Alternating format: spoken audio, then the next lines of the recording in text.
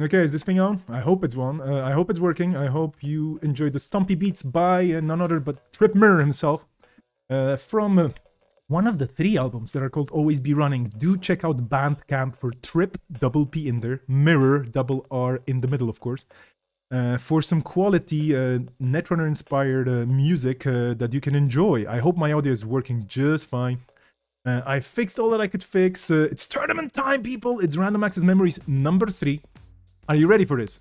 What's going on, you might be asking? Well, what's going to be happening today is we already built some decks. And things have happened. And now we're just basically trying to figure out what's going to be happening later on, right? What's going to be happening with the people playing the game. So let's see what decks they built. I might be trying to walk you with the lovely folks who are going to be joining me quite soon through the card pool. That's what I wanted to say. We do have quite a lot of interesting options on the table, but we were already talking about the card pool earlier on. We did some deck building live earlier on today, and there's going to be more or less 3 rounds of Swiss. I'm getting pinged here. Am I getting pinged here? I'm getting in here. Okay, we're live and direct, and I will be joined by none others than Simply the Onion and Percomis themselves, who have had the time today to join me. So please welcome. I don't know if you clap at home or if you, I don't know, maybe you're throwing popcorn at the screen, but whatever. Percomis and Simply the Onion are going to be joining me right now to co-commentate in stages, I believe, because we're all spread around the map a bit. Of course, this is an online tournament. Those things happen. But whenever they jump in, you're going to hear their lovely voices. I hope they can jump in. If they cannot jump in, this is going to be terrible, and you have to listen to me babble all the time. Here they are, I think. Hello. Yeah, that's me. It's you. Hey, how you doing? Hey, welcome back. Have you built any more decks in the meantime? No, I had some food. Come on. I'm pretty sure you were like, how about that? Actually, that Exile could make sense. Percomis, are you with us? Yes, I'm here. Oh, he's here. The man with the smooth voice. Okay, so there's going to be 2 folks who definitely know how the game works with me, which definitely fills me with glee because I haven't played Netrunner in a while. Doesn't mean that I forgot the card pool, not at all, but we're gonna be definitely controlling the situation here together. And it is tournament time, and we have seen the card pool. I'm just gonna very quickly switch to the screen, which shows, I think, all the people who have submitted stuff for now. I'm not really 100% sure. Checking the situation on Discord, refreshing this. We have some additional things. We have 14 players. This is cool. This might change the number of rounds a bit, or not at all. But that is not a problem. I'm looking at the announcements. Cobra Bubbles submitted the deck lists 2 minutes ago, by the way. So, woo, that's awesome.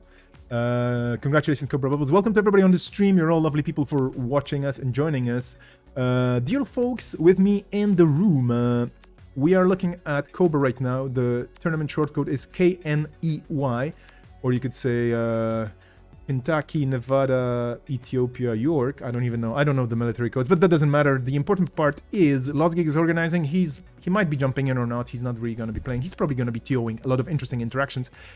What do we have here? What are your hot takes on the meta? Looking just at the IDs first. It's sports time. It's pretty much all sports, all the way down corp side. We do have some people who build both We Build It and Outfit, and we do have one NBN as well.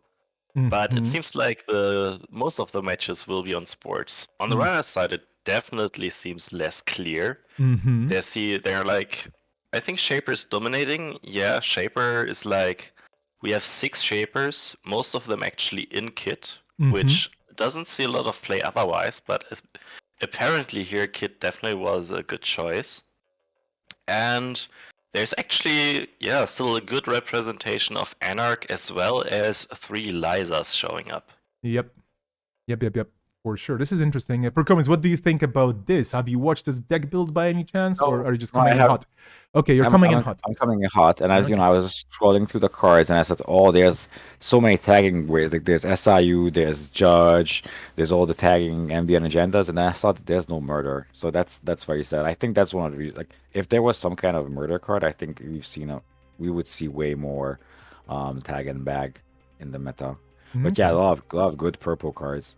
I'm curious about the outfits because we were kind of talking about it sideways, and we were looking at. Well, there's building blocks, there's oversight AI, there's some very strong barriers, there's the curtain wall.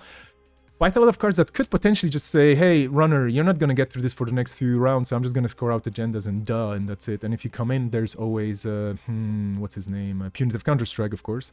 Yeah, that probably is not the plan. Sports metal for everybody. And real kit. So that's Peddler, by the way. Sorry, this seems to be the thing here. We were building this on stream. We were also talking about Liza. We were also talking a bit about Anarchs not being really in the mood today. But yeah, Kit is gonna be driving this tournament, it seems. But I'm curious about the Nazir, and I'm curious about the Near Earth Hub. And for sure, we're gonna be going for the less selected IDs as well, because all the decks are probably going to be published at some point on NRDB, but I would really love to see, we're going to have 3 or 4 rounds, depending on the number of people, and we have the round starting in a few minutes, basically. People are setting up. I think... question. Go for it. Because I see salvage one of these armories in the card pool, but is that card legal? It is. I believe it is. There is no ban list in this, I believe. Interesting. Because we have salvage one of this armory. We also have Respiro Sky. I'm not sure how to pronounce it, but the program. Funny things, yeah. Those things. So we have that in the meta. We have cards that trash your grip.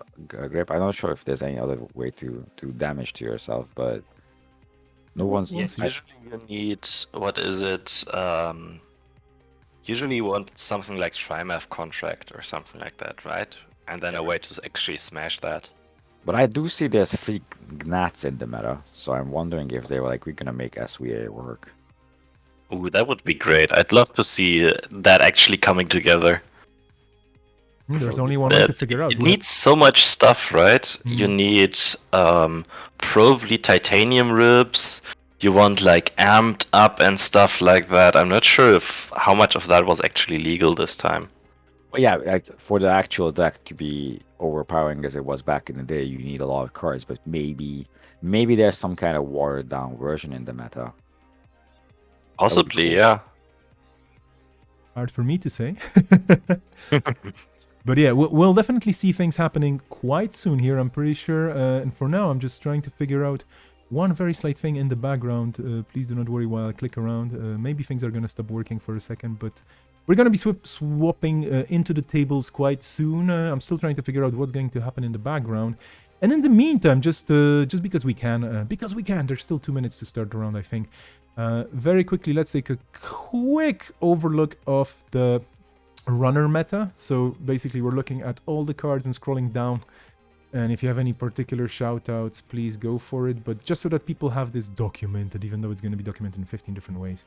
In case you see something. There's Patchwork. We didn't talk about this at all. The Econ being quite low. Yeah, that's a cool card. I'm sad that there's Tech Trader, but there's not much support outside. I mean, there's SMC, but there's no Geist, there's no Spy Cam. Which is a shame. Unfortunate. There was both Sharpshooter and Deus Ex, but once again, no Pancha Tantra, so you couldn't actually paint the subtypes you wanted onto ice. I think what the Nats might actually be doing is Fear the Masses stuff. Yeah, that could be a thing. Although for Freedom, I'm not sure if there's a bookmark in the meta or some way to keep more cards in your hand, then you should be able to. We totally also skipped the simple fact that there's Paragon in the meta for Crims. We totally forgot about this console. Doppelganger is in there, which could be an option, and Boxy, which used to be fun as well at some point.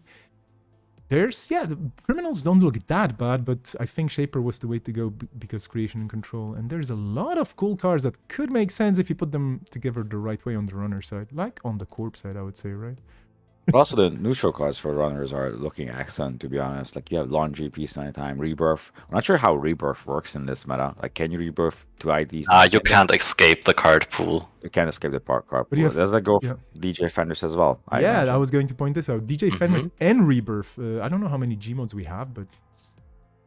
Yeah, but also there's Quetzal, and I think that's pretty much it.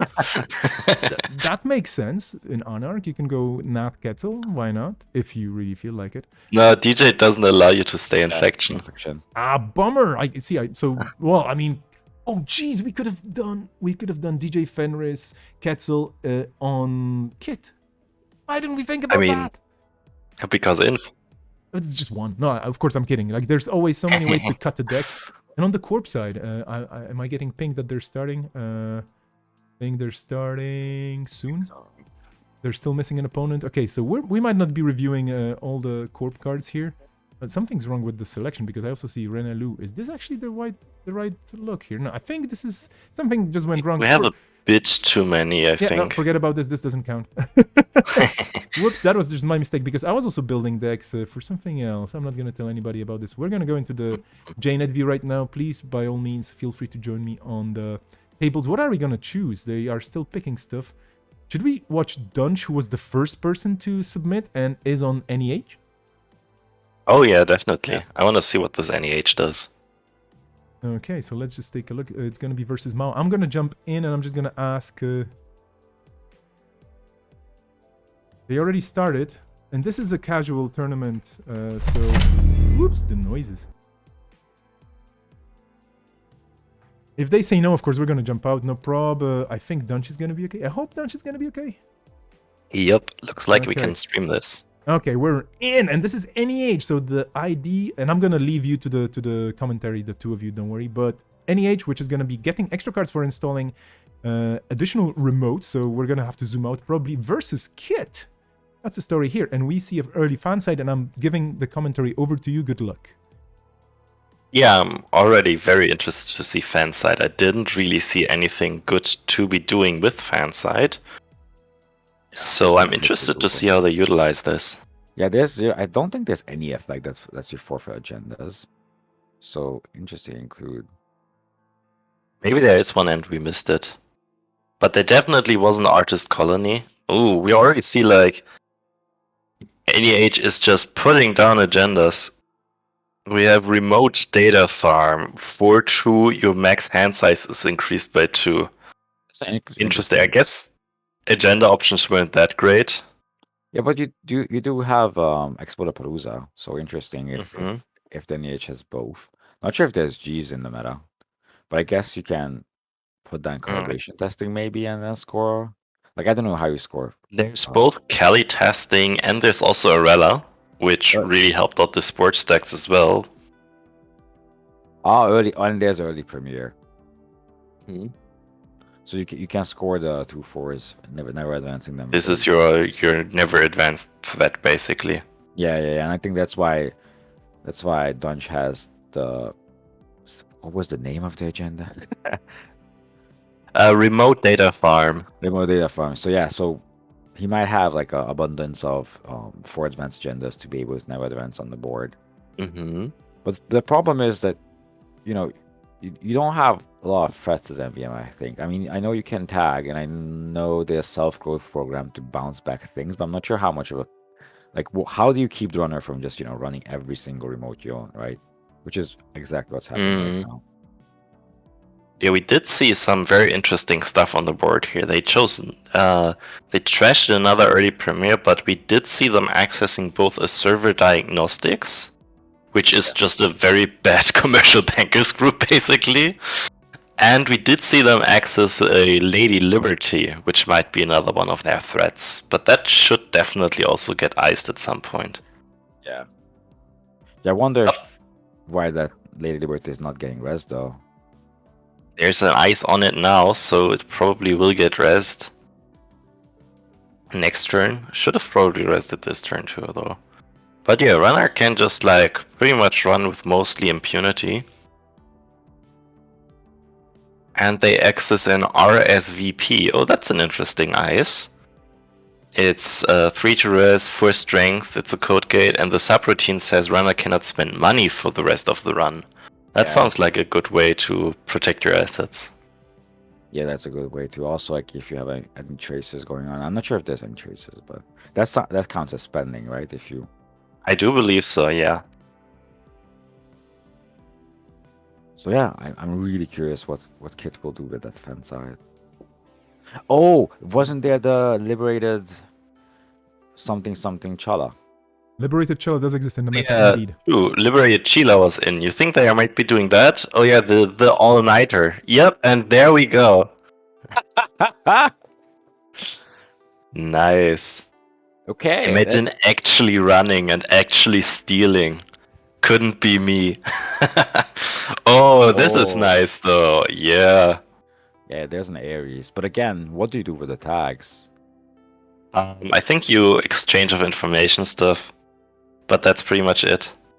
Oh, the exchange of information, Libere Chala standoff. Yeah, this will be interesting. All right. We do see the RSVP here. Yeah, they're obviously Yeah. just letting this fire. Just trying to generate more and more accesses here. Ooh, okay. Ooh. Too good to be true, stolen. So 1 tag for runner. No window to fire. Fire what? I'm not sure. Maybe they have another asset down here, which might be interesting. Mm-hmm. I'm not sure if the asset is in the game that like when they access an agenda, you get a point. There was an emblem. I know which one you mean. It's yeah. I'm not But sure. I don't haven't think I've seen actually looked at NBN that much. So they do let them trash the Lady Liberty here. Quite unfortunate. Yeah, and Corp already on 3 points here. Runner just on 1. The other way around. I wonder if they. Yeah, runner is on 3 points. And Runner is probably just waiting for Corp to actually score more agendas here to just get that fan site out here and then just like start scoring this Cheetah and probably also the other 2 Cheetahs, which must be in their deck. Yeah. So the good thing about the Cheetah for runner, sorry, for the Corp is that the runner will take a full turn off to do that. Mm-hmm. Another remote data farm, so okay. Ooh, this is tough now. So yeah, dude. So now do you just sit back as runner because as soon as the Corp scores something, you just chill and win, right? Yeah, they can prevent that by like removing the Ares from game, but you probably have some more Cheetahs, right? Yeah, and the one-nighters. So yeah, Exactly. but yeah, So I you always forget just- there's more text on Cheddar then. Yeah. But yeah, they have. I mean, everything they are looking to draw now costs 0 anyway, so they can probably just draw the whole game, right? yeah. Don't even need to make money anymore or even run. I mean, it's not like there's any danger to running, really.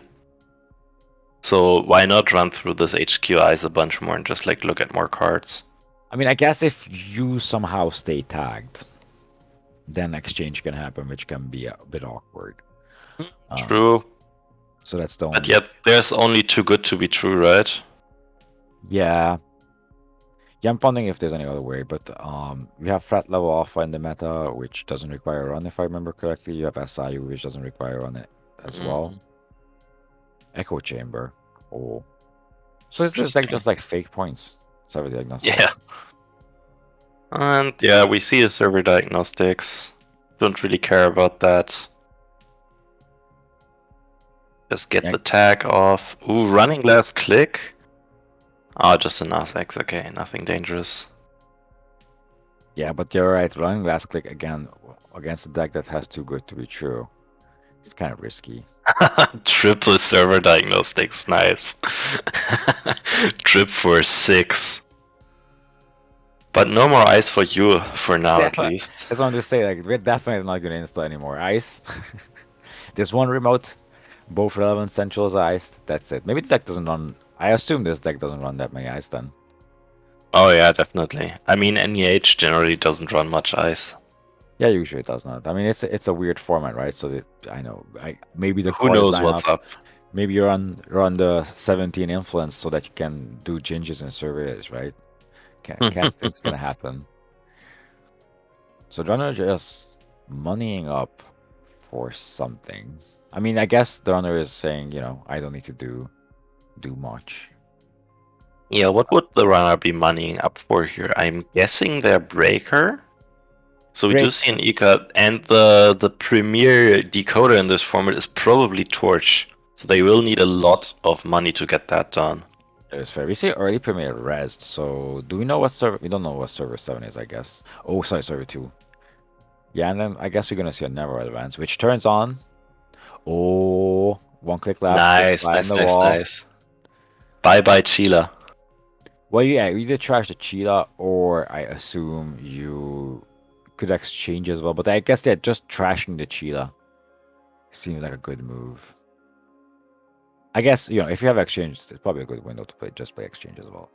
Mhm. And trash is cheetah, yeah. It's probably not your only fly in the wall. Yeah. I wonder what that ice might be. If it's like something big, I'm not even sure if there was tall booth, probably not. But something else big. Ooh, I mean, another. There's Hydra in the meta.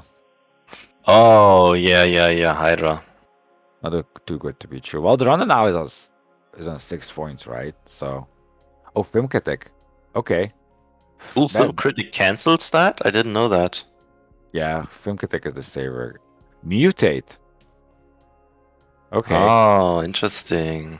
So I do wonder if it's just mutating to Hydra, or if they imported any other like big eyes from like Chiyashi, for example. There was also Curtain Wall. Yeah. Interesting. Okay. So again, no real way to punish running, to be honest. Mutate. No. Mutate into vanilla. That's not the best hit, but it does protect HQ. So we can probably expect some amount of genders to be in HQ here. Yeah, and the corp revealed Explodapalooza. So if the runner just runs R&D last turn and gets in somehow, they win on the spot. Which is very funny. At least for me. But yeah, mutating into vanilla is not what mutate is for, probably. And vanilla is probably the thing you want to mutate from. Mm-hmm. So I guess if there's a follow-up mutate on it eventually. Yeah, I'd be surprised if this is like their only mutate. Yeah. And you're right, server 2 might be something beefy, like Curtain Wall, Chiyashi. Again, Hydra is also very good, I assume, in this sim, because it attacks the runner, which seems something you want to do. Ooh, we see Cyber Cypher coming down. And just clicking out for credits. Interesting. All-nighter. Ooh, trashing the all-nighter just to have the extra actions to possibly remove attack here. Yeah, but 5 credits is not a lot of credits. I mean, it's Cyber Cypher, right? Yeah, but still, like, again, I don't know what dice could be. Yeah, it was Hydra. So you can fully break Hydra, but then you cannot remove a tag.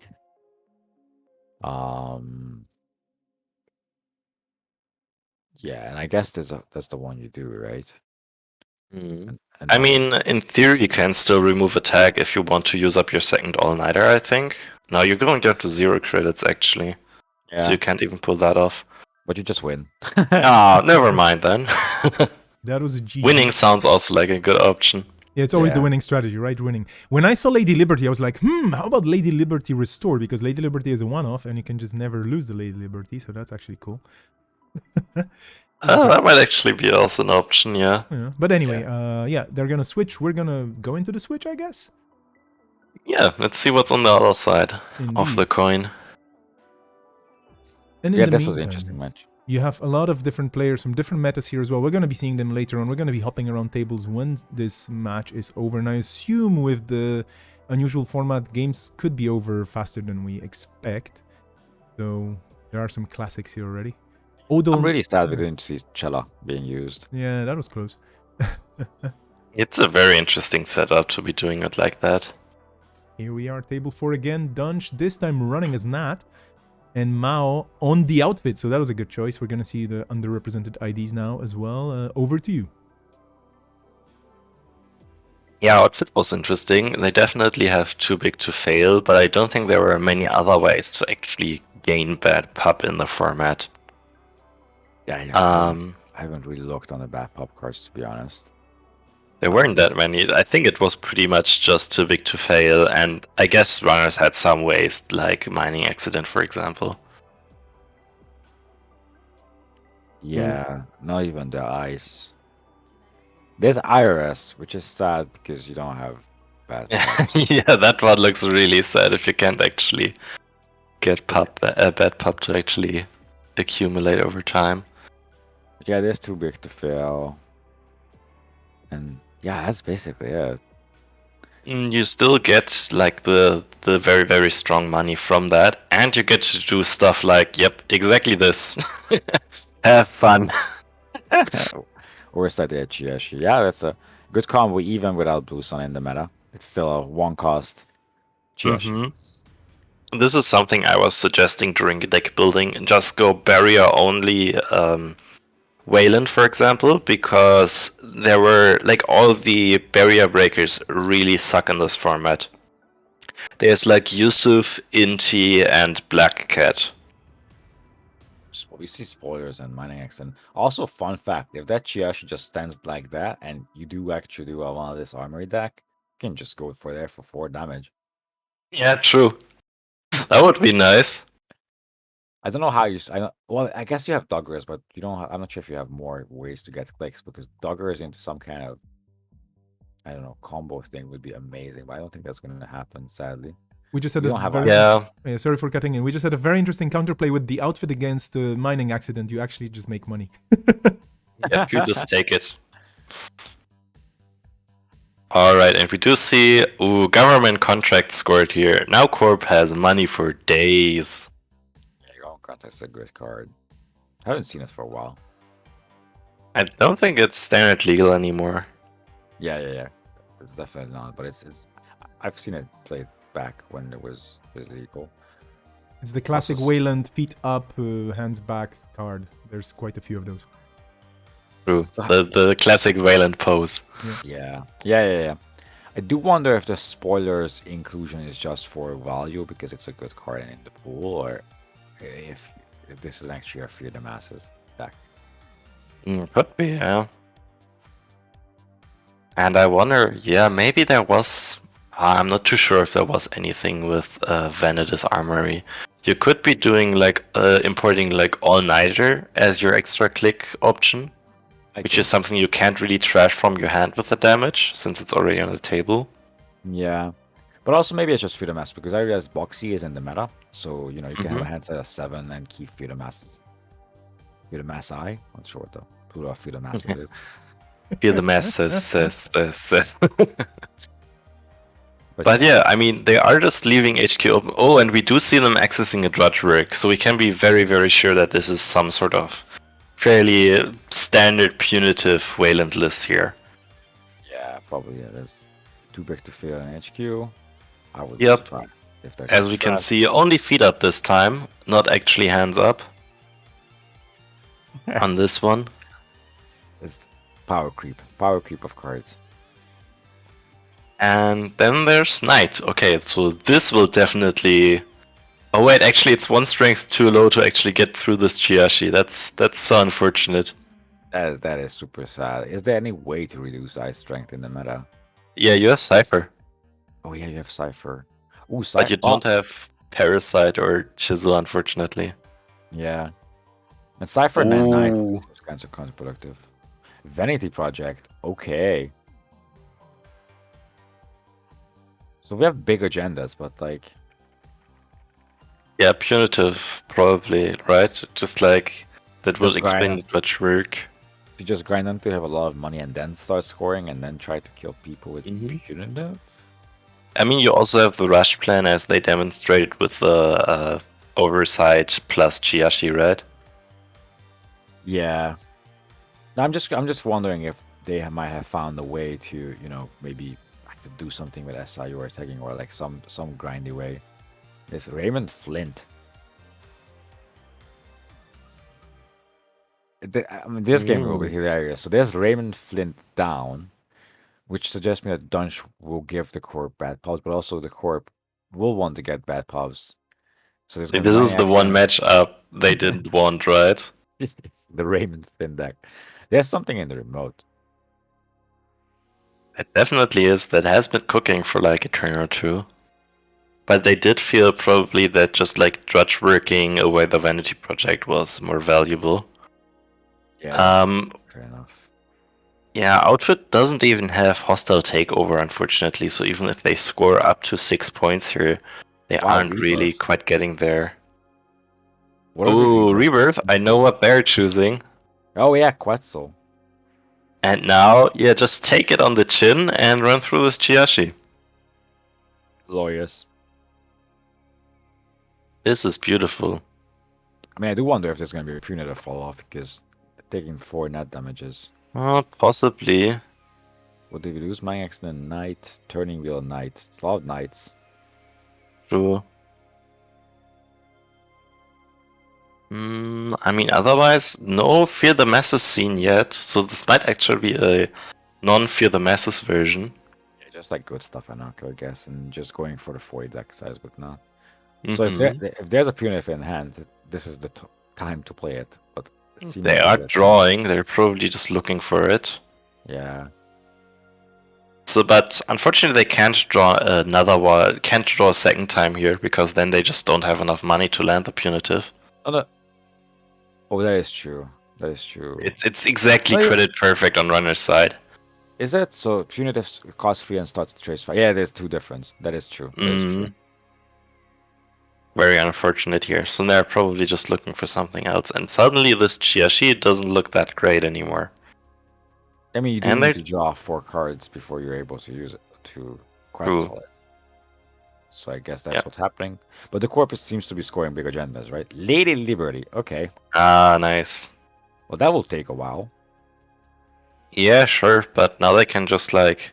I hope for them that they have another ice here. So they could just like click government contracts, put another ice down in front of the Chiashi. And then the runner would have to like... I guess they can always move the knight onto that ice. Yeah. So, I mean, it's... if they have 6 credits and then go down to 5, it's very unlikely to have something that has more than 7 strength for 5, right? But then, hosting the knight costs 2 credits. No, sorry, it's cost click, but like breaking the subroutine costs 2 credits, and then trashing Lady Liberty cost 4 credits. So it's a lot. So that's 6 credits already with 1 subroutine. So if there's more subroutines, it's gonna be a bit awkward. They are running another service here to force some reses. Yeah, we see Veritas. Oh, okay. Veritas has a good credit swing. They're just taking the tag here. Oh no, they're tracing through that. Good money swing for them though, yeah. Now it's very, very hard for them to actually go for the Lady Liberty. So they're looking into different places. Well, another too big to fail. I mean, they could trash the Lady Liberty because they have 6 credits. But the Corp is on. No, just on 3, yeah. Yeah, just on 3. I guess. Another Spoilers. I mean, Spoilers is, I think, a very good choice if you expect everybody to be on sports, right? Yeah, that is true. But also, Lady Liberty gets around sports beautifully. Mm-hmm. We will see in a second if there's a two-point agenda in Mao's hand. I would imagine no. I would imagine Lady Liberty gets relevant with 3 counters and 4 counters. Yeah, you're probably just looking to score out your government contracts and stuff. Oh, you have a defensive upgrade. Nice. What kind of upgrades are there even? Not that many, I think. So, panic like at least no defensive one that I noticed during deck building. Yeah, Giordano, but it all depends on the influence. Yeah.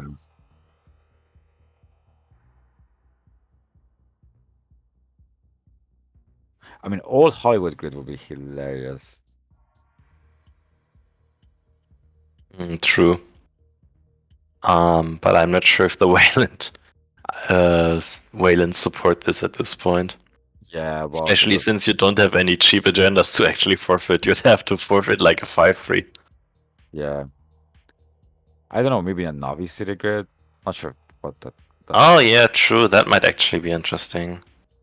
I'm not sure if there's like... Knight does count as an icebreaker, right? Yeah, it does. That's unfortunate. Well, let's hope we can find out. Oh, and they are over-installing this ice here. So this is probably just the second Chiashi. The runner did just access a Chiashi in hand with the Raymond Flint. Well, they don't act. Do they actually access it? Yeah, they did. Oh, okay. I always thought it was like some kind of reveal, but they access the Chiashi. It's like a very, very weird gang sign, basically. Yeah, imagine building an outfit deck and scrambling all the bad pop cards that you can find, and then just face Raymond Flint. Yeah. That's two agendas in the HQ. So imagine there's not a lot of agendas in HQ right now, sadly, to use with Lady Liberty. No, so they're probably just looking to like sit back here and just draw one each turn. Oh yeah, overinstall the ice is also pretty nice here. Then probably just they're Yeah. drawing. Okay, I probably there's- would have Sorry. just clicked the government contracts here, right? Just sit Well, back. The thing is, if next turn you end up with the Vanity Project in hand, you win on spot, right? Mm. So I think that's what Mao is going for. Overinstalling Knight makes perfect sense because now they can't really run HQ. So they only played a single attitude adjustment. So I imagine if they had two in hand, they would play both of them. Unless I guess depending on what the ice is and whatnot. Peace in our times. Okay, so no running this turn. Yeah, I was just thinking, just click government contracts to always be threatening the second Chiashi on server 1. So the runner couldn't have, even if they tried to go for the Chiashi, for the Lady Liberty, they couldn't really have done that here. Yeah. And Mao doesn't immediately just Liberty out the Vanity Fair or Project, never sure what the name is actually. But so that probably means there's none in hand, sadly. A little bit of Yeah, fun. so they probably just sit back here and either draw a bunch or just ice up RNG and HQ more and just say, we'll draw it eventually. But the thing with Lady Liberty is that you have to have the agenda points equal to the exact number of hosted power counters, Yes. which means Lady Liberty right now is actually overloading. Well, 4 was still fine because Mao has the 4 agenda point agenda in the deck. So if it was a top deck, it would have been a fun but not that cathartic end to the game. But now that Lady Liberty doesn't do anything on it, it gets trashed and recurred somehow. And then I think Restore is the way to recur things in the meta. Yeah, I mean, restore Lady Liberty sounds pretty mean, right? Yeah. But now, yeah, first of all, Lady Liberty goes oversized, and second of all, I mean, look at that server. Ooh, divide and conquer.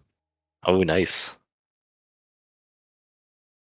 Nothing found in archives though, nothing trashed at some point with the spoilers. Yeah. I mean, I guess the 4-point agenda goes both ways, right? Like, Lana just needs to access a single 4-point agenda and then they're done. Yeah, maybe they should actually, since the Corp does have 2 bad pub at this point. Oh, they just ice it up, but they maybe should have actually been looking to just like run through the Veritas for singles. Yeah, that is fair enough. But yeah, second that goes down. So yeah, maybe we're just looking to build a remote on Mao's side and just somehow score a project. I mean, looking to build, it's already pretty much built. Have fun going through Curtain Wall and Chiashi. Yeah. You see That's Thatcher just come now. massive. But nothing installed in it yet. Yeah, Patchwork seems a bit. I'm gonna say late, but there's probably still a bunch of turns left in this game. Ooh, Cradle, Ika. Cradle is so interesting. Unfortunately, it sucks so much to actually get it to a sensible amount of strength. Yeah, I mean it was a nut deck, and there's there's Noble Path, Guinea Pig, and stuff like that in the meta. So you can't get down to a hand side of 0. Guinea Pig would be nice, yeah.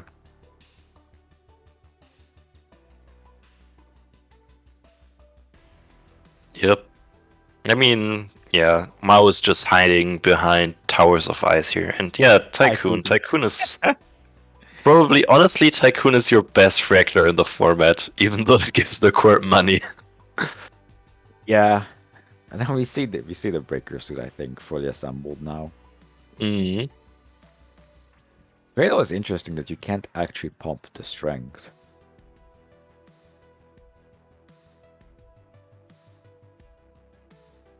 And we also do see turning wheel here, which makes... I mean, maybe they can just farm turning wheel counters from somewhere here and then just go for a big dig. Yeah. Something got in the remote that trashed Lady Liberty. Although... Since it wasn't installed advance, I'd suspect that it's the Vanity project. Or maybe some kind of asset we don't know about, right? I mean, yeah, it could always also just be some asset.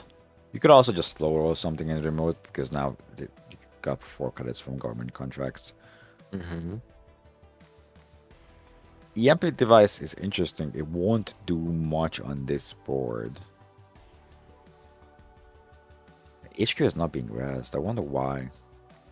Yeah, interesting. I mean, it must be a big ice, and they're afraid of then getting ran on R&D. Yeah, potentially. Or they just want to protect.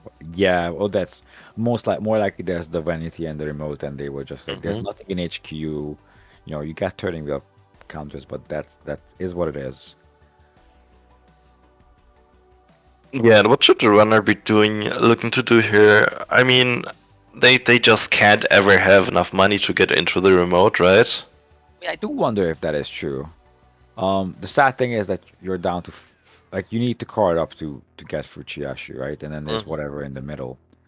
So they cannot probably get in now unless there's some kind of trick that they have. So sadly, I guess Centrals are still your best bet somehow, but even there, I don't know what you do. I mean, you do have your full breaker suit, right? But the problem is, yeah, that Cradle gets worse and worse the more cards you draw. I'm not sure if they should have even been drawing here. I think they should have just like run HQ 3 times and then run R&D and pop EMP device. Yep, yeah, that might have been the out. Punitive. Okay, just X is punitive here. Oh well. Yeah, so yeah, it's most as you said, it's a punitive deck with big agendas, as classic Wayland gets.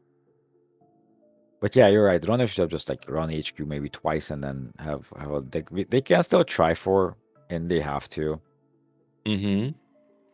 But yeah, this way they only get like 2 accesses here. If they ran HQ a bit more, I think they could have. Could they have gone up to 4 accesses with the wheel? I don't think so, right? How much points? So they had 2 counters at the start of the turn, so they could have at most farmed 3 more, so no. Yeah. So you could have just run HQ twice and then do a dig. Maybe click for a card or something. I do wonder how much does it cost to break curtain wall with Tycoon, yeah. So you need to pump how many times? 3 times, so that's 6. 7, 8 credits. Yeah, that's a lot of credits. That was not to be had. Red tape. Oh, sad Cradle noises. Yeah. Oh, that's so sad. The thing is, it doesn't say end the run, does it? And now they can't res more ice. No, so it's just the Veritas. So they actually do get a shot in to get in here, right? Yeah. Veritas just doesn't say end the run, so yeah. But interesting choices. They will see 2 cards, right? And they have 3 points, so. This does make me wonder what the other ice was. Probably it must also be something that doesn't end the run, right? Yeah, maybe it's another Veritas or something like that. I'm not sure how the ice are in this meta. But I mean, it's never great, right? Yeah. I do want to point out the funny fact that Red Tape says all ice, so the ice on Curtain Wall and Chiyashi has true been buffed. In case there's like any other way to. I wonder why they even bothered to break here. I guess on the off chance that there isn't any Vanity project. Access. And now probably just score out. Yeah. Yeah, 4 points for 6 sentence. GG's. I mean, it's pretty rare to see someone just fairly score out a Vanity project, right? Yeah, I mean, Mao did everything in his power not to have to. It's true. Like there was the punitive turn where if he just finds a punitive, he kills the runner. There was Lady Liberty taking up where if he just finds the Vanity Project in time, he just also Lady Liberty is out. So Okay, shall we jump into a different table, maybe, perhaps? We have a nice selection of tables still available. There's some HB stuff, there's some Wayland stuff. That's another outfit, I believe. For some reason... No, that's actually because we built it on table let me 6. check table 7. That's Yeah, fine. sure. This Let me one- just yeah, jump in I'm- first. Uh-huh. Oh. Yeah, I'm just curious to see like what because they're playing probably the two most popular decks, I Yeah, assume. table 7, I'm just gonna jump in and ask if it's okay to stream and see if they're actually... I think that. Oh no, these aren't actually the two most popular decks. Yeah, it's Lisa and Asa. I assume that would be a sports deck, but it's Oh. Asa. Both players said Mhm. yes, so we're jumping into the table, and we're in Liza versus Asa group, which is not sports. Can you rebirth into sports? Corporate reshuffle. That would be nice. I guess a Corp Rebirth would introduce all sorts of problems into the game. I always loved the idea of sports DJ because that would actually be an asset and would open a lot more interaction, ways of interacting with it. Mm-hmm. Yeah. But yeah, what do we have actually here on board? We see Liza with a bunch of assets actually out and no tags. Interesting. They were able to keep themselves off of tags. I wonder if they have a special way to remove tags. There's Aaron Maron on board. I haven't even noticed that Aaron Maron Ooh. is legal. Yeah, So- Aaron Marin is great, especially if most people are in sports, right? Yeah, Aaron Maron is an excellent way to get rid of tags. Well, their runner board looks very strong. There's Sephir, there's Almokua. Sephir and Almokua is a decent combination as well, if you ever get purged. Information sifting. Ooh. Ooh, nice. I love this card. This is such a nice mind game card. It is a multi-axis card, absolutely. And have you any of the two played in the meta where we used information sifting against CI? No, unfortunately not. I always wanted to actually put information sifting into my Zaya decks because it's such an interesting mind game with the Zaya especially. Against CI, the fun part was that in a lot of games, they were forced to put all agendas in one hand, and then you have a 50-50 to win the game, because if they just spread them out in two piles, then they probably lose the game. So it was always very, very funny that they have 20 cards in hand and they have to figure out how to pile them. So it was such a huge value against CI. Okay, so we see Lakshmi Smart Fabrics. Yeah, that's a pretty standard card to see in Asa. Yeah, I wonder if it gets trashed. No, it doesn't get trashed. No, it doesn't. Oh, and we do see them also accessing a CST here. Nice. So runners on 6 points, and again, Aaron Maron. Such a good deal, right? You get one tag from Lisa, you get 2 counters from Aaron, and then this interaction just draws you 3 cards on the spot. So many damn cards here. Yeah, criminal with Cardra. Who would have thought? The ice suit for the corp looks, I'm gonna say, fairly standard. I don't know what the pool is exactly, but you have gatekeepers, vanilla, magnet. Yeah, it's pretty standard, I think. Conundrum is an interesting include. Yeah, it actually pays off, but I guess was Knight also AI? Because we have Knight, we have Yeah, Knight is also AI. Unfortunately, it only gets to 7 strength, not 8, so Knight can still break it anyways. Yeah. Sad Conundrum. There was actually, if you want to specifically hate out Turtle, there was also Macrophage, I believe. Oh yeah. And looking at the corpse heap here, actually, we see, yeah, this is about what I expected. Some lateral growth, an MCA. So we can probably also expect some restores here. And they're probably just looking to do Asa, Lakshmi stuff, and then rely on MCA as their main way of scoring out. So I'm looking at the runners heap though, and there's Grifter in there. There's True. Guinea Pig. So I'm guessing runner econ isn't that good. There's also No, Up, which is an interesting It really isn't. Lawyer must be the way that they like got rid of most of their tags. Yeah, I imagine. But again, Armarin is also like Armarin gives you counters on scores and steals. There's also Thunder Art Gallery, which is just Oh, so true. Armarin. That's yeah. That's a very nice combo with Aaron Maron. There's like a bunch of like not that great cards in here, so I actually really like that they put in multiple lawyer ups and Aaron Marin so that they can just like power draw through all the bad cards, like all the non-optimal cards, and just get to the money cards, to the good cards in their deck, to the turtles, to the other errands, Yeah. to your yes. tapeworms. I see all 3 already gone. Yeah, there must have been a lot of purges during the game. Oh, we can also see. Okay, so they just access and access. We can also see the 2 other turtles in the bin. So they are probably not relying on SMC, they're just relying on a bunch of draw to find the turtle Yeah. and just get stuff done that way. And we can actually see no other breakers, so this might be turtle only. Yeah, I guess Turtle it's Severe, and you just find yourself a server that you can attack. I'm not sure what other cards are. They spent a lot of influence on guinea pigs though. That's 10 influence in the build. Yeah. Guinea pigs. I'm not sure if that was worth it for them. I think I'd much rather have spent the points on.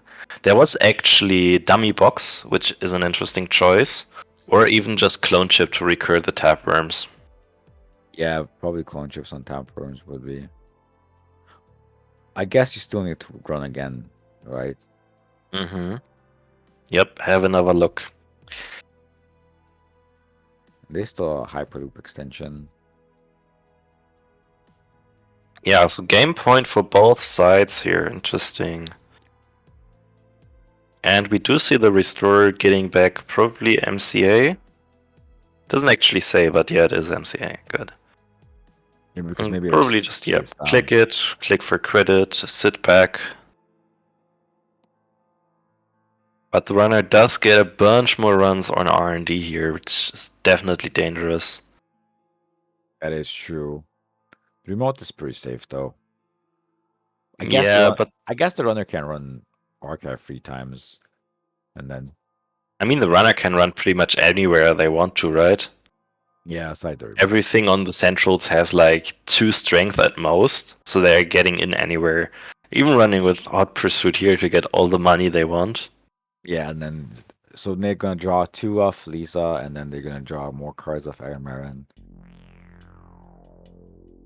Missing just another piece of ice here, but 6 counters on this turtle now. Not turtle. Turtle has 5, but the wheel has 6. I imagine.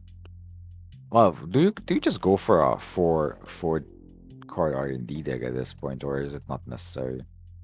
I think you should. Since it just like... Since you just R&D lock them so hard. Yeah. I wonder And if then they're drawing for something specific, or they just want to get rid of the tags. Maybe they say that, you know, I don't need to run this turn, right? Instant recon drone. Interesting. I'm not sure if there was anything actually. I guess there was Cerebral Overrider and Shock and Breach Dome. But I'm not sure if that still doesn't feel like it warrants the inclusion of the recon drone, honestly. I mean, you know, if you're playing 3 guinea pigs, right? Not true. Maybe you just kind of say that, hey, I need a recon drone or 2. Mm-hmm. So MCA is taken up. Asa building another server here, interesting. Yeah, it might be some kind of econ card. I think so as well. We do see Rex campaign in the bin, which, yeah, I guess is an econ card they might want to sit on. I guess, yeah. Could be also just like at assembly lines, or I don't know what else there is in the format. As the corner, though, I think this is the turn, right? Because if the MCA stays, right, the next turn they can score a 4 advance agenda. Yeah, but does the MCA even stay? You can just run it and trash it, right? Well, it's Lakshmi. Yeah, if you get 2 counters on like virtually any server. I mean, you just have Cypher. Yeah, you do have Cypher. I forgot about that. That's true. Yeah, so this seems like a very hard game for the Corp to get anywhere here. Theoretically, Yeah. both sides are on match point, but the runner just has such a strong lock on here. I wonder if you're supposed to trash Lakshmi there for any reason. But yeah, you're right. You just get rid of the MCA and then Corp doesn't have a lot of outs. And as you mentioned, Cipher just... I mean, you don't even need to Sivir anymore. You are in 7 counters now. Alright. Yeah, I think the runner just locks this up now. For some reason, yeah, counter turtle got just 1 extra counter, but I don't know. Oh, interesting. Konanum gets 3 strength? Is that correct? I don't think it is. Should be at 0, right? Yeah, because I don't know how static effects works though. I have no idea how that works, to be quite honest. But I imagine you're right. So as far as I know, the way it usually works is that Zephyr is the last effect, so it brings down to 0, and if you can modify it in any way as the Corp, then it goes back up again. Yeah, like yeah. if you then res a Sandbrick, for example, after they Zephyred.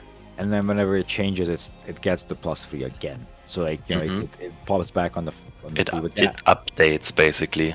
Yeah. So I think the game usually is just like the last effect that's on it.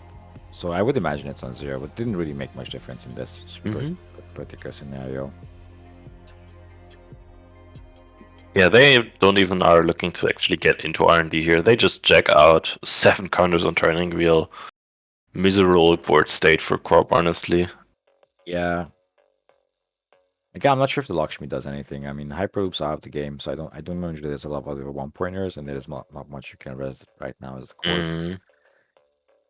And yeah, as runner, you can just do whatever you really feel like, to be honest. Like, if you just want to get turtle counters for some reason, you can just run archives. Yep. Okay. No, you can't farm off archives, obviously, but they just bounce on HQ here 3 times, pay 3 for it. And I guess you could just dig R&D for 6 cards now if you wanted to.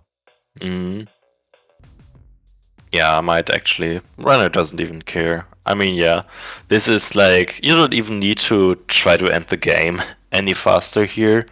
Yeah.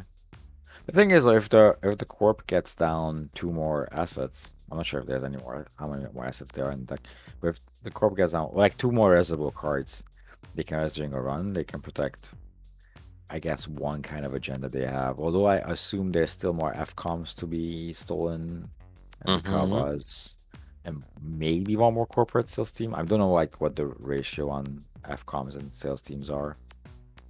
Yeah, we can actually count points here, right? So we have, I mean, scored are obviously 12 points here. Yeah.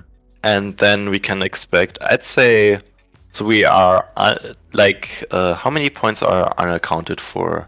So 8 points. 8 points, yeah. So it could be something like 2 more Ikawas and a sales team. Yeah, or a second FCOM maybe. Or a second FCOM, exactly. So probably just 3 more agendas left here to hunt down. I mean, I guess unless there's a way to actually use FCOM, it could just be another 4 events agenda. I'd suspect it's Corp sales team and FCOM is just here to fill out that last slot. Probably. Although I guess it can be nice with MCA if on the turns you don't want to score, just do things and then click MCA. True. Yeah, just as an efficiency engine, would be sensible to play it that way. I'm not sure if there was anything else in the, like, no Vitruvius or something like that to put into your deck, unfortunately.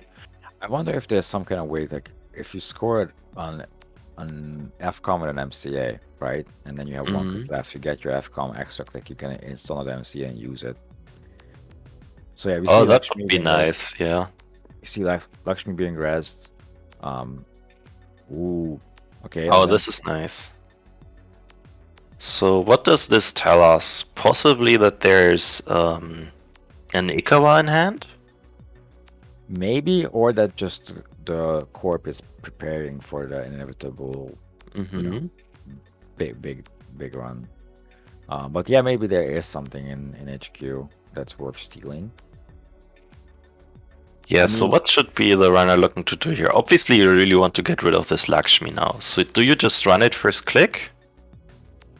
Well, I guess it depends on what the ice is, right? I mean, you can if it has more than one subroutine, you can always still pop the bankroll because you're. So I guess running Lakshmi click 1 will probably make, but then you will have to probably pop the bankroll. Naya, so I guess you break Naya. You can just click it. No, just looking to break like this. Yeah, Then probably mean- using the bankroll. Yeah, you can spend one click for credit, right? And then that threatens the trashing Lakshmi without using the bankroll. But we see that there's Ikawa in HQ. Mm-hmm. Yeah, so now we can't steal this turn, but we can just sit back and gain 2 credits, right? And then just sweep HQ next turn with the wheel. Yeah, because MCA cannot be really used. next turn. At So least yeah. not yet. Yeah, So yeah. they're just sitting back for the money. Yeah, the runner comes to the same conclusion as you do. I wonder if there's more Lakshmis unaccounted for. Because they could still. So you But mean that- like more like just put down a Lakshmi here, get down an AAL, and then just like farm counters that way for Lakshmi? Yeah, or something like that. But that doesn't win you the game because you still have to advance MCA. So I guess now you just. But yeah, HQ is wide open, right? So it's not. And there's 10 counters, so there's not like. It's not like you can protect it unless your cheek can just bend the cover right now. Mm. Which Minstrel absolutely respects. Oh yeah, but it's just an S. Okay, I mean, so it was. They were probably just a bit too flooded here. I mean, the corp was down to 8 cards in deck, so. Yeah, it was to be expected that the agendas have to show up at some point. Yeah. I have to say one thing. For a game where we were worrying about Econ, 155 credits on the runner side, not too bad, huh? True.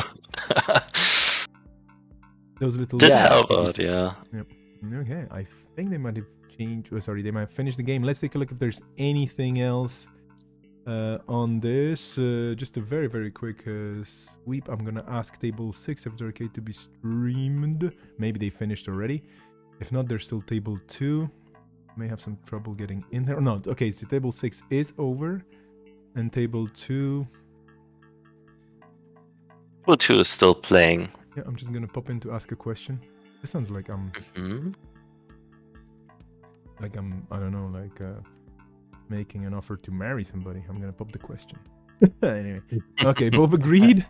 I'm not getting married with anybody in the channel, or sorry, on the table. But we have Matushchak from the Post Meta and Ataraxis.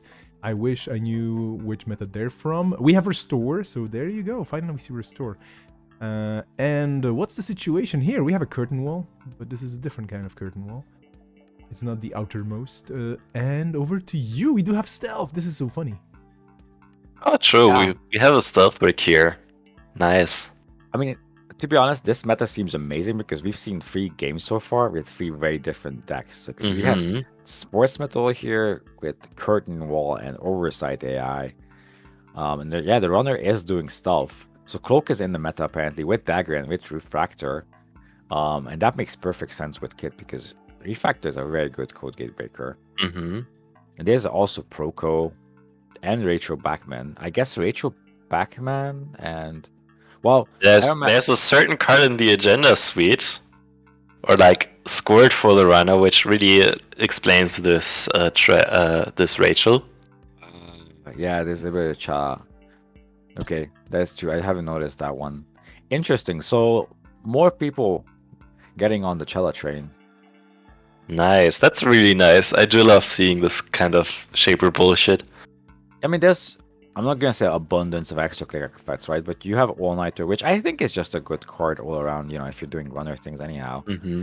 Including Fansite with our Artist Colony is very, like, I don't know. It feels iffy, and then you have Liberated Chala as well. So it's a lot of includes for maybe minimal gain, but yeah, we'll see how it plays. But it seems definitely popular. As we were building our shaper, we were definitely like not struggling for slots. There were like quite a few cards where we were like, I guess this can also go in the decks to fill up to 45. Okay, that's fair So enough. Fanside Sheila doesn't actually take up that valuable slots. Yeah, Or slots that are that valuable. I mean, I imagine you can get away with 1 Chila or maybe 2 Chila. So we're looking at 5 slots for Mhm. 5-6 slots for potential. Well, actually, like, potential 6 points, right? I mean, that seems kind of dream scenario, but you know, could happen, I guess. There's some very, very fun cards in the Quirp bin here. We do see the classic MCA Austerities and Liberated and Lady Liberty, but we also see Successful Demonstration. Yeah, And 2 of them too.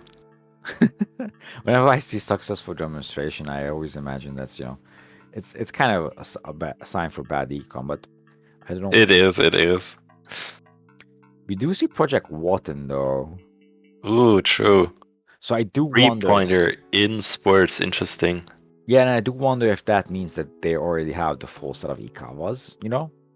Mm-hmm. And I do wonder if you have domestic sleepers and 3-pointers in the same deck, you know, maybe there's some kind of exchange of information happening. But there's Oversight AI Splash and there's Sweep Splash, so probably not. Funny thing Yeah, is, this seems more sorry, go on. likely. I was just going to say, this looks a bit like a Rick Shooter sports metal a bit, because there's Itchy and that's a Bioroid, because when you mentioned Wotan, it's like you need to have a Bioroid for that, or some Bioroids, and there were not that many, but apparently, yeah. Yeah, probably still would have been more interested in. Oh, nice. glorious slow rolling domestic sleepers. I guess Game Changer is in the meta, right? So any HB deck can just that has domestic sleepers can just include Game Changer, which makes fan sites more reliability as well. Yeah, it's also domestic sleepers you don't mind that much because you can just forfeit it for the Chilas. Also, I like the remove from the game piles kind of tell the story of what happened here, yeah. Corporate sales team being sacrificed so that there's no Chala points to be had. But I guess that only happened once because there's another Chala. So good. So yeah, interesting choices. There's also Omokua. But I guess you know it's a 1 influence splash and it gives you an AI breaker. Yeah, that was the main reason for me to include it in the deck as well. It's just like having a turtle on the board can be so useful if the game just goes a bit long. You just run a bunch and eventually just break ice for extremely cheaply. Especially since some of the HBIs like Gatekeeper and a lot of people seem to be running vanilla. It's like easy prey for turtle. Yeah. But also it looks like Matuschek has 3 macrophages in the deck, so he is not a fan of viruses. Oh, definitely. Disposable HQ. Huh. Interesting. I mean, it's 1 influence, 5 to trash. Yeah. That's the way to get rid of agendas. That's actually a pretty sick include. And yeah, I mean, runner is on 1 credit here, so they will have trouble into getting in, but they can use all of those cloak credits, right? Yes. Yeah, I mean, runner looks very well set up. Inti doesn't have a lot of work right now because Vanilla is the outermost ice on that server, but like also you know, you could just break that for 1 with Inti, so it seems like a fine include. Interesting thing with Disposal HQ, if you opt to access HQ, the HQ card first, they cannot put cards in the bottom of it. But then if you do miss the agenda, they can just put the agenda on bottom if they want to. I wonder if the Lakshmi is going to be used. Doesn't look like it. Oh, there's Ikava. Oh, that's tough. That's interesting. I wonder why wouldn't you? Yeah, why didn't they Lakshmi? Because now you're just I guess there's no more Chelas. Like, unless there's 3 Chelas in the deck. Mm-hmm. But you can always just sacrifice the domestic sleepers. I guess the Quirp really was banking on Ikoa being the only agenda and them just not hitting the 1 in 5 here. Probably, yeah. I mean, I guess that's reasonable, but why did you put down Lakshmi at that point, right?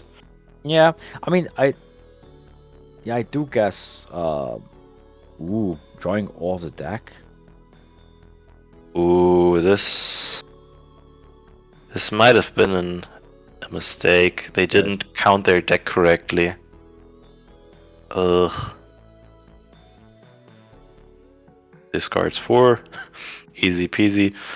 I mean, they I can't think of a way that they actually. No, unless the runner just runs disposable HQ for whatever reason. Yeah, they just sit back, right? They also Again, didn't click the MCA last turn, which is interesting. Definitely would have wanted to click that. maybe they were looking for something and just got frustrated. Yeah, that's totally possible here. We see a laundry being played, and I'm very curious to why. Yeah, no need to run here. I mean, I guess you just run the Lakshmi, but you can't even trash it. You're just making a credit here. Money. I Well, guess no, you're making. Yeah, you're 5 using the credits. cloak. You're using the cloak credits, so that's Yeah. You just spend all that. it's like a 5-way we're making money. But yeah, very interesting card choices in the decks. I really like seeing the stealth rig play again. That's it. Wow, that was a rough game for the Corp for sure. But it was interesting to see, and both of them were, as you said earlier, including interesting cards. Let's take a look at the situation out there. This was the first round, by the way. There's still 2 rounds to go, I believe. I could be totally, terribly mistaken, but results are being reported. We're finishing a bit ahead of time. And let me just pull up Cobra for you folks, where we will see what is going on in the hood. Which one was which unusual thing on the table that we don't see in standard was your fave in these games that we've kind of browsed through? Well, I'm really happy about the Cellas. Yeah, definitely. Oh. The Cellas are very interesting, especially with sports being one of the main decks. I mean, I really like to see Cradle on the table, even though it isn't that great. By the way, if anybody's following on Cobra as well and wondering what the hell happened at round 1, I'm going to explain to you that these players that got the buys and the 3 points are the players who submitted. I think Ataraxis should have 3 extra points as well, because I think that's what Lost Geek said earlier on. 7 players submitted the decks ahead of the kind of cutoff for the extra points, so they did get extra points for that. That's the kind of buy, so we're technically speaking starting with round 2, but everything is legit and the way it should be. Okay, we have all the results.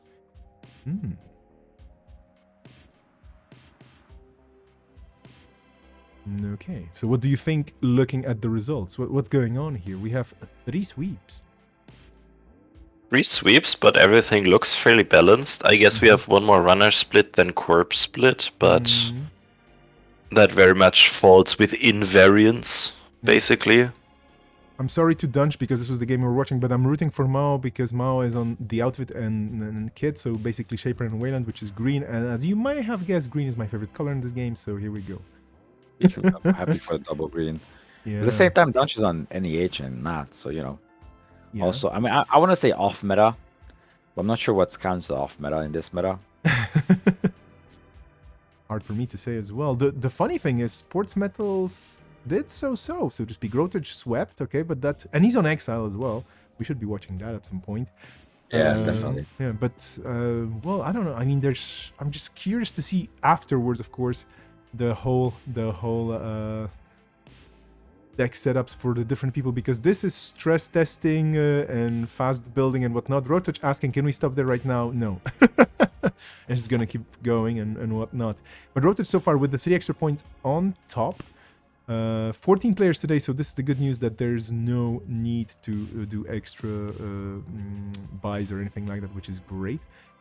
And kudos to the 14 players who just said, hey, I'm going to build decks on a Saturday morning, evening, afternoon, whatever it is for them, and just play and see this meta. So that's really cool. We'll take a quick look on Discord. What's going on there? Results of round 2. Okay, so there's a time for people to drop if they feel like it. It's a casual tournament, by the way. I don't think there are any prizes involved. We're not doing any raffles on stream, so this should tell you a lot. We're just doing this for fun and to basically tickle your deck building senses and nerves. Percomus, if you were playing today, having had a chance to see what's going on, what would you go for? Because you were not there for our deck building session. Yeah, I would probably also do Lisa, because having Iron Marin and just drawing a ton of cards seems like a very good idea, and like Omoku and Saphir seems like a nice combination of cards in the format. But also the kit with the stealth suit just looks like a good place to start things on, and there's a lot of exciting shaper cards, and just maybe putting off Liberated Cella seems something that's pretty hype. On Corpse type, definitely something out of HB, because you have so many good HB cards in the format. Maybe sports, but yeah, that's an option. There are 5 sports in the 6 top players right now. So, yeah. I mean, I like good HB decks, and it seems like again that the meta has a lot of good HB cards. Yeah, that is true. Creation Control definitely helps with that. We have the pairings, by the way. In the meantime, nobody's dropping, which is great. Thank you so much for keeping the tournament rolling in. A nice number of people. Which table would you vote for? Chat, by the way. You're a bit asleep, but I assume it's a Saturday for you and a weekend, so you're chilling, and that's okay. But please let me know as well. Let us know what you would like to see on the tables. And my co-hosts, please pick and choose. We're going to be going for that table. Table number 1 looks kind of cool, but I don't want to suggest anything. There's also table 2. There's Nazir. I mean, I'm also in favor of table 1 so far. Druid's really looking to like get away like a bandit here by just getting like sweeping first round, having those 3 extra points, and just saying, okay, I'm ahead, I'm gonna drop now. But no, yeah, I'd be interested to see what they did with Exile. Yeah, I'm really curious to see the Exile in action. I mean, there's Clone Chip in the format, there's SMC in the format. There's Scavenge. Yeah. Yeah. But not sure what the payoff is. I mean, guess you have Tapeworm, so I guess that's the thing you can keep reinstalling. I do think that Tapeworm is like your best choice, honestly. The other stuff is just, you have a bunch of like 0 cost or low cost stuff. You could like refresh some stuff like your cloaks maybe if you're on a stealth suite. So are we going for table 1, table 2, table 3, table 15? We can choose. Let's have a look at this table 1. Even though we've seen Mao already, I'd be interested to see more Giant Curtain Walls rest. Yeah, I'm really curious to see table 1 as well. Okay, we're gonna flip around there then, if they're okay with us. They should be okay with us. They're all nice people.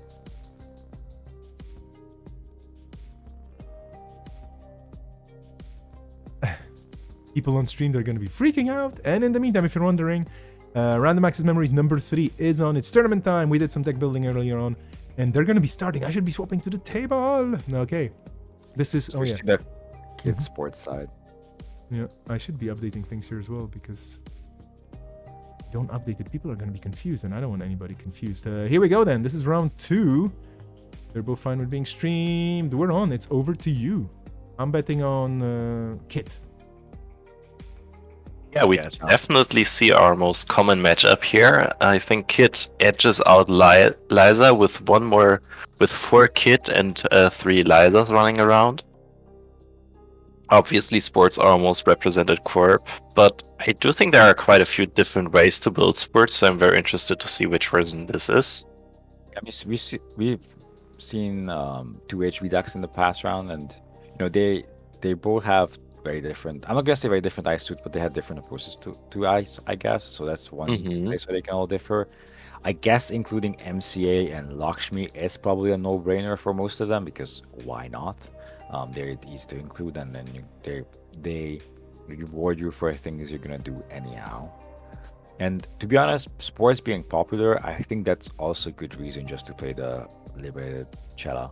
line, right? Because you're gonna definitely see domestic sleepers. You might also see hyperloops if you don't see your fan sites. I mean, you obviously didn't see us building decks on stream, but we were also building the sports, and we definitely didn't put in neither Lakshmi nor actually MCA. Oh, But interesting. we actually just filled up the deck with 21 pointers, 3 game changers, 2 fast breaks, and called it a day. And there's also Meridian. That is absolutely fair enough, to be honest. So you, especially sports, doesn't necessarily have to be on the MCA Lakshmi plan. You know, I mean, I understand. I understand. I mean, MCA just feels like an easy include, right? That just it does feel pretty easy. What else was there in sports that's really interesting? There's also Rella Salvatore and Kelly testing. Unfortunately, no team spos, but even just those two can work together fairly well. Yeah, when I saw Kelly testing in the list of cards, and then I saw Rella, I was immediately looking for team sponsorship, but sadly, was not meant to be. The also not timer's Baker Bray. off, by the way, or on, sorry. So the round starts, and here we go, I guess.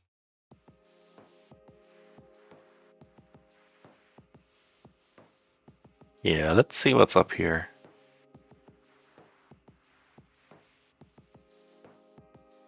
Let's go. So there's no sure gambles or hedge funds. No, so you won't see Ice Gamble, but you'll most likely see a pretty standard Corp start of just install 3. Yeah. Also, I think lateral growth is in the meta, right? That as well. Oh, and we do see VLC instead. That's also very sick. What I'm curious about is that CI, I think, is also in the meta, but no one seems to be playing CI. Oh, the money is just too bad to actually support a CI plan. Yeah. Although you have very unfortunate and viable appearance, so interesting choices. But I guess sports is just better tempo. Yeah, the problem is you literally just have those 2 clearances, and that's it. And yep, there's sleepers. That's 2 credits for the Corp, or possibly 2 cards. But did I see correctly that we also have Barney Stinson back again, right? So Yep. Barney is also in. Yeah. So maybe they lose a game changer here. Oh. Maybe I not feel bad for it, but it's game changer, so can't really feel bad for losing a game changer. Not really. A nice start for the runner, although no econ or whatsoever. I mean, they're just going with the just beat them with a basic action card plan, right? Yeah, I mean, installing a tap room would have been a nice follow-up if they have tap room. That's true. So you see lateral growth for the Corp. Server 1 and Server 2 haven't been rezzed or used, so I wonder if their agendas. It would be pretty classic in sports to just have those as agendas. Yeah. Wanna check if... Oh, wow. That's a card. Who would have expected to see AD over here? Oh. That is a very interesting choice. Ooh, and they find an Ikoa. This doesn't look forward. too good for sports. Yeah, I'm wondering if Rotage did a mulligan at the beginning of the game. Oh, never mind. This is looking amazing for sports. Oh, no. Oh, wow. Kablooey. Oh, future sports. Nice. Sports murder time. and I guess so that accelerated is basically just if you need to YOLO the putatives. Right. Yeah. yeah, exactly. I think the plan here is, according to Rotage's 2 lines more on the table in my hand, it's basically steal my agendas and then die. Yeah. Yeah, but Film Critic is in the meta. That's true. That was risky. Wow. Oh, well. Okay, well, they're going to be rebuilding the table. We're going to be coming back to them in a second, but that was definitely fast. Okay. Wow. I just said, wow. Game changer punitive. Accident diagnostics. I guess you can also, accident diagnostics into game changer if you need to YOLO. True. So Yeah, if the thing is like, there's always. I think this happens every damn time when AD is actually in the format. You get like 2/3 of the AD combo, but it just doesn't work if you have all three, right? yeah, I mean, just by getting the AD pack, you also get power shutdown, but you almost never get J-How. yeah, And then yeah. you also need some sort of payoff with it. Yeah, and you need the econ to support as well. Mhm. So it's a very specific combination of cards that you need together to make it work.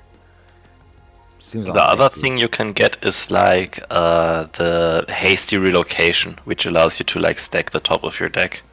Yeah, I guess hasty AD is a thing, but then you still need the payoff, right? Exactly, you still need some sort of payoff, and you aren't always getting it. But I guess if I don't know if you ever get shipment from Sansan, Hasty, and Exile Diagnostics into the meta, that's something. Mm-hmm. Okay, so we see Oh, we Like- see Larla in the corp deck, in the runner deck. Interesting. yeah, well when you're playing Shaper, right, then Levy is an easy include if you for some reason need to recur things. Mm-hmm. But also Corpse starts at Flask with 2 sweeps and just making a remote afterwards into turn 2. We Yeah, this see- is basically your ice hedge start. Yeah. So Rotage has a cloak, so it's probably a stealth suit exile. Bastion, using the correct art for Bastion. Ooh, that's a pretty nice art, yeah. Bastion is as cookie cutter as it gets for ice. I mean, there's Wall of Static, which is more cookie cutter, but just barely. Fair. So we see Clone Chip come down to do exile things, and ditching Oh. Perugia in the bin. And we see Ice Up more advanced twice. We can probably suspect from round 1 that this is once again government not subsidy. The contract, exactly. And it is. Yep. Hands and feet on deck. Money fixed. Also beautifully dancing limbo under this tap room right now. Do you just purge the tap room here and then money up, or do you? I guess you can give the runner 1 credit, or you just don't care. Yeah. Keep pushing, right? Yeah, the thing is, if you like purge, you aren't actually slowing them down that much, because then they run, clone chip it back, draw a card with exile. You're kind of fueling their engine, right? Yeah, we see this Sifir as well. Mm-hmm. So interesting choices. But yeah, maybe you're right. The correct way is just to ignore Tapworm, because if they get it back, they get more value off of it. Mm-hmm. I wonder if Suru one gets advanced or something. Maybe it's just the just the vanity project here. Advance. See what you can do about it. Yeah. I mean, Rotage still needs to find a solution for Bastion. Exactly, and I mean, if they are maybe on Black Hat, I guess it can work out for them. Oh, and we do see this happening. It is Yep, happening. still no pet tap. Tapworm made 1 credit right now. Yeah. Nice. Rotage drawing card. Yeah. You need to solve a piece of ice, right? Because if Mao reses the other one and it's anything other than 1 cost, they can't score. So there's the SMC. Yeah, the thing is, what are they breaking with here? I guess Tycoon kind of gets in. I don't know what the money on Inti is to get in. Oh, Inti is like 2 credits to pump, and it starts off as 0, so you just need 8 to get up to strength, right? Yeah. Yeah, Mao also typing Tycoon in the chat here, checking if that works out. And I think it does. It's like 3 credits to get it out, 4, 5 to pump. Ooh, but it's red tape. Yeah, you're not getting in now. But then you can just bounce, right? Yeah, they definitely bounce here. And Corp probably can't score here. Rotage is doing some math. And yeah, let's say they get the math on Tycoon. So Tycoon, you fetch Tycoon for 3 credits, right? And then you have to pump twice, so that's 7, and then you have to break 1, so that's 8 credits in total. So you actually get in because of cloak credit. Yeah, but then I guess that's all your money, but still, like, you're gonna drip for 4 or 5 credits next turn. So that's probably fine, and you can't. I mean, you can die to exactly too big to fail punitive. But them having that this early seems very unlikely, so I'd probably risk it. Yeah. Interesting choice not to actually go in. I think it's like a bit of a psychological thing because they just killed the runner that way. That is fair. Yeah, if there's one person out there thinking about the angles to die, it's probably Rotich, because he has a habit of murdering people in unexpected ways. So This is very much the ramp for Rotich. yeah, There's All-Nighter, which kind of is in his wheelhouse, and more importantly, there's also Brainstorm, and there's Feel the Masses, so which are like all the weird tech cards. Well, not tech cards, but pet cards they love to play. yeah. I remember I played against Rotich in a tournament in Belgium once. I think it was Nationals. I'm not sure what he was on exactly, but I was on Smoke. Ooh, okay. That's a thing. Yeah. And yeah, and I was playing around Snare for most of the game, even though I wasn't sure if it's in the deck or not. And I told him that Mhm. afterwards, and he said, well, it's not in the deck anymore, but it was in the deck for a brief while. And I was, pondering if I'm crazy to play around Snare. And Yeah, against Rotich, probably not. yes. But yeah, building blocks out, curtain one on the outside. So that server is basically. Is it imprint? Like, again, Tycoon math is. Last time we calculated, I think it was 8 credits to break a curtain wall. Yeah, because you. And there's even vanilla. You pump 3 times. It's 9 credits, right? No, 8 credits. Yeah, 8 credits to break the curtain Because wall. it breaks 2 subs, yeah. And then you probably ignore red tape, and then you break Bastion for 8 more. So if you have 16 credits, you can actually get in. Mm-hmm. I do wonder if it would have been the correct choice to just to get in the first time. Probably it was, but you can still get in if you want to. Yeah. Unless government context building blocks happens again. Oh my god. Judge work. Judge work away, another contracts. Okay. So now You're leaving them at exactly 3 credits, which would be enough to score the vanity, right? Yeah, and Rotich starts the turn on 16 credits, right? So if he wants, he can get in there if he is on Tycoon. Mm-hmm.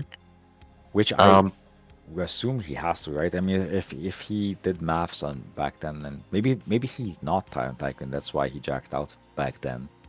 That would be that would be reasonable to expect. If he has Inti, that's a horrible server to do. I mean, yeah. If Brodom has Inti, he's completely locked out of that server. Funnily enough, Taproom still only made 1 credit the whole game. Yes, that is true. Yeah, Mao excellently just jumping around. I mean, I don't think he's doing it on purpose, but it's mostly how the cards lined up, and Yeah, I mean, I don't think they were like planning this out for a long time, but I do think they planned their turns around it, since it just like happened so that their card worked out that way, and then just why not do it that way? Yeah, that is fair enough. And you're right, like ignoring Taproom makes it so that the Exile Clone Chip combination doesn't fire up just to generate value. Footage. And I guess there's no other, like, probably not a lot of purging cards in Mao's deck. I don't even know if there's anything in the format. I mean, there's always Macrophage, but I think that's it. There's no like CVS or Sandbox. Maybe there's like the weird reverse infection Jinteki operation or something like that, but I never looked at those cards. And you probably should never put them in your deck. I just realized, what's a good card with Exile and Clone Chips? Guinea Pig.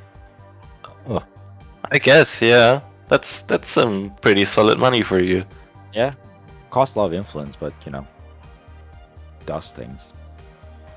Yeah. What else would you be spending influence on? Maybe you aren't going for Turning Wheel. You could be... I mean, you're spending on Ciphers? Yeah, the deck has Zephyr, so So yeah, that makes curtain wall easy. If they're this would unfortunately what Cypher indicates is that they are more likely to be on Inti, right? Yeah. And I guess you have to run the server, right? Mm. Watch this be Cerebral Overwriter. That would be ridiculous. Yeah, and again, curtain wall should go down to 0. Mm-hmm. Or to just correct. Yeah. They were also typing in Twitch chat during the last game and telling us that this is how it was ruled by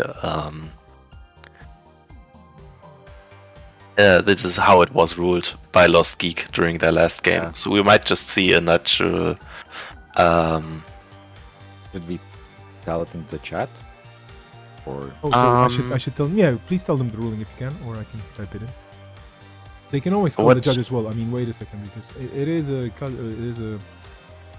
casual tournament, but they also have a judge panel. Yeah, they will just call a judge here, which I think is always the most correct thing. Rodich could try to say, but judge ruled like this way earlier on another card, but I mean, it's not like you have to pay the judge to call him, right? No, exactly. It's free. Exactly, like asking questions is always free, and it's not like there's like time pressure or anything here. And even if there were, the judge usually awards a bit of extra time to make up for the judge call time. Exactly. So yeah. Gatekeeper was the ruling last time, so we're gonna see.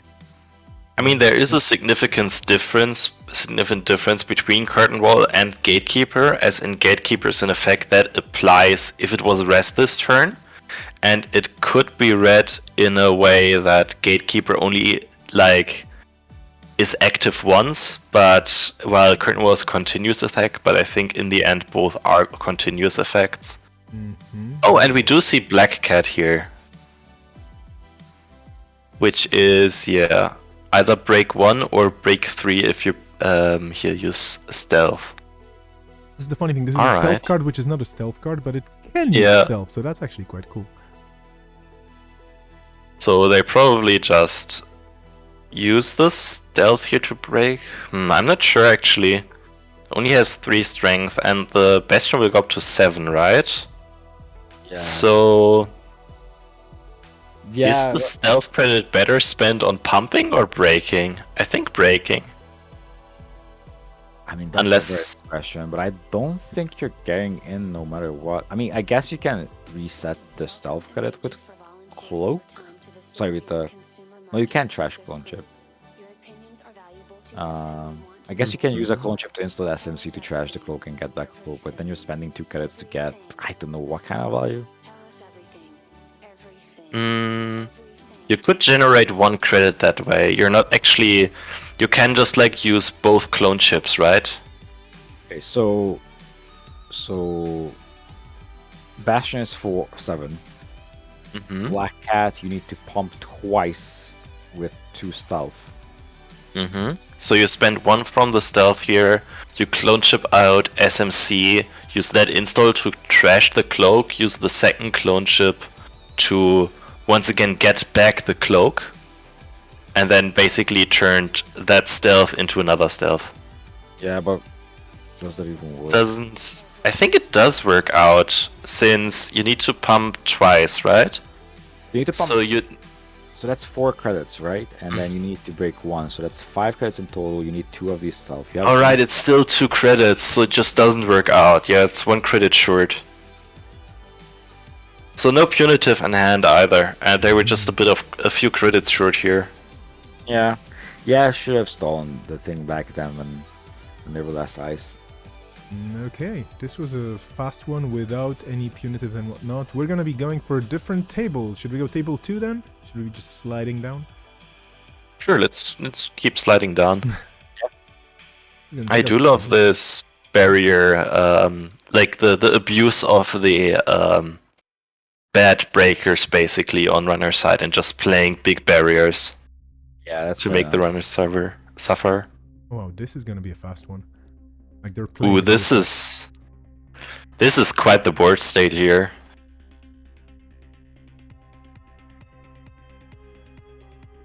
Interesting. So much stuff going on. They are actually going for Underworld contract with Borrowed Satellite to get that second link here on runner's side. We see Turtle down. We see Cypher down, which is a combo we saw already.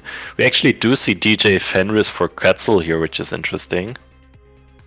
And we do see for Corp side that, first of all, there are a bunch of agendas.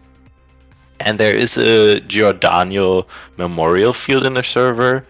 And there are also 2 game changers in the bin. So, very interesting board state here. Corp, basically on game point, runner can also win off a single Ikawa project here.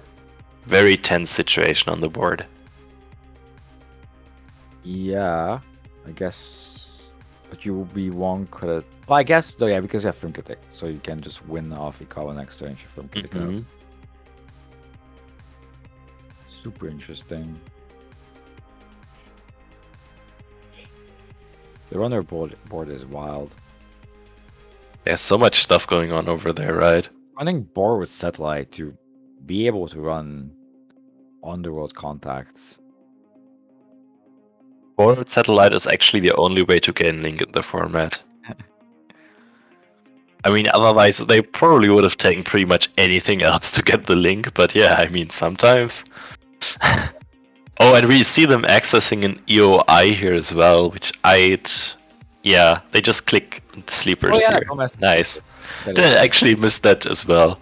But they did actually also access EOI here, exchange of information, which probably the Corp is playing as Liza Tech. Yeah, I mean, if you have Ikawas and sleepers in the deck, right? It's just nice. Why not, right? Yeah.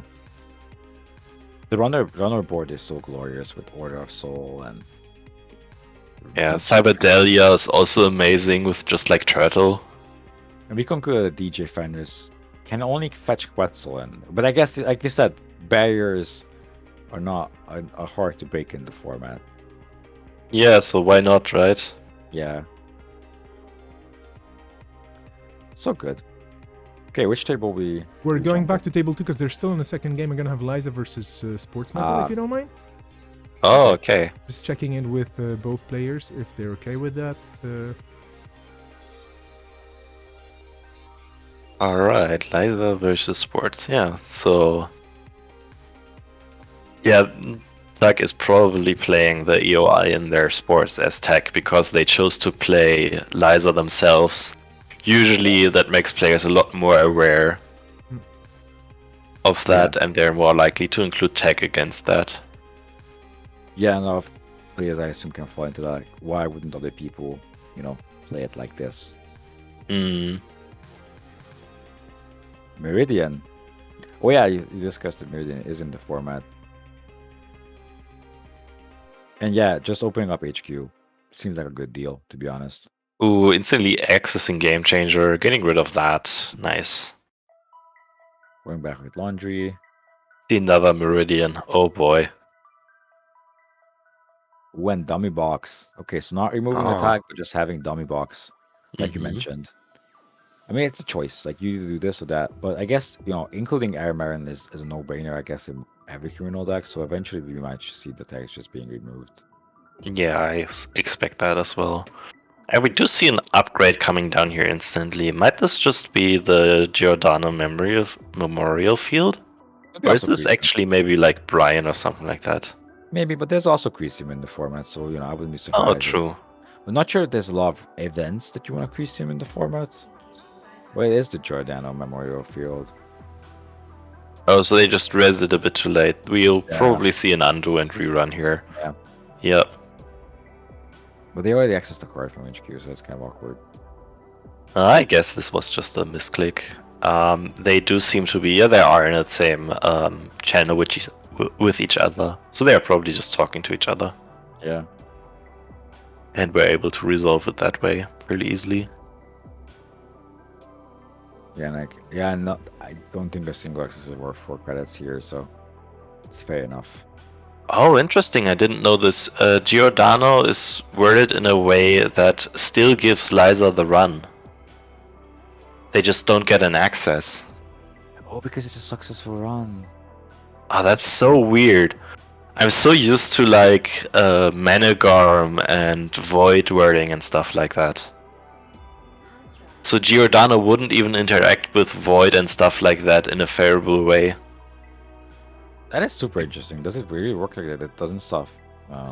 Yeah, I mean, that's what the words on the card say, but I'm still hella weirded out by it. I'm looking up on the. Yeah. I don't know what it. Huh, interesting. Okay, so it's basically just like get runners not to access remotes. That's what it does. Yeah. Huh. I mean, it's just like, it's the weirdest thing because the successful run is given and then the run is still ended instead of just saying runner can't steal or trash, or maybe something like runner can't access or runner access 0 or something like that. But like, So okay. So installing Turtle doesn't do much sense here, and maybe that took Asgore misunderstood how that works because you're not actually accessing cards. But it triggers Bankroll. It works for Tapworm. Works for Lisa. Works for Arch Pursuit. So, it's yeah, just a very weird interaction. Fast break for mediocre Econ, I guess. Interesting. I mean, Lara might be in a pickle, and that's it looks like it. To play it, but yeah, playing fast break for 2 credits is not like, for losing 2 credits on it actually is not an ideal spot to be in. And Paragon Tricker is on that Giordano. So stupid! What a stupid card Giordano Memory Field is. Yeah, what the hell? I've never realized this because I've Look at that agenda. Yeah, and Tag finally getting rid of the Memorial Field. Yeah. So I've only ever used that card on a remote server, so I never realized it doesn't do much. Yeah. And seeing the Game Changer, but not having credits to trash it. Now that's annoying. Still a merger. I guess merger Game Changer is a thing you can do. Yeah, sometimes you just want more 3-2s in the deck. We're just scoring out a Hyperloop here, probably just moneying up that way. Yeah, there's no doof in the format, so nothing really scary in that regards. But yeah, HQ is wide open. And we did see a, what's it called? A Game Changer, so wouldn't be surprised to see them hammer R&D HQ a bunch here. Just for the accesses, the turtle counters and stuff like that. Yeah, and Dummy Box with Tapworm is also a pretty sweet interaction. That is true. That is a very good point. Because you probably have access for like, there's a lot of programs in the deck like Bankrolls, Armakuras, Tapworms. So you're probably also playing triple Armakua. So we see calibration testing. So that's probably the reason for the mergers. Maybe they are trying to pull off some kind of combo. Yeah, I do know that Larea does play some Eternal, and in Eternal they do play that Team Spo type of Spombo deck. So they definitely were probably very hyped to see those cards show up and actually be able to do something with them. Yeah, I guess you take what you get, right? And there's a... I mean, good enough. If you put the deck into Asado, you can just calibration testing a merger, right? Yeah.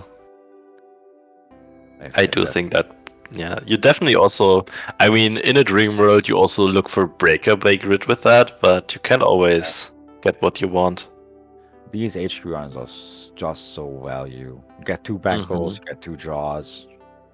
Maybe you get Armakura token, you get Paragon. Yeah, you get Paragon. We know Server 4 is on an agenda, so Asgore can just leave it there if he wants to. Ooh, sees another trashed it on site. I never had that. Look, anyways, it's another AL. Oh, yeah. Oop, double click here, but doesn't matter. You gain money anyways. Yeah. Yep. I've never seen Giordano on Central. I guess good reason. Yeah. What a stupid interaction. Yeah, it doesn't even stop do for anything. It just. We see same old thing here. That's interesting. Yeah, I I wonder guess- what they're really looking to recur that. I guess Hot Pursuit. Hot Pursuit seems like a very good value card in the deck, for example. I don't know what else you would get back. There's no inside jobs or any like bypass effects, right, in the format. No, I don't think so. You could, I guess, information sifting a bunch, Yeah, fair enough. but it's not like you can even get back like Maker's Eyes or something like that. Yeah. Oh, and And- we do see info sifting right here. Nice. Again, HQ is wide open, right? So there's no reason Yeah. not to. I guess the Corp has played the wild level clearance, draws a bunch of cards, and then discarded cards. So I guess checking Mhm. archives wouldn't be off the table as well, because it gives you 2 credits and a normal token at worst, right? I mean, you should definitely be looking to get down an Aaron first if you have that in deck, Yeah. because you're very likely to find at least one domestic sleepers over there. Yeah. I'd assume at least.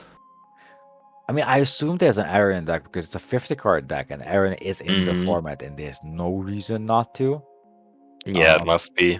But but- then again, it's a 50 card deck, so they Yeah. probably just haven't drawn it yet. Yeah. And you're also on 8 tag, so it's, it's not going to do that much work anymore. But I guess it will still draw cards. The thing is, you're always sitting on dummy box. Yeah. Lara doing a big ponder on info sifting piles, I guess. So there's a free card. Ooh. We take those. But decides not to pay? I guess they are afraid of the punitive here. Is we see punitive or do we just assume punitive? I think But you- we're just But you assuming. have- But there's bankrolls on 9 Yeah, cards. That's surprising. Interesting. Huh. I mean, HQ is wide open still. Maybe we just see a film critic coming down here and then double HQ runs. Maybe. No, we Or just see a Hot Pursuit. Interesting. I guess you're also saying that, the cover will stay there, most likely. True, true. Ah, finally a second counter on this turtle. Took long enough. After like 5 HQ runs. Yeah. Giordiano doing one thing well, and it's keeping off Omoku tokens. Mm-hmm. But yeah, there's a bunch of money.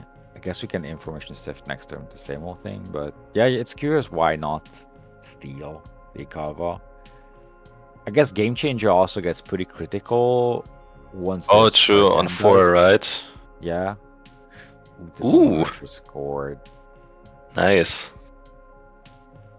Yeah, Larea showing no fear here.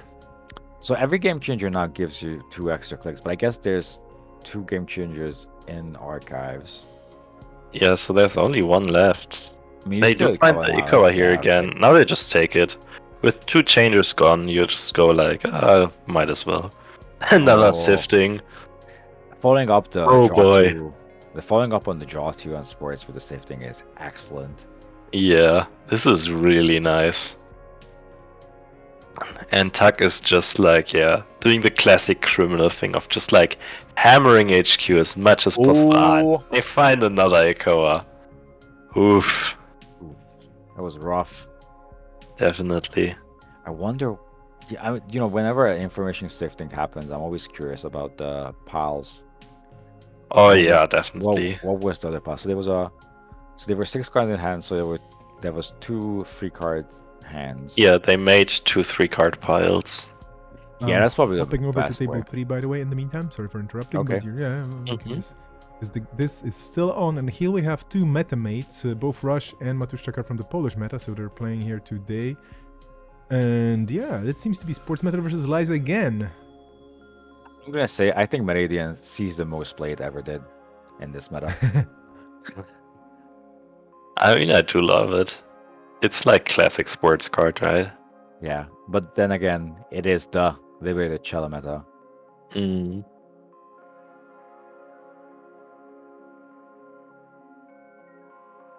Alright, let's see what's going on here. This time we see Eliza with no counters, no tags, but big Aaron on the table, triple counters on it. Now gonna get a bunch more counters. Yeah, I guess I can see why they aren't tagged anymore. Adamarin doing honest work. And See, this looks like the perfect spot for sports to be in. yeah, 5 things in the scored area. So a single game changer scores Ikawa, right? Hmm. You do need the money for it, Yeah, and you do Corp need the money doesn't for quite it. have it yet. But there are also no game changers trashed yet, so there are in theory like 3 opportunities to score Ikawa from hand here. And we do see grifters coming down.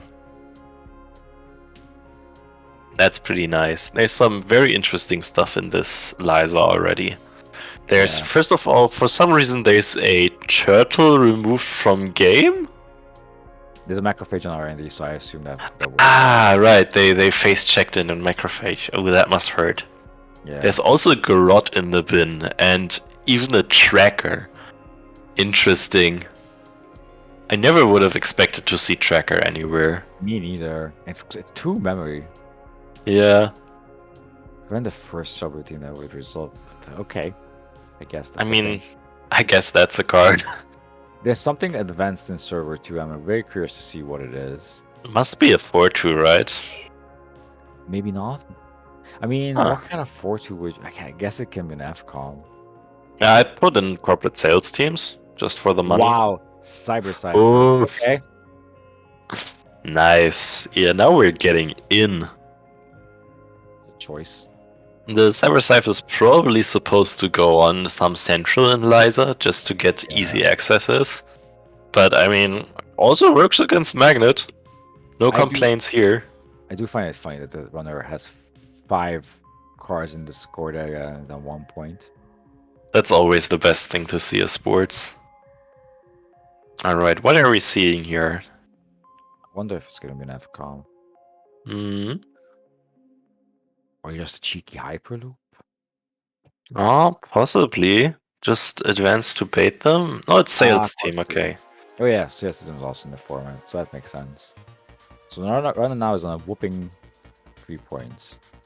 If the corp takes, yeah, I was like, if the corp takes money, then they have game changer. If the corp takes cards, then they're missing something. Mm-hmm. I mean, I'd still take money here as court, probably. Or, I mean, if you have fast break in the deck, right, and if you don't have it in hand, just drawing fast Oh, break yeah. for it would be so excellent.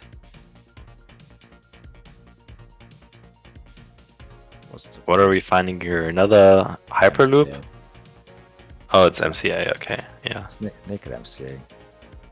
Oh, not trashing it. I guess you're damn low on money, so you probably can't do that. Yeah. But also an on-iced single, like non-res MCA on 7 credits for the corp is not that threatening, I guess. Yeah, it's not doing much right now. I do wonder if there's going to be some hot fast break action with Game Changer or something. Although you're mean- not in a rush, right? The runner is on 3 points. Exactly, so you can still sit back here, money up to like 15 credits or something like that to have a way bigger game changer turn.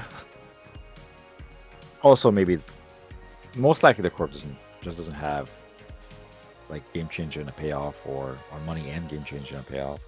Yeah, Sure. you'd probably need something like lateral growth here with a game changer to install the agenda to still have enough money to score it, right? Yeah, again, or just fast break is in the format, right? I think. Yeah, fast break is in. I think fast break, game changer, Meridian, and sports are all the same pack. Yeah. Also, the memorial field, which we discovered is a hella weird card. Too big Oh, to this is fail. a money card. Wow. I Wow. mean, I guess you don't need to spend a lot of influence, and Mhm. then you have over for too big to fail. Sure, why not?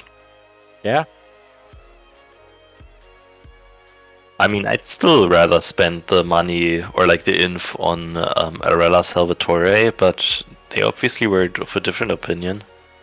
Well, maybe not. Maybe you just sit back, and then you're just gonna Game Changer, right? The big one, and then just need money. I guess that's a viable way to do things. Yeah. But yeah, now the corp has money, so if Game Another magnet here. Yeah, Cypher feels so good to break an ice, and then there is another code gate somewhere else, and then Cypher feels so bad. Yeah. Magnets all over. Also, with Knight and Ika in the meta, Magnet seems to be like a good card to have. Yeah, just running archives here to keep the grifters around. Yeah, but also Omokuro token. Mhm. And Yeah, yeah. Banco. But it's not Banco, it's a Crescentus. Huh. Crescentus is also pretty nice here.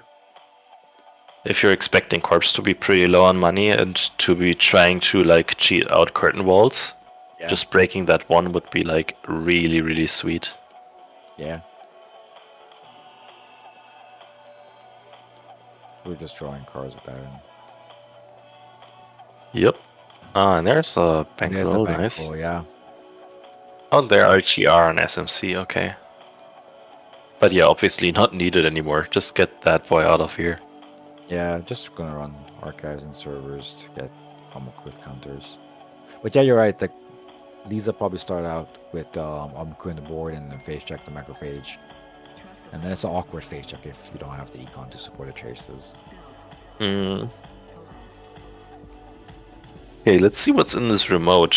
No res at start of turn. So definitely not a money core or something like that. Can't really Yeah. be another MCA. They would have just iced up the existing one. Oh, we do see a game changer now. 8 clicks for this Quirp. Yeah. So this might just be Aurella. Oh no, it's Agenda. Ooh. Yeah, you're always happy when you see Director Haas's bad project. But like not I mean you can get back MCA from archives. Yeah, but I suspect that something else shows up here. Just like, yeah, another Agenda. Okay, this is sick. Easy 6 points now. With a click to spare. Ooh. I mean, I'm not sure what you do with that click. Probably, Yeah, yeah. Just click for a credit, but still. This is, yeah, nice.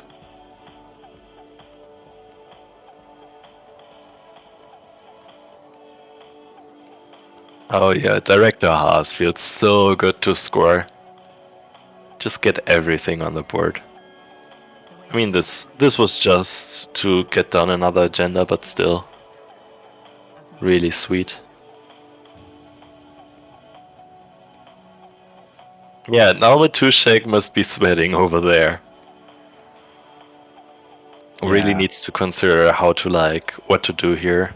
Yeah, the state of the game changed quite significantly. And there's like domestic sleepers is a card, right? So in theory, in 2 turns, or if you have a game changer, right? You can always just score. Oh yeah, that's a pretty sweet line. Obviously, you're still a bit low on credits here to pull that off. That is true. That is true. But again, domestic. Actually, are you? Well, you will go to 5 at the beginning of your turn. So you click to 6, game changer. You get 8. You Yeah, get... you're right. You can just go credit, install, advance. Yeah, I think you're like 1 or 2 clicks short, but you're like extremely close to actually just doing that. You get like 6 extra clicks, right? So you spend 2 clicks, so you're on 7 clicks now.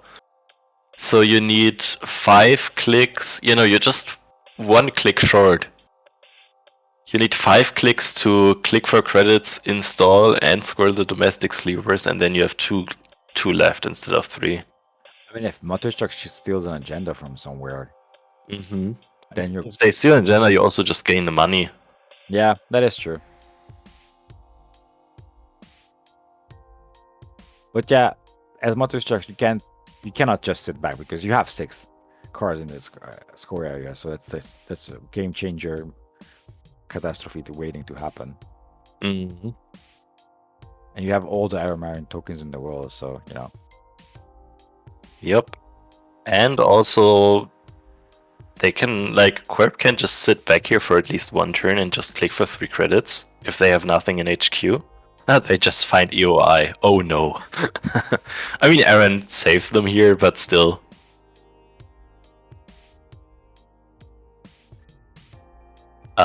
But yeah, they can just like, it's not like RD is porous or anything. It's pretty, honestly, the macrophage stops the runner pretty well here. Since they really don't want to lose the turtle. Yeah. Yeah, R&D is pretty safe right now. I do wonder if Matushchak has a way to maybe recur Cyber Cipher somehow, or have another copy of Cyber Cipher. How much inf is Cyrus Cypher? Oh, 3 inf. So you're probably better off just getting clone chips in the deck. Yeah. Corporate sales team being stolen. Okay. Okay. Game point. Game point on both sides. Well, probably not game point. Yeah, I do wonder. Okay, so taking the credits, does this tell us that there might be a game changer in HQ? Jesus Christ, the horse pursuits just keep on piling. Well, were those all 3? Yeah, they had all 3 pursuits here. Nice. That's a turn. That's definitely a turn. I mean, this bike is empty now. With this Yeah. many pursuits, you're definitely gonna have to make a trip to the gas station. And I guess now you ditch a bunch of cars and then you can just remove 4 tags on the corpse turn if you want to keep Aaron around. They have EOI in the hand here, so yeah, you definitely need to do it now. And I'm not even sure how game point this actually is. Yeah, so Aaron doing Aaron things. Mm-hmm. Man. Oh yeah, Aaron also invalidates any punitive plays, right? Yeah. Yeah, just rezzing that. Oh, it was a VLC in hand, I guess, then. That also explains why Corp just chose to gain credits, just to have that guaranteed. Now they can just go like this and just sit back for a bit. Rezzing and clicking MCA is actually pretty sweet here, because it limits how many accesses the runner gets implicitly, because they just have a click less. I'm just looking at the agendas, and real points, it's 6 on one side and 6 on the other, so I'm just guessing 2 Ikawas and an additional 1 pointer, which probably is the missing Hyperloop. Most likely, yeah. Oh, sorry, no, 8, sorry, that should be 8 points. Am I miscalculating here? Sorry, I'm miscalculating. I mean, it's probably just more 1-pointers. Oh yeah, potentially, as well. There was also Gilahan's Arcology in the format, which we looked at. There was even Veterans Project, even though the deck probably doesn't need it. I mean, I guess if you're too big to fail, you might actually want to remove the bad pup. Yeah. Oh, information sifting. The legwork of the format. Oh, definitely. There are legs on the card as well, so that counts. Fair enough. I have not noticed the legs before. Now that you mention it, I always thought it was just saying, "Come at me." Yeah.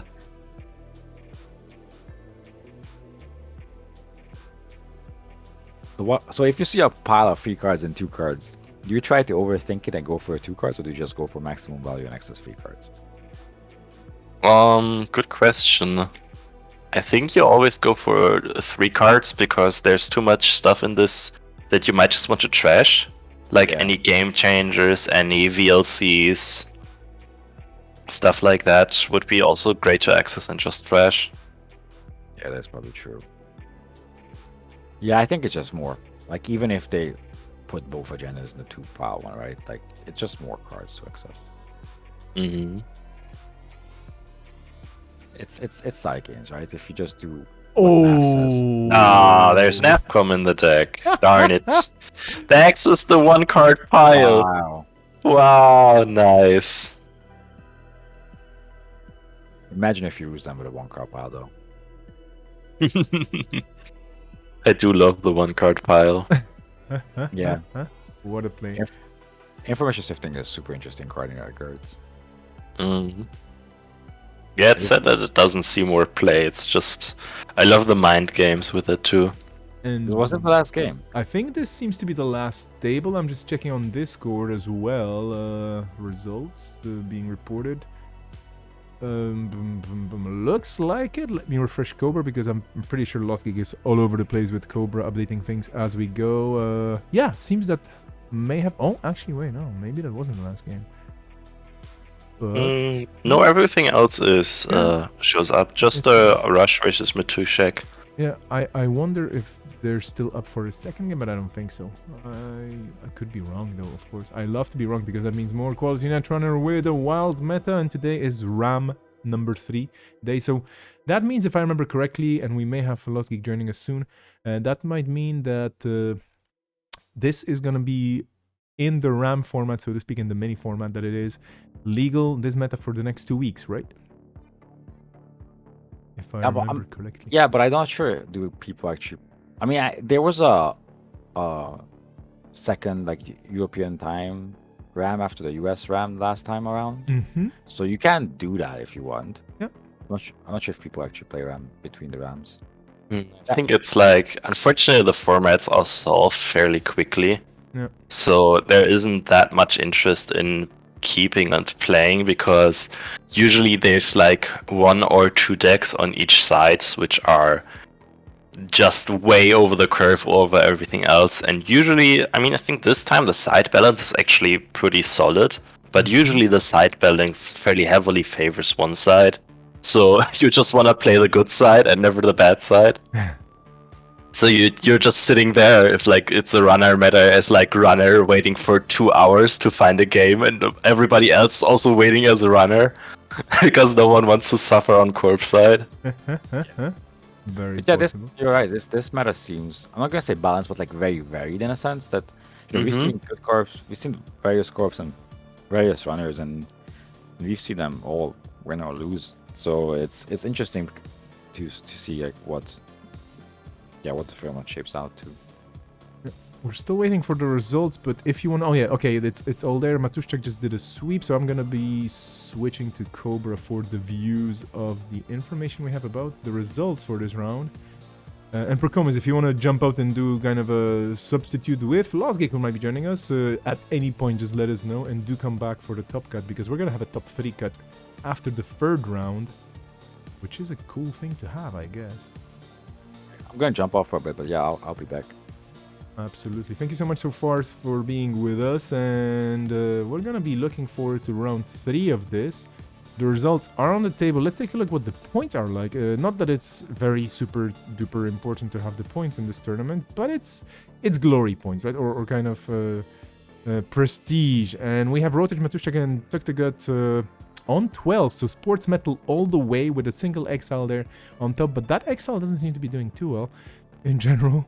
Matushek and Tuk the Gut on Liza, and then Mao, which is my secret favorite here, on 4th with the outfit and kit, and then Odal and Testrunning and Rarino on 9 as well, with a varied setup of things. We don't see many points for Near Earth Hub, which is the only NBN in the game today. Tough luck, but then again, Dunch did submit as the first player, so that's definitely additional brownie points for just being fast with it. And this format definitely is fun for fast building. We were not that fast with our building, right? No, we took our time. We took really, really long for our decks, actually. One very important thing to mention, actually, if you scroll all the way up again, I think... Is Tak the one of the players who didn't submit in time?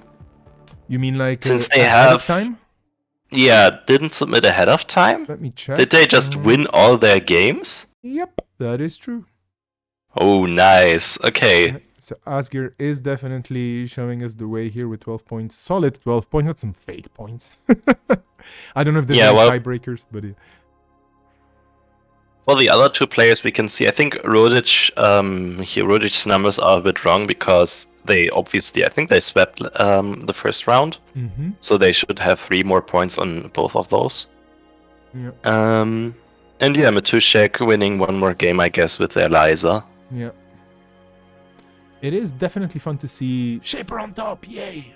Sports Metal over the place, because Sports Metal is just good. I mean, this small effect of the idea that just gives you cards or money And whatever Mhm. happens with an agenda, that's definitely, I don't know, some people would say it's not balanced, I guess, but I think it is balanced because you do lose an agenda if the runner is stealing. Is the thing is, well, if you balance your deck properly and if you just use your Yomi powers, then you can just win on the bot by pulling off the right combo at the right moment. But again, Sports Metal is fun to watch because it is a very, how would you put it? I definitely, Explosive, maybe? yeah, it is very explosive. I definitely have too many languages in my head right now.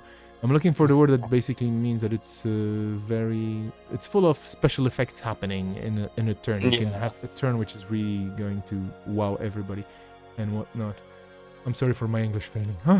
Anyway. No problem. There is still like one runner we haven't seen. Well, I guess kind of two runners we haven't seen at all, right? Reina? We've Mhm. we've barely seen the Nazir. That is true. And we haven't seen So- any Reina in action, even though Rush, we watched the second game, so to speak. Yeah, we should be we adding missed out these. on the Reina game. There's also test running, which is also on Reina. And by the way, I if- think we Mhm, did go on, see go on. their Asa, right? They're the only Asa. A bit, I think this is the only Asa. Where is the Asa actually? Oh yeah, sorry, test running. Yeah, I think we watched the game by test running from start to finish. Mhm. So maybe the Reina was on stream as well. I was just going to say, for people wondering how does a top 3 work, basically the second and the third slot fight against each other to have the right to face off with number 1, and then against number 1 you have to win. No, whoever wins wins, right? That's the start, or you have to win 2. I actually don't remember either. That's I fine. guess it'll be a surprise. I do like top 3 as a way to shorten the top cut, but I just don't remember the particulars. It's gonna be fine if we're gonna get Lost Geek in the room with us to tell us what's up. And as a reminder, if you want to more know about this format, there is an article on nisei.net about it. There is a special website written by Lost Geek with all the tools you need to run your own random access memories, because this is kind of the official, let's call it this way, meta. But if you feel like, hey, we just want to have this kind of quasi cube draft, but not really draft, but because it's not really drafting, it's more like semi. Yeah, they're sealed, Yeah, which it's- is a oh, good yeah. comparison. Okay, so if you like seals, you know, those little furry animals of the sea, you can totally play Random Not Access those ones. But yeah, I'm just wondering if the pairings are up. Might be, or we're taking a bit of a break. Yep, there seems to be a bit of a vote on Discord whether we're proceeding or not. Early start being figured out because people were wondering if there's a lunch break. This is around lunchtime in the EMEA time zones, more or less. Some Mhm, people have been yeah. up in their absolutely un-EMEA time zones as well. Here, regards to Cephalopod Wizard, who was running the previous streams. Thanks so much for that, or Ram. We have the pairings up, I believe. Ooh, I think, I think it will be interesting to see any table whatsoever. We haven't seen Rhino, but we've seen Matushtak on stream. I think table 1 is an interesting thing to see because, as you mentioned earlier, I'm just going to go into standings. Rotage is on 12, but there are 3 fake points for, bonus points. Sorry, we were going to call them bonus points. And Tuktagut is the only person that basically won all their games fair and square without submitting on the extra bonus time. So I think table 1 will be interesting to see. The sports metal are kind of a known quantity. Then we can, again, keep sliding down the tables because Rhino on table 2 versus Matushtak could be interesting. Table 3, test running and Odell. And then we'll see what's going to happen later on. But yeah, Waylands and sports metals and shapers and criminals. That is the thing. Table 3 has Crims. Crims, what am I saying? Anarchs. But we'll see how they fare against each other. Let's take a quick look at table 1 when it gets set up. Just checking with Lost Geek. If you can hear us, join in anytime you want. And I know that you're TOing, of course, so no pressure whatsoever. We can handle this, right? We've been doing okay. Yeah, definitely. Yeah. We can hold down the fort for now. Absolutely, yes. Yeah, this will be very interesting. We did see that Rotage had some very spicy tech in their sports in the form of punitive, right? Yeah. But we also did see in the last game we just watched of Took Tit Good that they specifically chose to not steal an Ikawa project, most likely because they were playing around a punitive. Yep. So they definitely seem to be aware of that in the format. So yeah, this will be a very interesting matchup. Yep, definitely curious to see what they're gonna shake out on both sides. Those players, definitely players who know what they're building, know the. I think this is in this tournament or in this format. It is very important to know how your deck clicks in a given meta, and given the very limited time to kind of get to know the meta, you kind of learn the meta by building your own decks, and then you're like, okay, this doesn't happen, that doesn't happen, the other thing doesn't happen, but you have to kind of figure it out as you go. And still, 2 hours is enough to take a good look at, what, 14 packs of cards? So that's not too bad. We're gonna be starting anytime soon, I assume. Some really cool plays, and it's really fine. It's really nice to see this finally untuned meta be so interesting in a way. I know that sports metal for some people might be a bit boring in a way, because we've seen sports metal ruling standard or being very competitive in standard as well.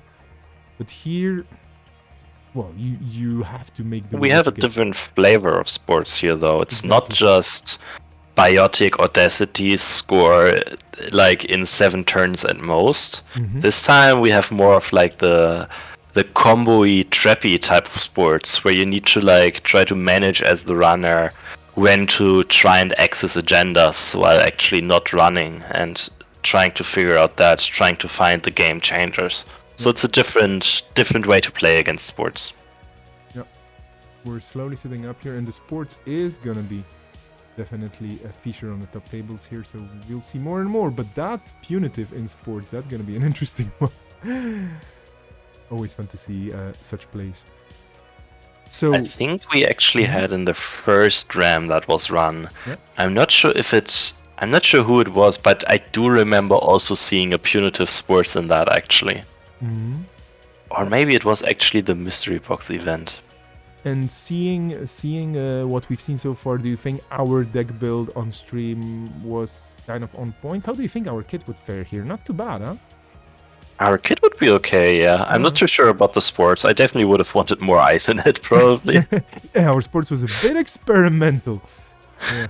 we haven't seen a single mother goddess. That's interesting. That's true, yeah. Well, who knows? Maybe there are some mother goddesses. Okay, they're on the table. We're jumping through. So table 1 is on, and Lost Cake is with us. Hello, hello. Yeah, hello. Wait a second, I just have to turn up your microphone. Oh, maybe it's also just me. Let me Maybe try it's this. just you, yeah. Does it help? I guess. I did what I can. Okay, Do so- the rest on your side. Yeah, I'm gonna try on my side. I'm gonna do some DJing here, of course, because we have to click knobs. So anyway, there we go. We're on table 1. How are you feeling about this tournament? And I should be changing the update on the screen because you're not Percomus. I don't want to confuse anybody. Yeah, I'm feeling well. Everything has been going pretty smoothly right now. Mm-hmm. Only a few judge calls about how Schiffer does certain things, but otherwise everything has been smooth sailing. So from a TO Yeah. from a TO's point of view, it's pretty nice. Yeah, since we did also have the interaction come up on stream, can you give us like a good comprehensive explanation of how Cipher interacts with static effects like Curtain Wall? Let me quickly start a timer and tell people. It's time to go. Yeah, we already see that Chuck is already running away with like triple install, All right. just icing up a server. Yeah. So quickly on the Schiffer, it kind of works like a stack where like the latest effect does its thing. So if you have Schiffer telling you it's 0, then it's 0, no matter what happened before. And if then something else like Sandberg updates and tells you it's +2, then it's 2 strength, because 0 from the Schiffer and then 2 from whatever came afterwards. But I guess it's kind of weird, and I guess it hasn't been relevant for a long while. So yeah. Yeah, the thing is that JNet doesn't actually update it correctly, since it doesn't apply it in a stack format, I believe. Yeah, that might be true, because I think JNet we have done something with floating effects, but I don't think they are done in temporal order. Yeah, I also think we haven't seen like a lot of set strength to a specific value in standard. It's always Yeah. plus minus, right? And like pluses and minuses, you can just add up as you want. But Exactly. anything in between that sets something to 0 or to a certain value is kind of a problem. So back to the game, we are seeing Tuck moving along pretty quickly, installing stuff that is probably just sleepers or something or like hyperloops that will help him more than the runner. Yeah, they have already scored out the Gila Hands Archaeology, really helping with their money for now. Yeah. And yeah, we got MCA ticking, there's a gatekeeper protecting it. Fancily on 0 credits, perfectly dancing under this tapeworm. Really happy if runner accesses agendas here actually, because yeah, it's just easy Yeah. money for them. Although now if he just clicks Gila Hands and then MCA next turn, he will be on 5 and giving the runner 1 credit, so... True. Okay, never mind, he spends 1 Yep, to rest resurrect something for 1. We did see this in one other game already, in like actually against an outfit where the outfit was able to just like dance below tapeworm value, tapeworm numbers for like 4 to 5 turns. Yeah. It's like a really, really sweet line of play to play around tapeworm. And also this deck definitely doesn't need that much money. It typically needs 3 credits to advance something, Mhm. but only later on needs more credits to be able to do game changer, fast break stuff. Yeah, you're usually sitting around like 4 credits with this fairly happily, and then later on you're somehow moneying up to like 15 credits all at once. Yeah. Which is probably the turn you're gonna be purging anyways, or actually just winning the game with Game Changer. Yeah, I could see Asgore never actually purging in this game, but just letting it Mhm. tick and sometimes be Rezeki and oftentimes not be anything. Yeah, the other thing which never purging actually also does, it doesn't enable like the exile plays of clone chipping back the tapeworm and then drawing a card of that and stuff like that. That is true. I didn't even consider the opponent is actually exile. Mm-hmm. Yeah, Rodich the only exile showing up here, really valuing those 15 inf. Exile is the only shaper in the format which has the full 15 inf. There's also Nazir. Oh, right, there's also Nazir, never mind, ignore me. But to be honest, the downside of Nazir is actually maybe Nazir? worth more than 15 influence. Nazir is so weird in the format because on one side, a bunch of the sports deck are running like extremely cheap eyes, and on the other side, some decks are trying to like rest Shiashi and Curtain Wall, where Nazir is amazing. But to be honest, those Shiashi and Curtain Walls typically get rest on the corpse turn and not on runner's True, run. true. So Nazir will probably rarely trigger off of those. True, yeah. That's unfortunate for them. Wow. Right. Again, firing a Rex campaign. I saw him do this a few times today, and I wouldn't have expected that. Yeah, it's a weird card, right? I'm surprised that people aren't just running and trashing it. I guess Rodich was really low on credits. And we do see MCA stuff happening here. I assume this is to score out a corp sales team. I think if he has one, he would have scored it already. So he's probably thinking about which of his 1-pointers is better to score or yeah. something. Doing 1-pointer stuff here. And then restore, I assume? Restore seems pretty sweet here. Just put it back in the remote. Be really, really annoying for the runner. I don't know, and I won't look it up, but I don't think he's got Restore in his deck. At least okay. I don't remember him talking about it during deck building. I watched him and Test running actually test their decks and build it and refine them a bit more, and they actually went for the road of not taking the 3 points, so they had a lot of time to refine the decks, and they're... Ooh! Let's go digging. Yeah, there's a sales team. Alright. And there's a Gila hand, so 3 points in archives now. And I mean, they pretty much find a point here every time, right? And an Ikawa. Oh, so archives is just win here. Oh, yeah. I don't know if Asger is actually able to come back from this. Yeah, only way we discovered to shuffle stuff back is genotyping, right? There is also attitude adjustment. Does that shuffle back from archives? Good question. I think so. I don't know. Sometimes they do, sometimes they don't. These types of cards, right? HQ and or archives. Okay. Okay, so it does.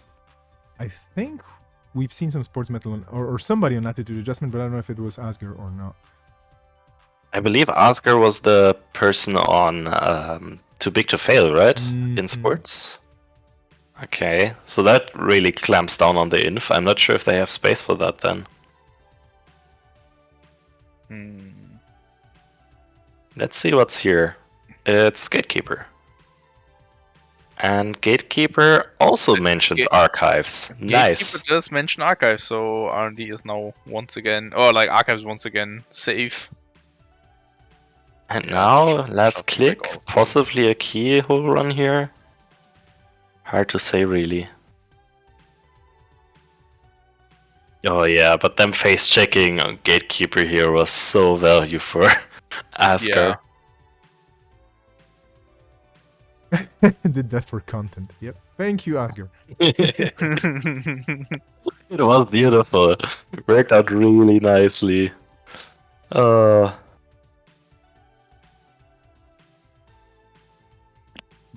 Alright, have another look with Keyhole. And Ikora back in! I mean, Sure, why not? I don't think he's sad seeing that.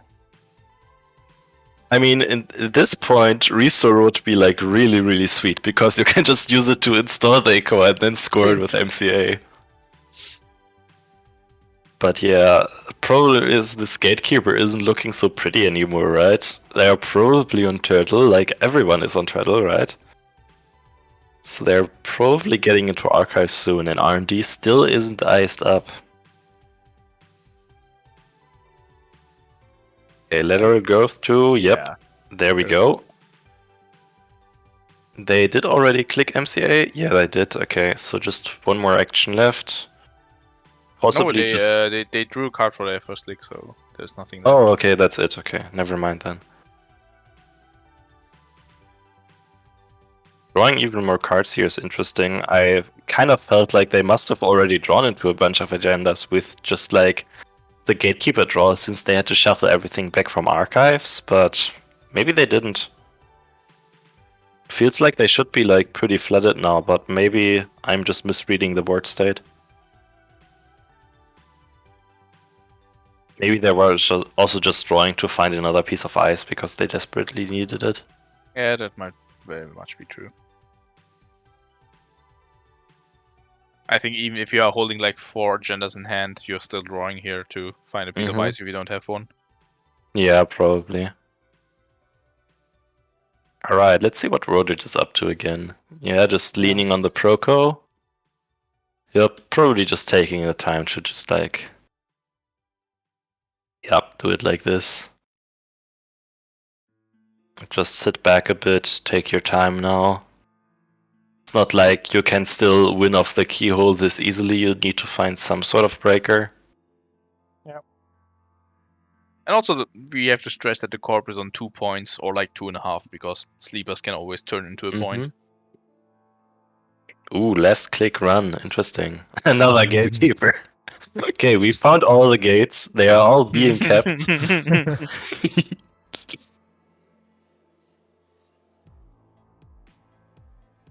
Draw 3, shuffle 3 back.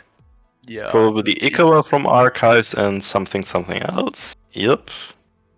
Ikawa, sleepers, and... Oh, no third card shuffled back. Interesting. I guess then he just wasn't that flooded in HQ. Because I think you still keep like 1 or 2 1-pointers around in hand. I mean, you're just now gonna use your MCA here, probably. So yeah.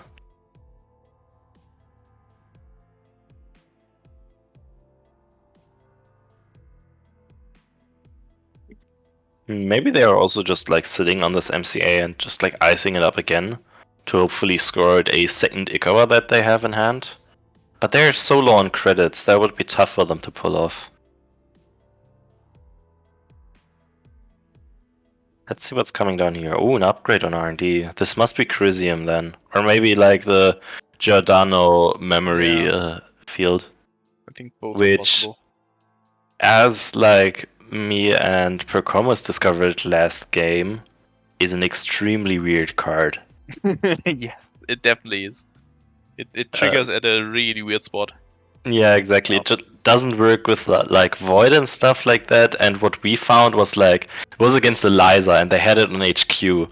So Eliza was just like playing Hot Pursuit, getting the money, getting the draw, and then the run ended.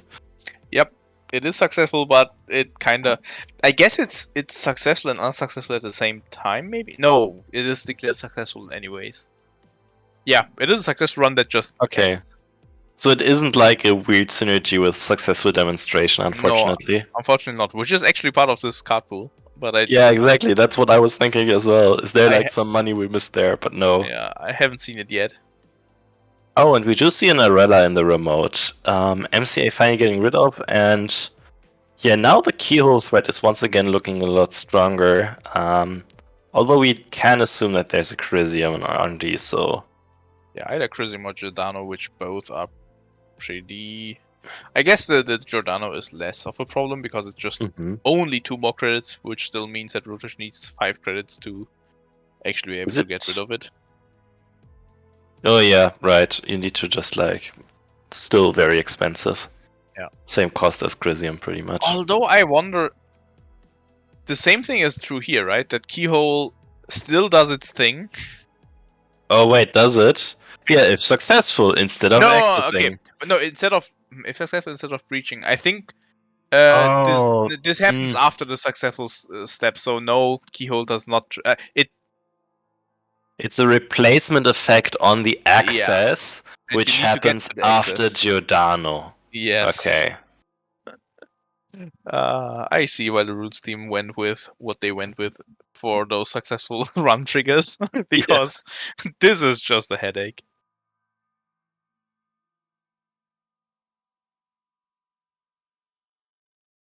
Alright, let's see what's up here. Okay, they're just like putting a card in the server and moneying up. This might actually be an agenda, and there is Arella in that remote, so I don't know. I would feel like kind of inclined to run here. Hard to figure out whether or not running is okay.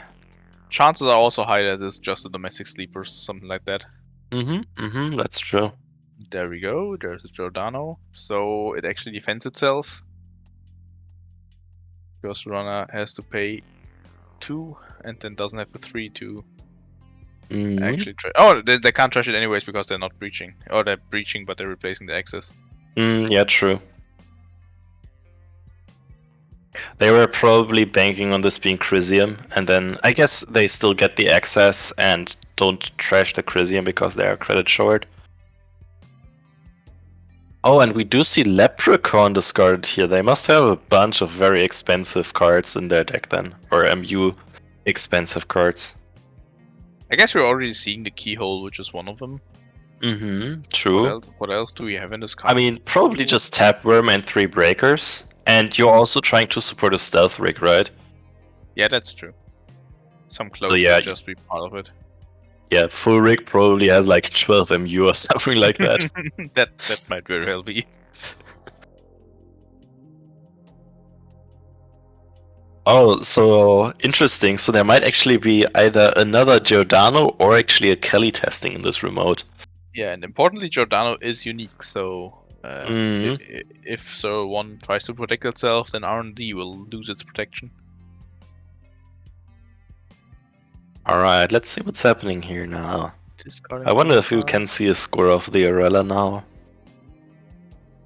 Yeah, we're seeing the borrowed satellite, which tells us that there's also probably Mr. Phones in Yeah, they the already Runner deck. discarded a Mr. Phones, and I think that's correct probably here, because against sports you kind of need to go fast, Yeah, and you don't have time to get both borrowed satellite and contacts down and just like sit on that.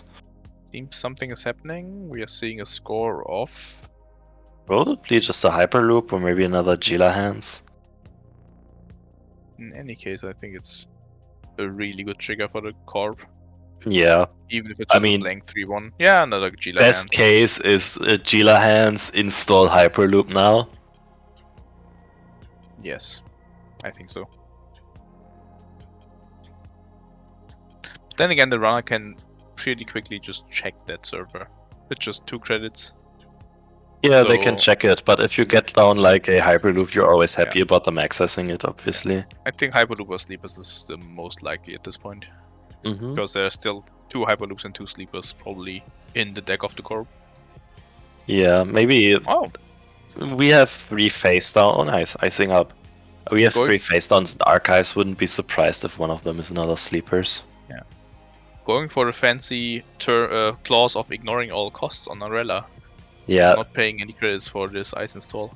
this is some very sweet Tyrant synergy, right? Yeah, definitely. that must be it.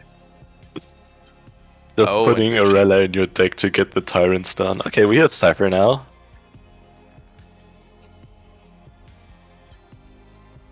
This does afford them some of that extra space. And yeah, Corp still hasn't bothered with just like purging the Terraform away because, I mean, is dripping them, like, has been dripping them 1 a turn for like quite a while now, but still like not quite worth it probably for them.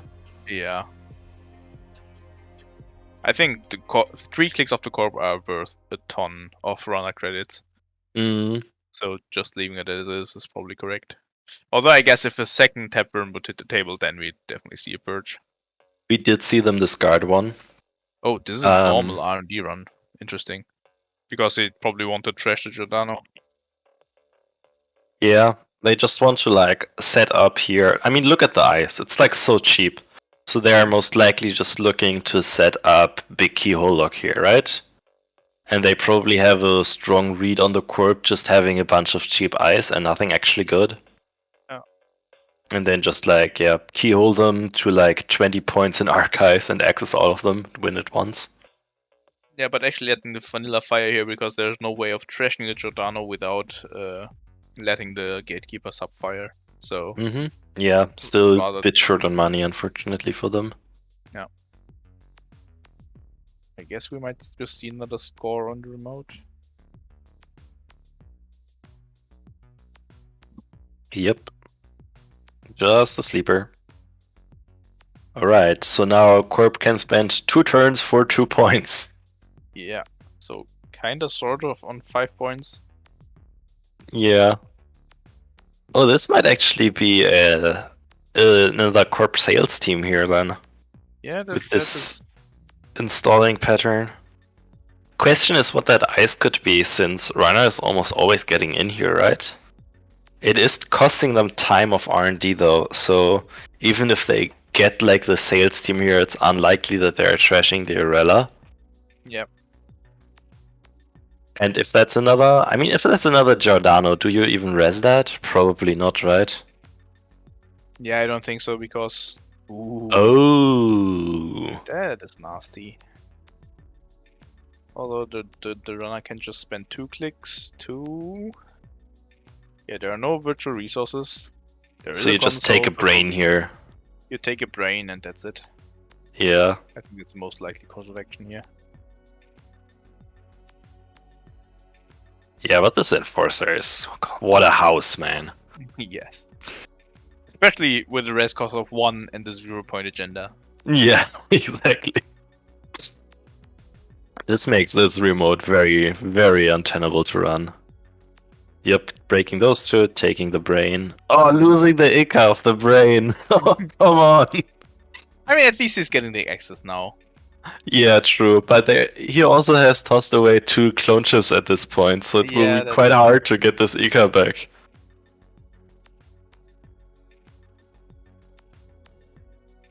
Oh, we got some more results that I can enter, and we got... Alright, let's see what they're actually accessing here. Looks like Tuck is taking some time to think here. Probably thinking about whether or not to res a Giordano here. I suspect that they won't end up rezzing, but it's definitely a very interesting choice. Oh. Here we go. Ooh, they do res it. Okay. Just like, then it's definitely a sales team in here. Anything else? Ooh, it's even Ikawa. Ooh, Oh, clicks. no! Oh, Rude. Oh no. Oh no, no. Why did they rest the Giordano then, though? They didn't have to. So yeah, what are they even doing during their turn here? Yeah, advance, click Gila? Yeah. And hope for the best. I mean, should they have even clicked Gila here, or should they have just like click for 2 credits? Since that gives them an extra tapper money. I'm not sure if this 1 credit will matter.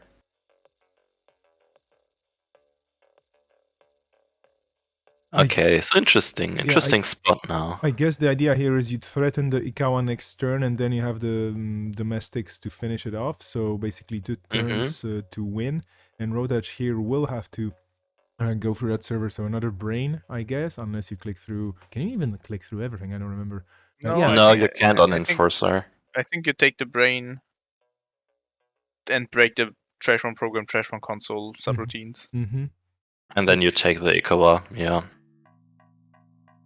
But it still leaves him with little money to work with because the Ikawa costs 2 credits, the Gatekeeper costs 2 credits to break. Mm-hmm. So it's actually also kind of expensive besides. Yeah, they will be Being left on like 3 credits, right? Mm. Yeah. Is that the point to purge away the tap room? I'm not sure, it doesn't seem that great still. I think I'd still leave the tap room on the table. It does feel like the spot to purge it if you want to, but I'm not sure if you actually do.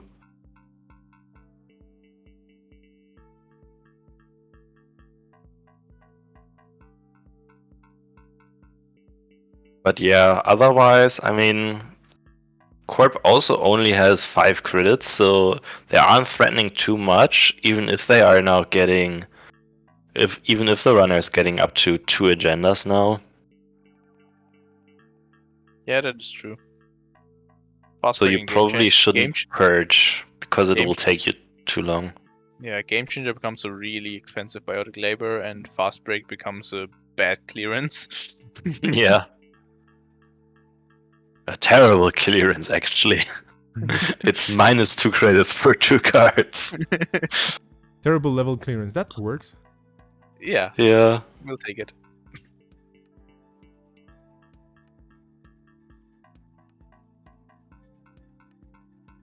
There's a lot of thinking going on Yeah, Rodish is deep in the tank. having a big think here, Uh-huh. tanking hard.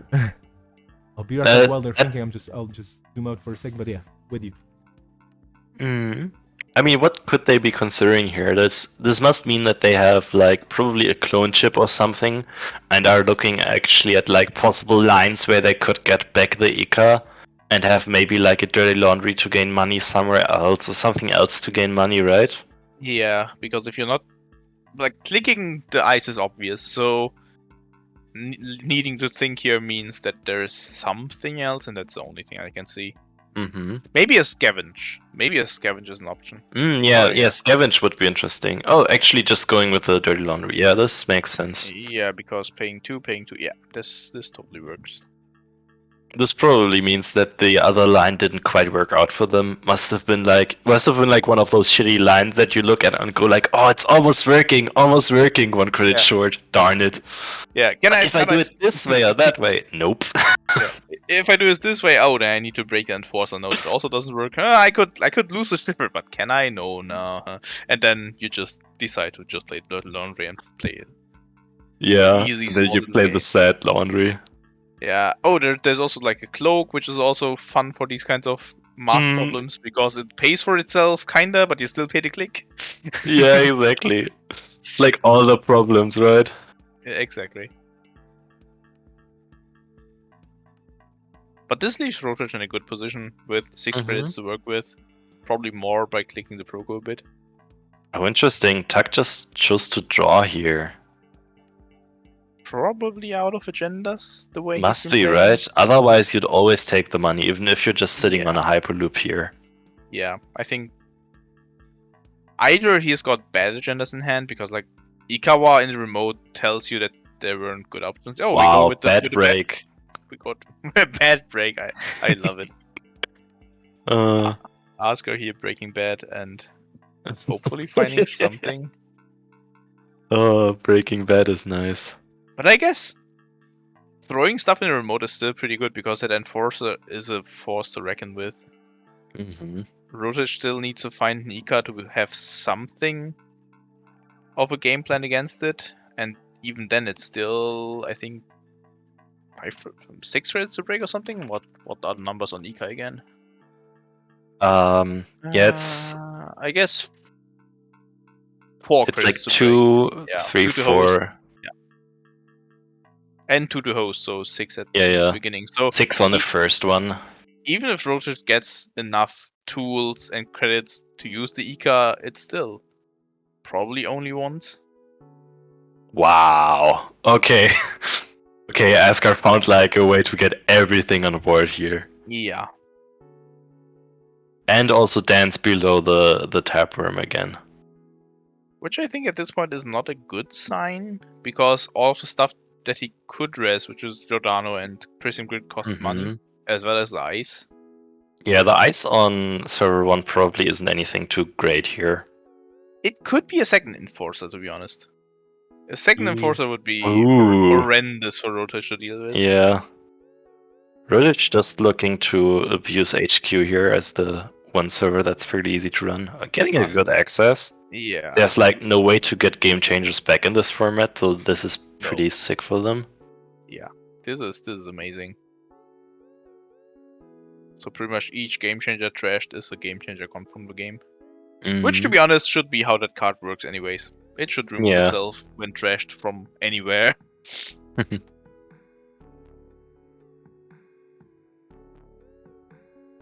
And you see a manual score of Yeah, here's a Hyperloop. probably something else going in there. Although another ice install would also be great.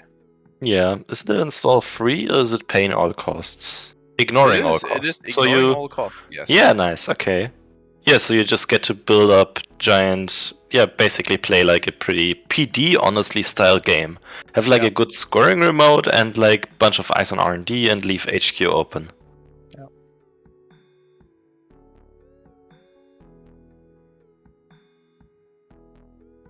Yeah, just like a pretty standard rush plan, honestly. I wonder what this ice is now. I think we haven't seen any Najas from them, and I think they're also running 1 or 2 Veritas. So any type of sentry would be pretty nice for them here. Although, like any kind of ice, actually decided not to res it. But like any kind of ice at this point is good, because it makes the keyhole much more expensive. Even if it's just another vanilla, it's 1 more credit that they have to pay every single time they want a keyhole. Yeah. I assume not resing here implies that Rodish smartly jacking out. This implies that there must be the last Giordano at the bottom of R&D. Or Although rather, I guess the Nude. Crisium would also work, because True, Crisium would also work. Rotage needs Either to way, pay 3. Rotom realizing with this run that it's like an upgrade, which basically straight up stops them here, so not continuing. Yeah.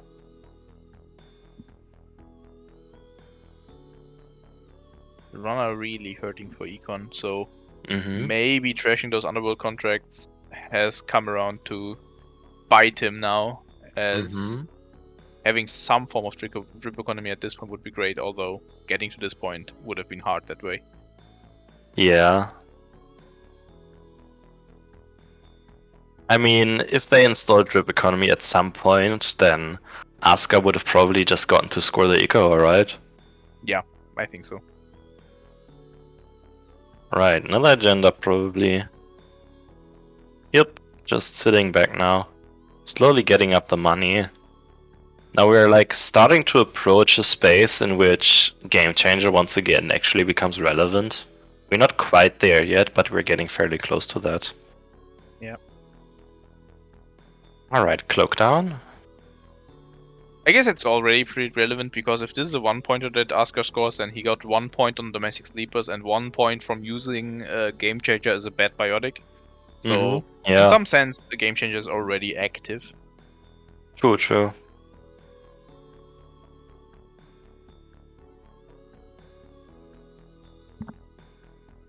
Yeah, what does this cloak actually do here? It's not like you need the money for the refractor, right? It's just like gatekeepers everywhere. It's kind of a Rizeki that you install for 1 if you are planning on running every turn. Yeah, sure. I just feel like this last MU would have been a lot more useful if it was like used for, an Ika that you could install now. That is kind of true. Alright, still going in. Okay, no res. Still, I mean, this might actually be another Enforcer at this point. Although I think we would have seen an Enforcer being rest. Yeah, I think an Enforcer would have been rest here because it was 1 credit and the domestic sleepers. So Cloak paying for itself here.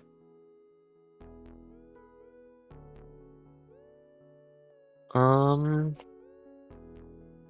let's see what happens here. I'm guessing this is Giordano.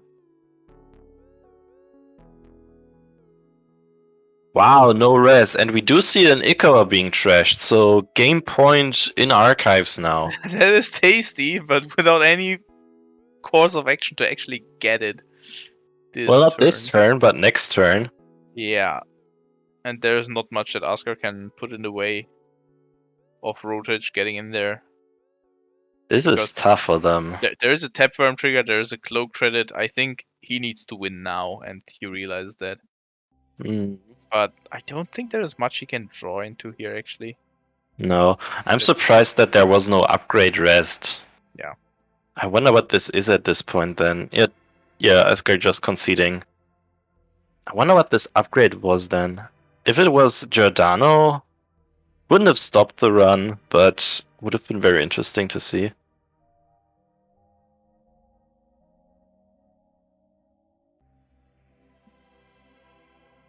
Oh, It was another my Aurela just to...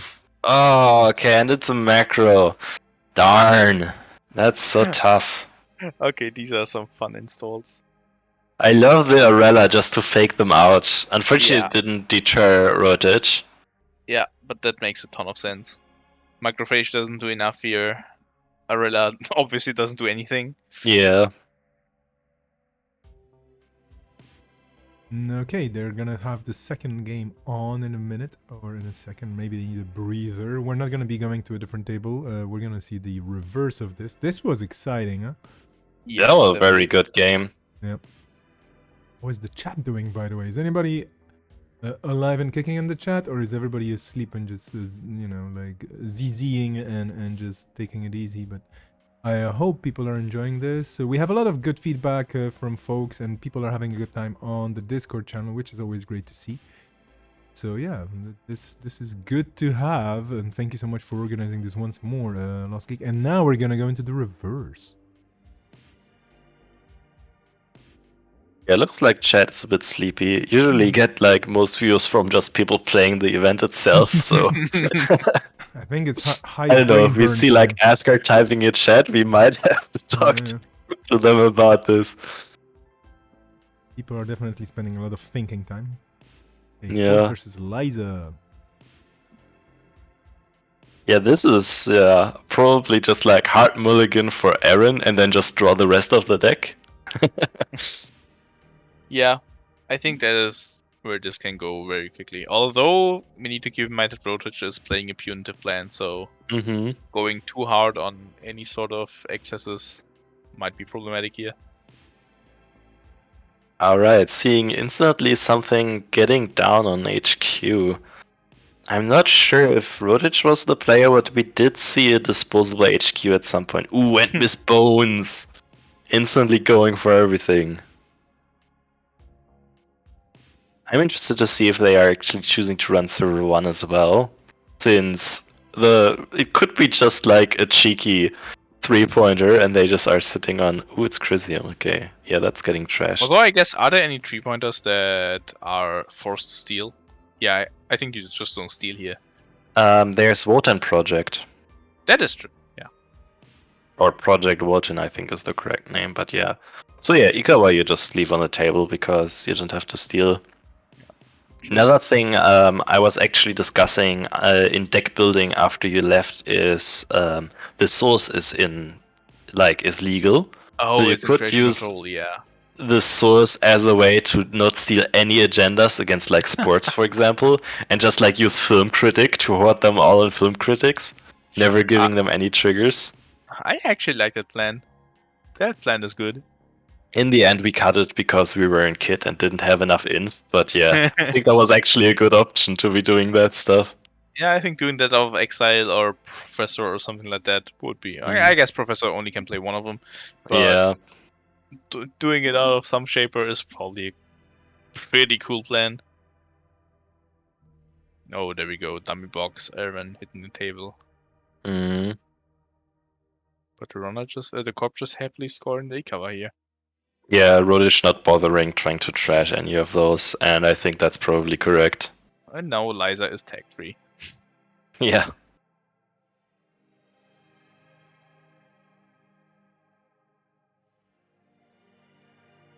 Yeah, Bankroll is so fun. Unfortunately, very much outclassed in current standard by basically Penny Shaver being Bankroll on steroids. Or rather one that doesn't trash itself. And we do see... interesting. We do see Turtle being discarded here. Probably just have another Turtle in hand then. Yeah, I guess so. Because Must I be guess that. like one Amakua would have hit the table at this point. Yeah, there we go. There it is. Oh, and the Oh, game changer is that gone. one goes to the bin. Yep. And I guess with the bankroll now on 7 and 3, punitive plan is pretty much out of the window. Yeah. Got the bad publicity for mining accident and just goes ham on the remote. Alright, let's see if they get punished for this. There could be always a macrophage on here, right? There could also be a brainstorm on here because we are talking about Rodrich. True. Just get like bricked by Brainstorm here. Oh, them just letting them in is interesting. I wonder what this is then. Just another Ikawa project? That would be very annoying. The brainstorm would have also re-enabled the punitive plan. Ooh, CST. Okay. Yeah, I guess they have to give them that here. Interesting. Why didn't we see any res here? I mean, I'm not sure. That didn't have an advancement counter, so if there's just gatekeepers and vanillas on that... That is true. Gatekeeper would be a good reason. Once again, no advancement. Yep. So, no advancement kind of makes me feel like this is a bait, probably. Feels kind of baity. Yeah, it's either a bait or a card that is not that problematic for the runner because it's just yeah. giving you 1 point or setting up something because it's an upgrade or so. Oh, letting it false be is lead. probably good. Okay, yeah, this is definitely a lot more all in on like the kill plan with false lead as well as one of your 3 ones. Yeah. And there's some there's some very nice bullshit you can do if you score a false lead with Ikawa project. That is true.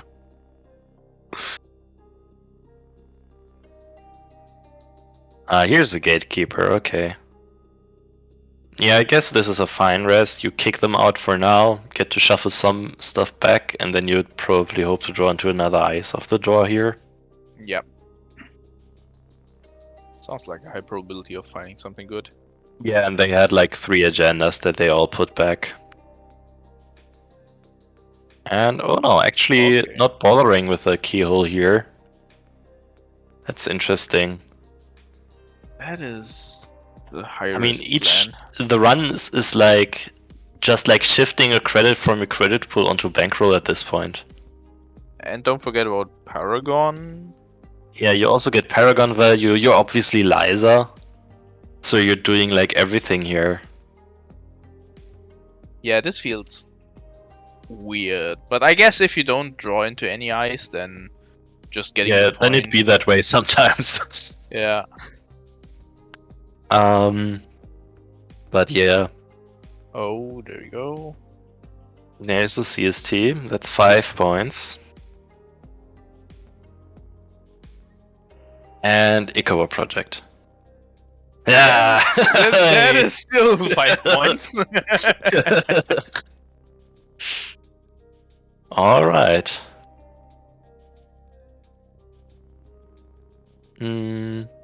Pepper him down, okay. I'm guessing they might just like remove all the tags with Aaron this turn. Yeah, using bankroll now. I'm not sure why are they using bankroll here.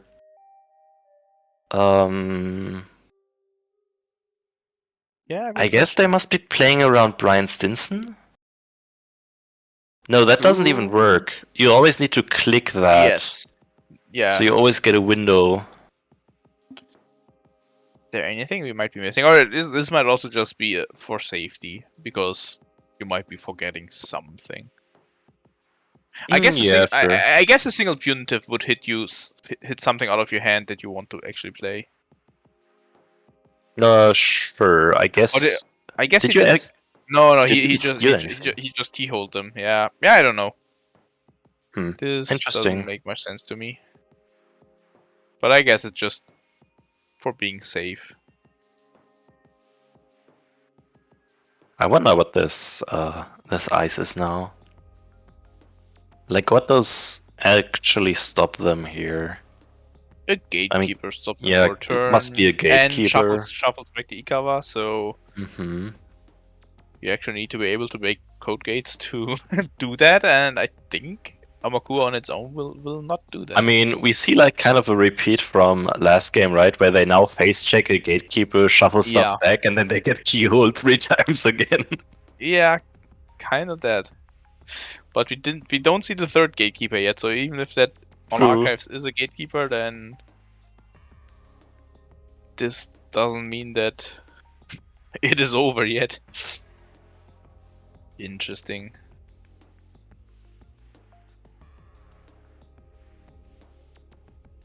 So I guess you just run into HQ until you get 6 tokens and wait, force him to purge you? I mean, the gatekeeper shrinks again, right? So you don't even bother. Yep, it's Yeah. the gatekeeper. There So we go. now, this means we get to see like. Yeah, perfect. Now we get to see like 3 more keyhole runs, and then next turn the win on archives is probably threatened again. Yeah, some ice hits archives. Yeah, I feel we had all of this one game ago. Oh, Hyperloop Oh, extension was they're also... sifting though. Oh, This is sick.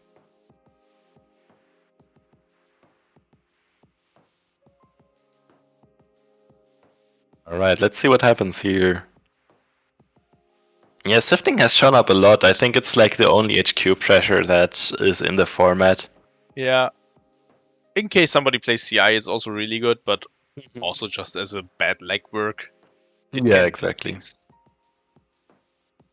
And I think what's most important about information sifting, as I've mentioned already, is that it's honestly just very interesting to play with like all Yeah. the mind games involved. Must be even more fun to play in person. Unfortunately, I didn't have an opportunity to do that yet. Yeah, I did that back when I was worse than I am now, and I remember of completely misreading Dome, who I thought was definitely flooded, but he hadn't got a single agenda in hand and was just SCI taking his time to think about what piles to put where, but it didn't really matter at that point. Yeah, we did see like a round ago someone split it into 4-1 runner accessing the one pile and winning the game of it.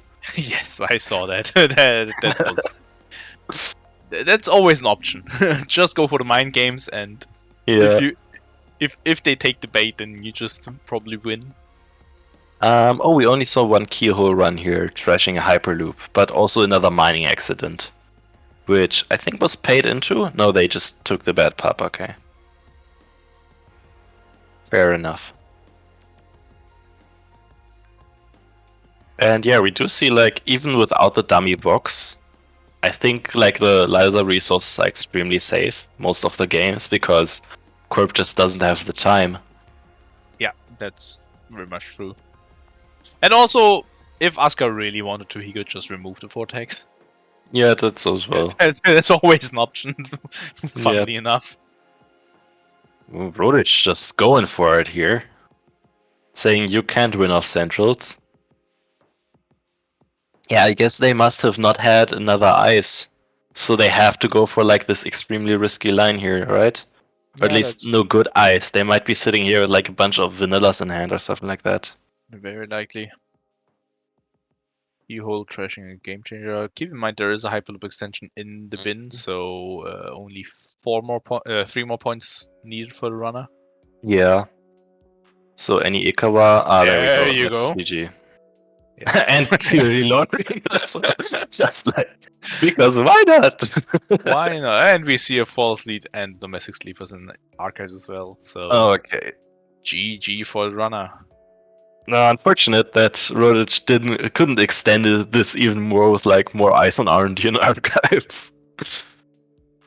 This was fun, a very close game. So excuse me for both players. Do we still have any other games going? Because they took some time. But yeah, we have Rhino, I guess. We're gonna jump into this. Rhino versus Matushchak. That's one of the. Oh yeah, let's have a look at tables. this game. Yeah, we're just hopping That should in. be Still on. running. Kit Oh yeah, versus and there's Sports. like, Yeah. first of all, some beautiful art on the table. That is. Second of all, a pretty interesting looking board state here. Mm-hmm. Yeah, this is. We are like, okay, runner only has 2 clicks. There's something with like 2 advancements. So first thing to check is, can they get in? And they can. No, they can't. They already used their stealth this turn. Darn.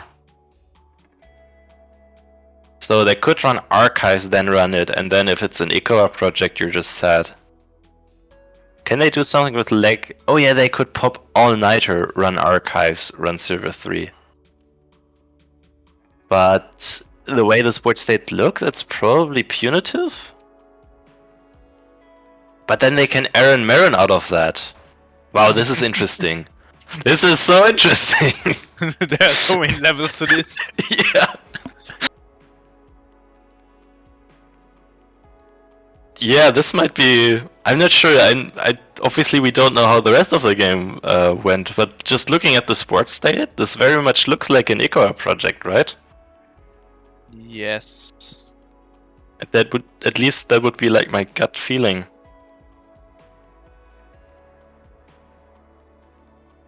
I wonder whether there's any punitive to fear here. Because I'm not sure, but it's- I'm seeing 2 sweepstreak in archives and also Lady Liberty. So I guess it would fit into the gameplay of punitiving as a Yeah. plan B. It looks kind of like it, right? Not much inf seen so far. Ikawa problems, yeah. They also just like start realizing that they might run into Ikawa problems. But yeah, they can go up to 3 clicks, run archives. If they access an agenda, then I guess it'd be that way. But if they access 4 points, they just click Film Critic. And win that way. There isn't a line that they can also click Film Critic in, I think. No, there isn't. But yeah, I think they can get in here and steal this. And even survive a punitive afterwards. Unless they actually dirty laundry archives, if they have that in hand, which then would kill them. Wait, no, it doesn't. They go down to 4 and then draw 2. They actually survive that too. But there are already 2 dirty laundries in archives, so that's unlikely to actually happen. Ooh, and there's Encore in archives. That's interesting. I'm not sure if that actually got fired or just discarded. And we're also seeing a lot of all-nighters, which also speaks for the fact that this Mhm. deck is pretty good in doing encore stuff. Yeah, definitely. I do wonder. Ooh, another cloak getting put down. This also works. Yeah. Well, they're a bit short on credits to actually get in and steal an Ikawa, right? Because they can't pay the 2. So they'd have to have exactly Dirty Laundry archives. Ooh. Oh, Dragon Parisha probably. Never yes. mind.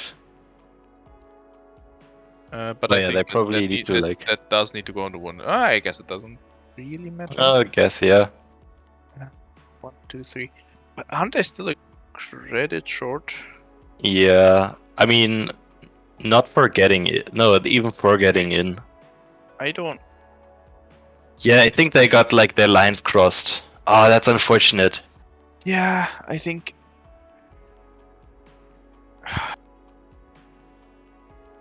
Oh, this is so unfortunate. Yeah, they got their lines crossed. This also sometimes happens to me. I hate when this happens.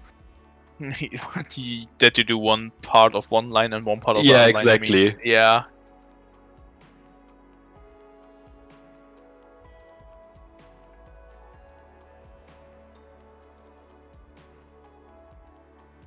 You basically will not have the clicks for stealing the Ikawa here, right? That's the problem. Yes. Yeah, either you that's won't have the click or you won't have the 2 credits. Yeah, yeah. That is a Wotan. Wow. Oh no! Oh no! They could have gotten Roost, so close. Oh. What a, this was a really tough one, eh? Like, oof. Oh wow! we just saw this one turn, but this turn was already was screwing more or with less- everyone's brain. Yeah, no, this was really hard, and you know, like all respect to Rhino, this was hard to brain through and just pull off. Yeah. And Darikawa on the table on the Film Critic was one thing, but there could have been another one there. So, he's so close. And then 7 cards face down in the archives as well. Wow. Yeah. Ah, alright, yeah, Sleepers if Sleepers are in archives, then the run doesn't even get you tokens for Amakua and Yeah, helps oh, the corp. Yeah. Yeah, good game. That was the last game of the 3rd round, I believe. Nobody else playing Yes. anything. We have the results soon. I'm gonna keep refreshing Cobra. What a game! What a setup! What a situation here. Kind of harsh. Not gonna lie. This was really tough. But that's the way we roll. And this was round 3, so that means after the results we're gonna know the top 3 players. Hopefully, I don't know if there's any kind of what you No, call them, it- tiebreakers. it- No, shouldn't be. It is a clean cut. No, there wouldn't have been tiebreakers, but Ah, it is- beautiful. it even is just a clean cut. Let me announce that. Ooh, to the Matushchak jumping. players. Yeah, exactly. I'm going to put up things on the screen right now so you can see them as well. So after the round, and I'm just going to give you all the results as well so that you can see them in all their glory. We had a split on the top table, which means that Matushchak, with this sweep on table 2, jumps into in the front, and then the rest of the field also had fairly splitty setups. But now let's look at the standings after 3 rounds. We have Matushchak on top with 18 points, so going into the final. And then Rotaj and Tuk the Gut are gonna repeat the game. That's basically it. We just saw them on stream, but well, we didn't know that, right? Okay, so we're just gonna give them another chance to have fun with this. And in the meantime, huge shout outs to everybody in the chat. Fireblaze, thank you so much. Or should it be Fireblazel or Fireblaze 2? I don't know. I hope I'm not doing this wrong. But thanks for being there. Snoopy, welcome. Hello, and thanks for watching. And Meta, or Metaphor, is actually in there as well. And no, it wasn't an NGO. No NGOs in the house. But Chella was in the house, so there we go, right? Fun times ahead for sure. Very happy to see all the names around and on the screens. We're gonna be probably taking a break. Let's take a look. Do we have an official announcement about any possible breaks? We have Lost Geek announcing things. Clean cut. Yep. I Details. am still talking to the players, Sure and I thing. will ask them whether they need a break. Yeah. Yeah, I'm gonna probably sit out probably the first game of the cut, unfortunately, to get some food in me. No But worries. I'll definitely Okay. be back for the finals. Yeah, I'll see you Percomas, then. Yeah, Percomas, if you're watching us, you might want to jump in or not. Totally up for you. Oh yeah. Quick question: how many games with the top player? 1 or 2? Do the runner-up do they have to win 2 games or just 1? I mean, like, both matches are just single-sided, so Okay. the the player winning the first game needs to also win the second game to win the tournament, but that's it. There are just two Okay, cool. games of Netrunner happening. Whoever came up with top 3, thank you so much. This is making things way more exciting, especially for casual events where you want to have a bit of fun at the end, but you don't want to stretch it out to like a top 4 or top 8 where you have to do the double elimination, all that stuff, which is great. In huge tournaments, it's really loads of fun and it's kind of going for the distance, but in smaller events, and especially in casual, like top 3 is just cool. Percomus is back with us. Hello there. Hello. And the good thing Hello. about top 3 is it it makes seeding relevant as well, right? Yeah. So Yeah, that is very much true. As picking the side, especially in a meta like this, can be pretty much game deciding already. Yep. Well, I have some news for you. We're gonna see sports metal in the final for sure. We're gonna see sports metal. This is like Worlds, huh? At some point, or the Intercontinentals, basically. Criminals in sports metal. Yeah, been there, done that. But yeah, Snoopy saying it was Falk doing Eurijo and German nuts. Eurijo, jeez, I would love to go to Eurijo again. Those were cool events that I remember watching the streams from, and yeah, those were the days. But hey, we're still in the glory days of Netrunner. Every new day is a glory day as well. Woo-hoo. So yeah, we're gonna be expecting those players soon. They're just deciding on the sides. They're deciding on things. A lot of decisions. They want to be keyholed to death or enforced to death. Rotor's basically doing a lot of deep thinking. And yeah. Enforced to death sounds like Yeah, I mean, fun Enforcer is a sentence. cool card. And it's one Just of those asking in chat about what side to pick. Yeah. We should have a vote. Which side should Rotage play? No, I'm kidding. I mean, oh no, Can we do yeah. that? Can't we do that? We Isn't there a can. button in here? I wish I could run a quick poll, but it would be a bit funny. Let's just everybody on the chat have a vote, and then we're gonna count it, okay? And Rotage is the final decision, of course, maker here. So nobody's blaming anybody for choosing any side, but just for the content. So we have one vote for Exile. Fair enough. Exile is cool. Also, on the how cool is Enforcer? Do you remember the Enforcer paper box, like for coding the cards? How Yeah. one of the yeah. coolest boxes ever, Yeah. right? There's 2 exiles. Yeah. Fireblast, I do Rota's know that we staying, have a I'll poll. go I'm though. just not gonna click around to get in there. But yeah, we have votes for Exile, and there's not like hundreds of people watching, so it's cool. Exile it is. Okay, we had 3 unanimous votes here. We're not gonna wait for 20 other people saying no, play Corp. It's gonna be Exile for the stream. And welcome Tony Hop as well. Or you probably wrote things earlier as well. Missed you You there. say Tony Hawk. No, it's Tony Hawk, the one- who's kind of Okay. he's kind of like Tony Hawk. But did you know that nobody believes Tony Hawk that he's Tony Hawk because he doesn't look? Yeah, like I Tony know Hawk? all the memes. I know all the Tony Hawk memes. Anyway, I mean, imagine being like a famous person, but you're so famous for doing one thing that's not your face that nobody actually knows your face, which is cool. Hey, I mean, all the power to Tony Hawk, who is a legend in some ways. Okay, so we're gonna have now. The question is, game is up. Oh, whoa, they're really speeding through this, huh? It's like no mercy. Okay, game is up. Yeah, okay, we're switching there. I'm gonna leave the two of you for the commentating. You're already in the table as well. Nobody told me anything. Here we go. Yes, we are. All right. The classic matchup of Exile is sports metal. One for Classic, isn't it? Yeah. So I wonder how many gatekeepers are going to be face checked this game. Depends on the number of keyholes played. Yes. The ratio to gatekeepers compared to keyhole was excellent in the past 2 games. I have to say. Yeah, I mean, one round, not the round before the second round, and the 20 minutes before the timer, right? This is a fast meta. Yeah, it is astonishingly fast, to be honest. Like there were some games that took a lot of turns, but in general, for the little amount of econ that exists in this meta, it is surprisingly fast. Yeah, I mean, give Corps no recursion, but give them game changer. I guess that Yeah. helps.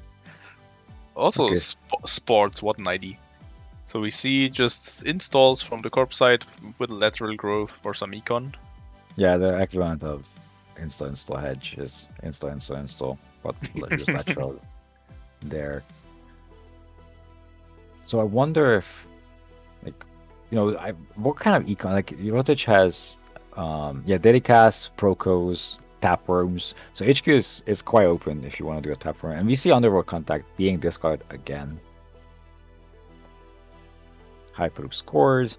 Asker just getting some money and getting some points. And some cards.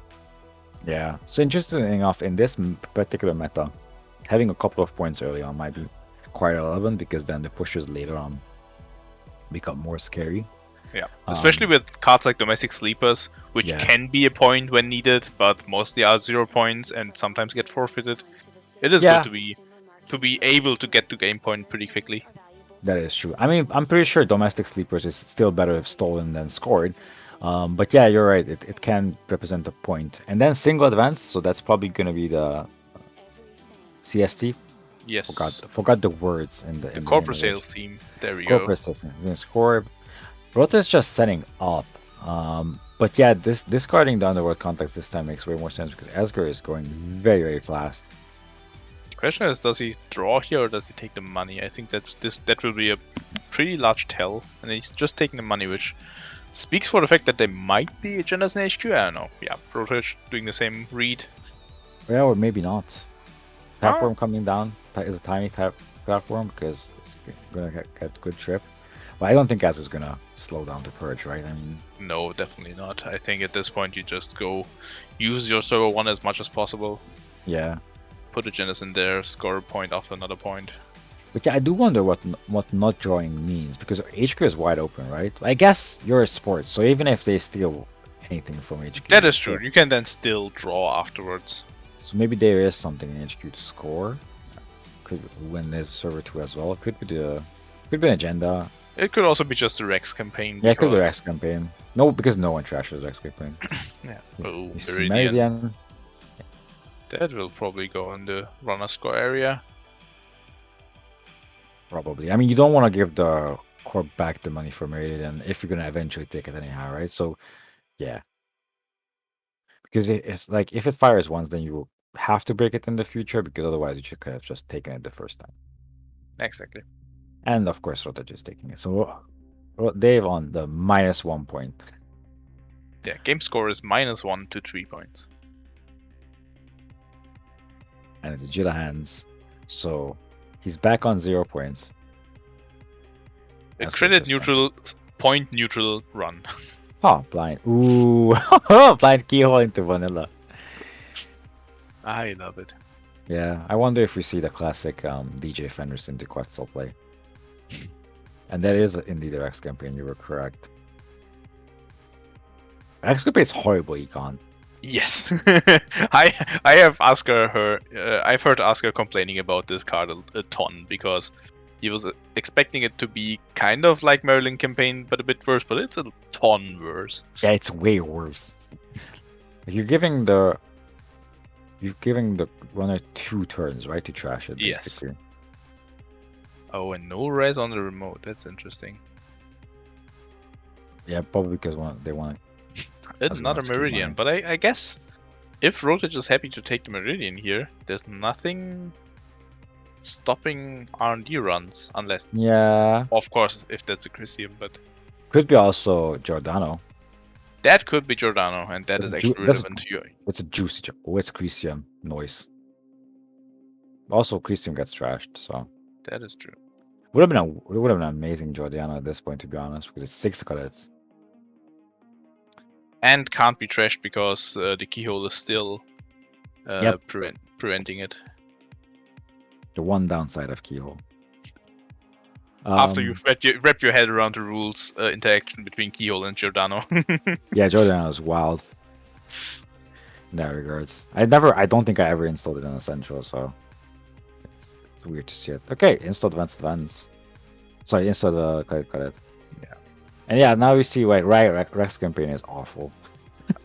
Paid the credit, waited 2 turns, and still got nothing out of it. Yes. I guess the runner lost 3 credits, which is relevant. Yeah, I mean, runner spent clicks and credits and did something. That's true. Just want to say that, and Enforcer here would be pretty devastating, and there we go. Snap res on the Enforcer. 2 clicks down the drain, get a brain damage. Roku lucky enough, not a virtual resource.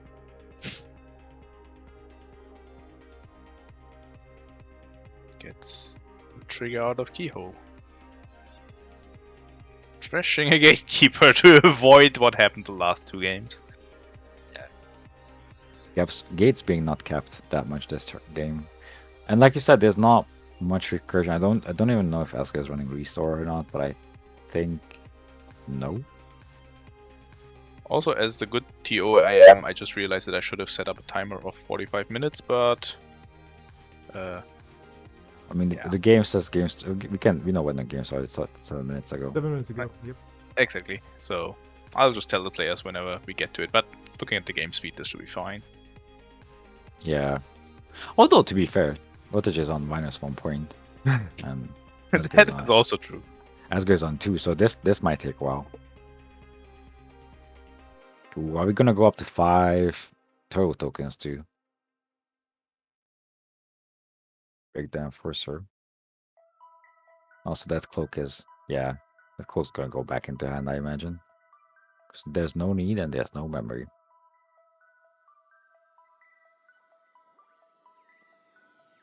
I do wonder. Sifir is the console, right? So, oh yeah, Drake has Leprechaun. Opting not to install Leprechaun.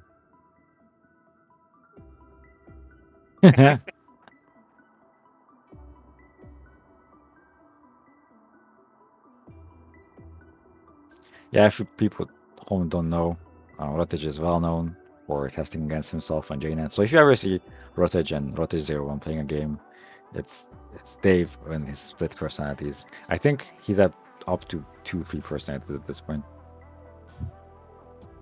Just testing. That's what the reference is to in the chat as well. So yeah, I mean, Rotage building up to Omoku counters, I guess. And I guess Asgard at some point will need to purge with this Omakua ticking and the Tapworm. Maybe this is a game where we actually see a purge now. Yeah, but it's kind of awkward, right? Because you never want to give a turn. But yeah, so you have 2 targets to purge for, and that's why combining Tapworm and Omakua without. I guess we're up against Axel, right? So there's bound to be clone chips at one point. We see That is true. Gila Hands. Is it Gila Hands or Gila Hands? I'm never sure. I don't think we ever got spelling guides from FFG, so No. who knows? Definitely arcology, that's what I can tell you. Thank you, Esper. And it also should be hands. That's true. Yeah. So domestic Oh. sneakers have been allowed out sneakily. I do you trashed Dara. Get off tempo off the board. -1 point, 4 agendas in the runner square area. Everything is fine. Yeah, so fast break is now breaking better. It it's isn't- like- Yeah, It's a it is now just a diesel-ish. but it's now draw for install. Yeah. Install things. We see Clonchin coming down, so Purge now is slightly worse than it was before. This does look pretty good for Asker, but at 4 credits, his options are still kind of limited. So Yeah. clicking of Gila hands continues. Big, showing off hands and picking out the hands. And yeah, just putting things in the remote. Even into account that this could actually be in New Angels, it could be actually Gila. I don't know. Ooh, that Fair is enough. definitely an option I never considered. That is fair enough. So just keyholding through Enforcer. I guess you do the trash in the brain again because there's no console and virtual resources. Oh, taking the brain. Losing into it. I mean, I guess if your hand is filled with programs and you're exile, you're fine with that. Yes. Ooh, that is a good hit. Because that thing landing on R&D would have stopped this game right in its tracks. Yeah. Also, one thing I completely forgot is that keyhole isn't like Stargate. So we don't have information of what Rotage is actually seeing. We just see the card trashed. Yeah. And Although once that information wouldn't help because the corp shuffles R&D anyway, so none of the players knows what is on top of R&D now. yeah, but for us, like what decision was based on, and Yeah, Yeah. that is true. But yes, there's some information gained to be from that. But it makes me remember the days of, when you actually keyhole someone in person and just look at their top 3 cards in your hand and try to put them back in. Oh, you actually shuffle, so it doesn't matter. And Rex campaign blocking the scoring remote. Yeah, that is what it does. That is a good description of what Rex campaign does right now. I mean, Asgore is hell bent on getting that 5 credits. I do kind of wonder whether this is actually a good play, because using the remote even just to push some agendas would be better than just waiting around. Yeah, there we go. Yeah, but I mean, you can always just heal hands and then, put more ice around and just build up. Because like there's a Omakua, but enforcers are still annoying. No res on the ice. What is the ice? Maybe it is an enforcer. I would expect the gatekeeper that's waiting for a better turn to hit. Oh, there we go. Ooh, This is the surprise huge one. macrophage. So yeah, you don't push the traces, right? You might push the trash one. Yes, although is Maybe it would you- that relevant? Like, Well- is the runner really running archives 5 times to get enough tokens to get through Enforcer? I don't know about that. Yeah, I would. Oh, Exile has a link. Because I was Oh, thinking, that is I true. was thinking if it's worth to just push 2 credits to get rid of Omakua. But yeah, Rotage is on Exile with clone chips, so probably not. Doesn't do enough. Yeah, you just take the value, right, of the traces natural money. Yeah. And I they're guess- actually pushing the. Yeah, I Ambient was chip. actually asking a good question. Is it worth 2 Oh. credits to get this access? And yeah, the answer is no, I guess. Well, you know why, right? Because maybe Ikawa. Well, I guess then with even 1 credit, you can't access Ikawa anyhow. Yeah. But yeah, the question is it worth all your money? And wonder what server free is. Is it another Rex campaign? Can it be another Rex campaign? There's one more, I guess, somewhere.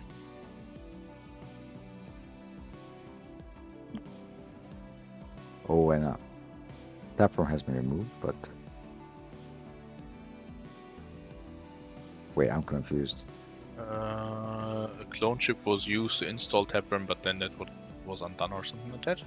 Yeah, because there was no successful run, right? Yes, that's probably it. Or was there success? No, there was a successful run on Rex campaign. I don't In know. any case, players undid that. Yeah. Hyperloop got scored, Asgard took 2 credits, and game continues. Yeah, I mean, I think at this point, if Asgard just finds Game guess Changer gives you free clicks, right? So if you Game Changer click one, you still can't score any Gaba from hand. Yeah. Because, first of all, that, and second of all, he's only on 7 credits, so Yeah. Changer still costs 6 credits. But what I was wondering if he just from now on just monies up and protects himself and then just core Game Changer at one point. This is also an option. Yeah, Just I do click wanna on point out- MDA a bunch. Rotech has 4 things in the score area and is on -1 point. But we see Film Critic hit the board. That's why it was weird that he's playing Ikaba with punitives. Like, Film Critic seems to be a good option in the meta. It's 1 credit and solves so many problems. Sorry, 1 Yeah. influence. Yeah, although he could have gone the typical route of first building your corp deck, then looking at runner, and then not having time to rethink your corp strategy. That's fair So enough. at that point, you probably just stick with the punitive plan and hope people just don't draw their film critics quickly enough.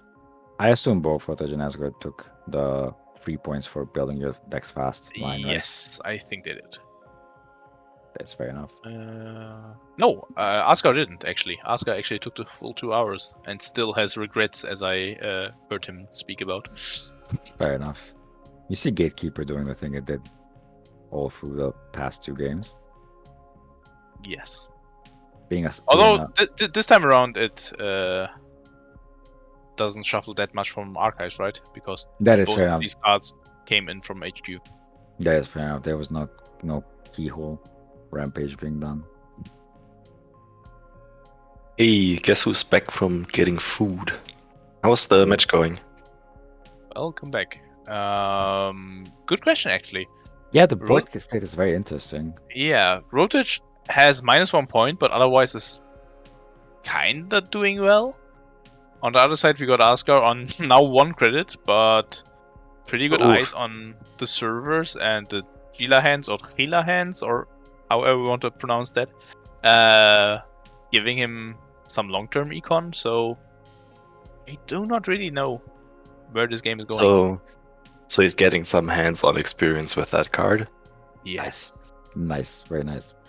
Yeah, that is okay. So yeah, the game looks, I'm gonna say fairly even, right? Because yeah, Rotech has -1 point, but he has Proco on the board, Keyhole, Amakula, Film Critic.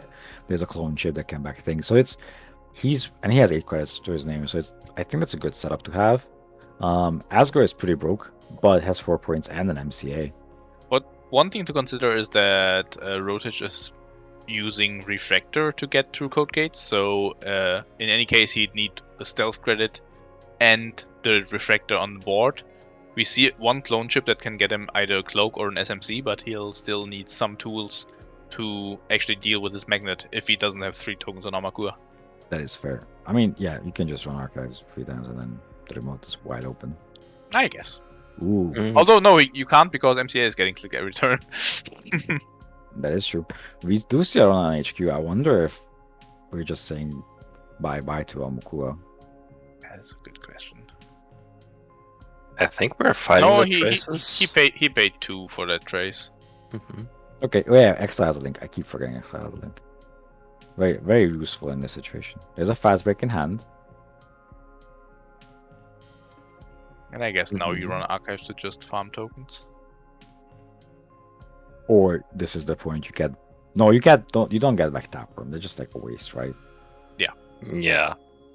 Run out just Corp just as 1 credit. Also, you not cannot worth get it. back tap burn because they got removed from game.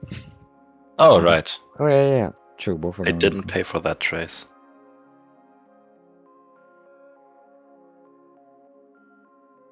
You know what Asgore could do? Pop MCA and value Jita hands away. Right, that thing is not once per turn. No, it is not. That's that's a line. I guess that would actually make somewhat sense if they are sitting on like an easy game changer win in hand and just need the money. Yeah, well, So- probably like MCA is still better value just clicking away. Yeah, you still can do MCA stuff to just win that way. I think you found a worse campaign than Rex campaign, which is MCA Gila Hands campaign. Fair enough. First campaign. Fair enough. I'm still better than just clicking for credits with MCA. That is true. That is true. I mean, if Asgore was on 5, he could score Ikawa next turn and then just win. Mm-hmm. So He's having a big think about what to discard here. Must Yeah. be. That implies that he's somewhat flooded, right? not necessarily, but maybe he likes all the cards in his hand. You know, he has a fast break at least, right? Mm. Maybe there's game changer in there as well. Yeah, and then possibly a winning agenda. Oh, and we Ooh. see Sleevers get thrown away here. Yeah.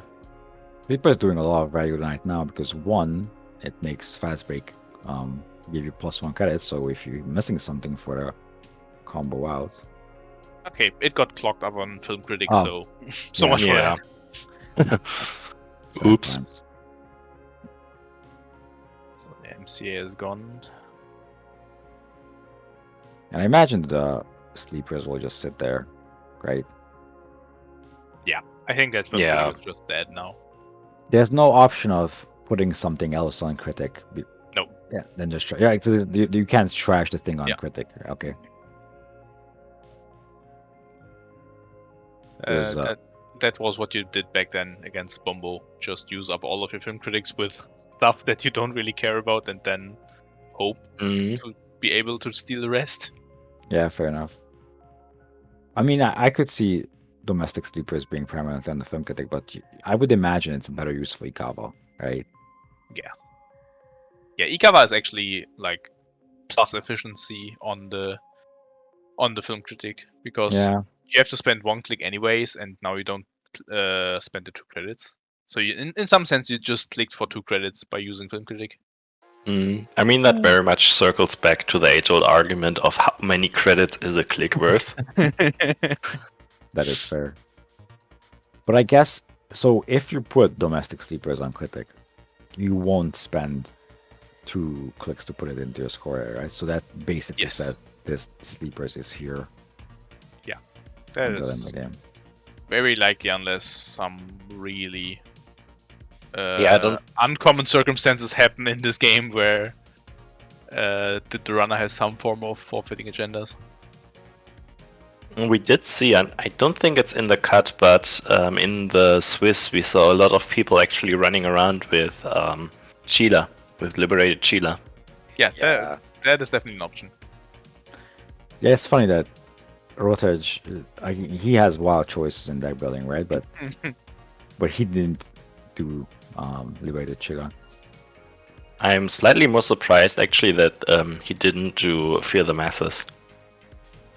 That is fair.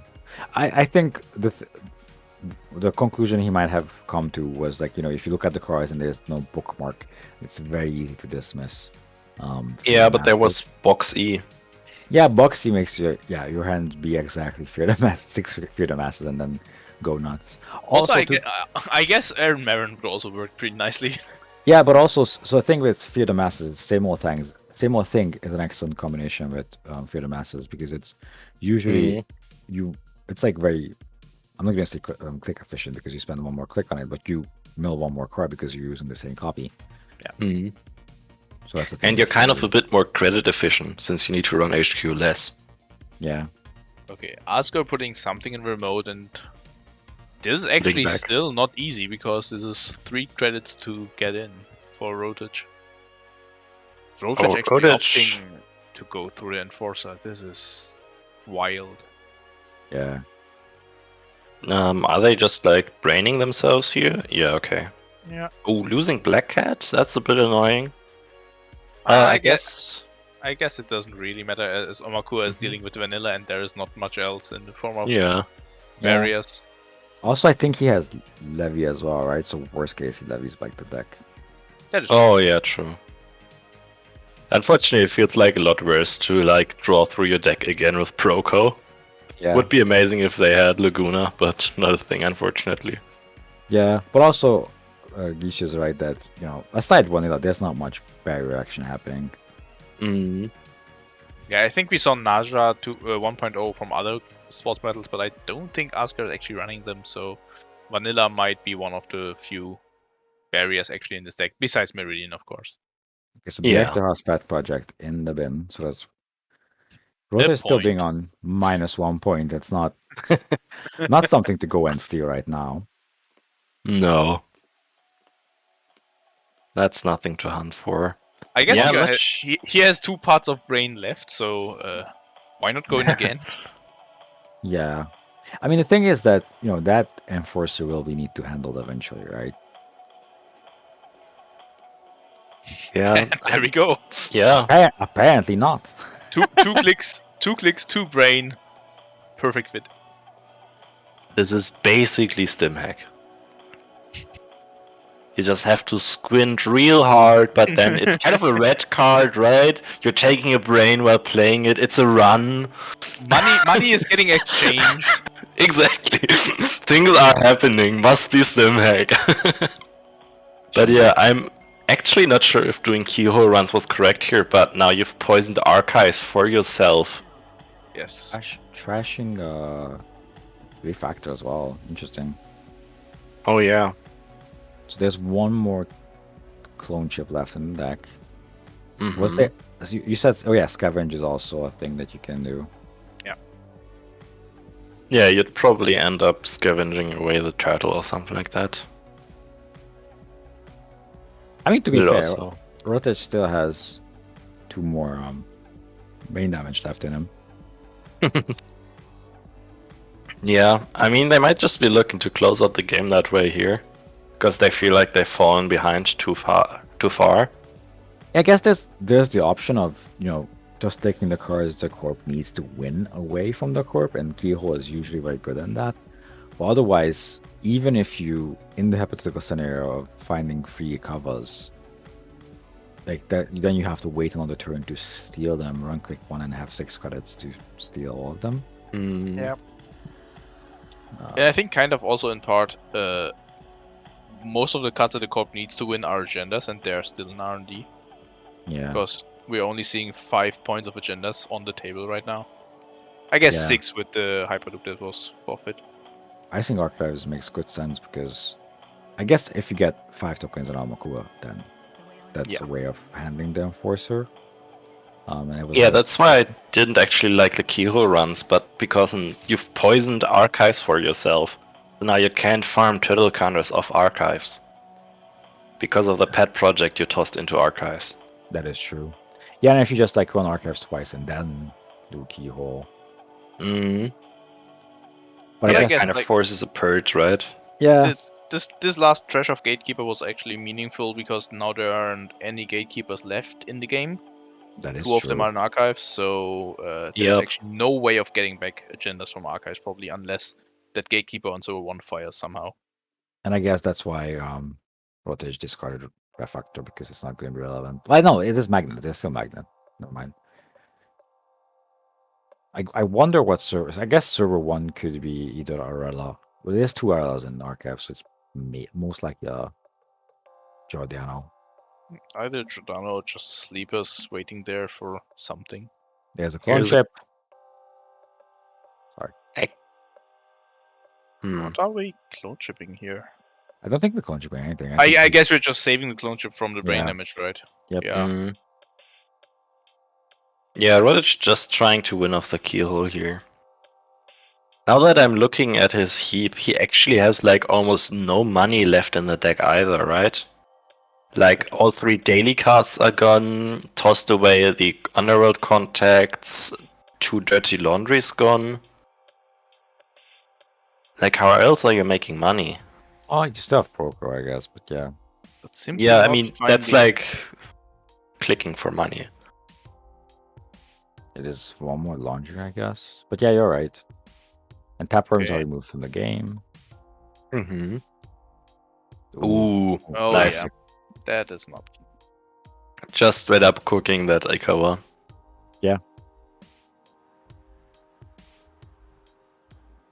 Recognizing the 4 clicks are enough. And even spend the clicking for credit. Nice. All right, GG. That was very well played. So now Asger plays Matuszczak, and Matuszczak picks the side, if I understand correctly. Yes. Mhm. That was an interesting game, to be honest.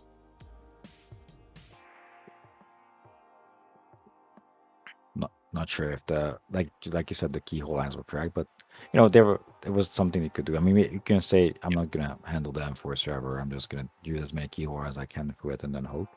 Yeah, also to be honest, if the keyhole hits would have been a bit different, there could be a lot more points in archives right now. That's true. So- Could have been like 4 points easily. And Yeah, I do think that Rotage knows how to keyhole pretty well, so he maybe just have realized that if he doesn't hit anything, he's lost anyways, so might as well go for it. And use the brain damage as kind of a resource. That is fair enough. Yeah. Because if you're sitting there with 4 agendas in your score area, fast breakers online, game changers online, something can happen all the time. Yeah. And I guess if you find the game changers at keyhole, for example, that also helps you a bit, I guess. Yeah, it was like a very anarch way of playing, right? You just sacrifice everything in the hopes of finding the last few points. Very thematic for Keyhole. But I guess Asger also had a very, very fast start. He went up to 4 points quite fast, right? So and then it just gets awkward because you have Yeah, to- he's constantly like threatening just winning at some point with Game Changer. Rogic probably was thinking that the time it would take him to get back to a good point money-wise, it would be enough time for Asger to do the same, and then just score out with Game Changer because Rodham just can't get enough points in the meantime.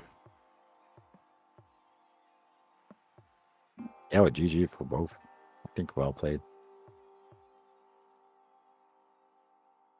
Alright, we got a decision of Matuszczak running against Asger, but they want to take a 5-minute break, so I guess we have some more time to think about these games.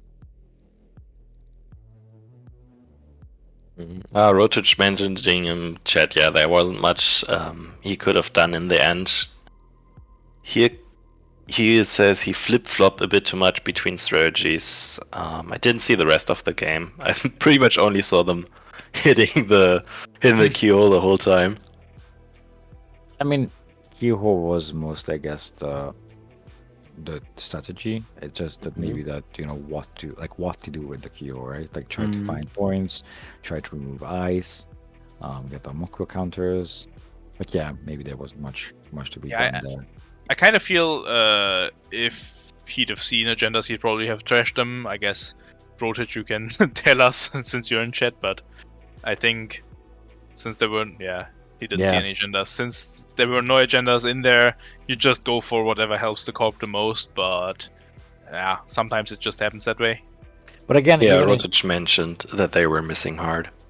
Yeah, but again, even if you find, like, Rotich was on -1 points, right?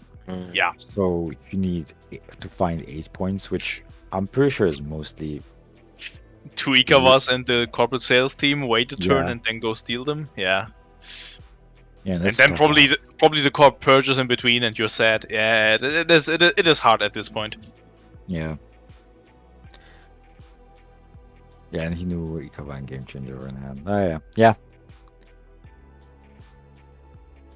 Yeah, the game was just very fast. Like I guess if the game went long and then and like you mentioned that most of his econ was in the bin, right? So I still kind of feel like if the runner somehow managed to install the Underworld contacts, that would have helped. But then again, if you take the time to install them, you probably lose somewhere before they actually pay out. Yeah, that's the problem, right? Because you also need the link. Yeah, you need 1 borrowed satellite, which costs like 3, 4, 2, some number.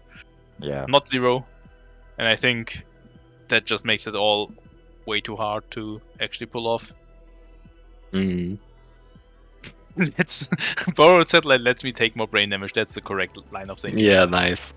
Spraybill actually ask a very pertinent question is, they woke up a bit late and they want to know how Corp runner side balance actually has been. Because usually in RAM it has been that one side is pretty far ahead of the other. But in this I feel like it's pretty balanced, right? Looking at the numbers, okay, I don't know what Cobra is doing and why I'm seeing a lot of like small numbers for the players. Kinda doesn't seem to do the splits correctly. That's unfortunate. There seem to be a bit more runner splits than Corp splits. Actually, there seemed to be a lot. Maybe runner was actually favored, but I felt like, at least from watching the games, it felt fairly balanced. Yeah. But I think what might be happening is that runners, and I think Lisa, for example, has a good cream econ. So this particular RAM seems to be around econ because it looks like that Corp doesn't have access to that good of an econ, and that's why opting for sports is maybe a good idea because that's also like some kind of econ. Yes. I mean, if Asgo is running Rex campaign, that's sign of times, right? So Yeah. so probably runner is more ahead on that, but not by much because if you play again criminal, you have access to Armarin, you have Hot Pursuit and Tapworm and Dirty Laundry and Dedicast, and I think that was basically the most of the econ that we saw. Asgar saying Asgar didn't read all of the cards before including it. Okay, that Purple says campaign must be good. Slot. Yeah. So maybe runner is slightly ahead, to be honest. Yeah, I think there's like advanced assembly lines, for example, that HB can play as some form of econ, but I do agree. I think also the case is that while runner econ might be a bit stronger than corp econ in general in this pool, runner also needs a bit more money than the corp to be able to play the game. So I think in the end it was still kind of even. Yeah, for example, you said that maybe Vesper, that barrier breaking seems to be a difficulty in the format. Yeah, it's a giant problem, honestly. So I guess if you have like decently sized barriers, those kind of stop people in their tracks, and then you need econ to actually break those barriers. Yeah, I was actually a fan of the few Waylands that we saw, which were on like Building Block, Oversight AI, Chiyashi, Curtain Wall, that type of thing. Even with like the with Red Tape, for example, and Bastion, that was like really, really strong. Yeah, Raw Rhino is also mentioning that Building Block with Curtain Wall worked out well for them. Yeah, I mean a strength 10 barrier with I think 3 subroutines, right? Yeah, 3 subs. And barrier breakers in the format being Inti, Black Cat, Tycoon. That's pretty much it. There were like 2 more, but they were similarly bad. I guess Sifir is also in the format. There was Yusuf, Yeah, Yusuf. which also, yeah, why bother, right? You aren't getting enough runs with that. Yeah, what's just correct. Make If it worth Blue, it. if Blue Sun was in this meta, that would have been pretty dope. Oh, yeah. That would have been fun. Okay, so this game is created.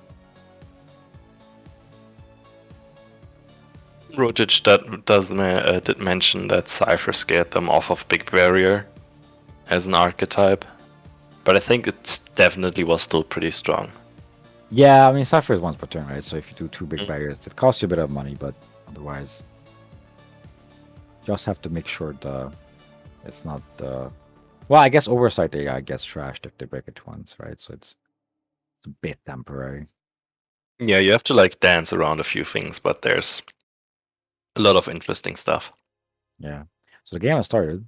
We're gonna see Esker being on sports against Matushchakan and Lisa. Yeah, Yes. Asker did keep their hand. Matushek went for a mulligan. Yeah. So I assume this means that Matushchak assumes Lisa is favored. It kind of fits what we discussed just now. Yeah, let's see if we have like another fun time with Giordano versus Liza interaction stuff. So what are the odds on server 1 being a Hyperloop or a Rex campaign? I don't know, like 33 on each, and then other 33 on domestic sleepers probably. Yeah, probably.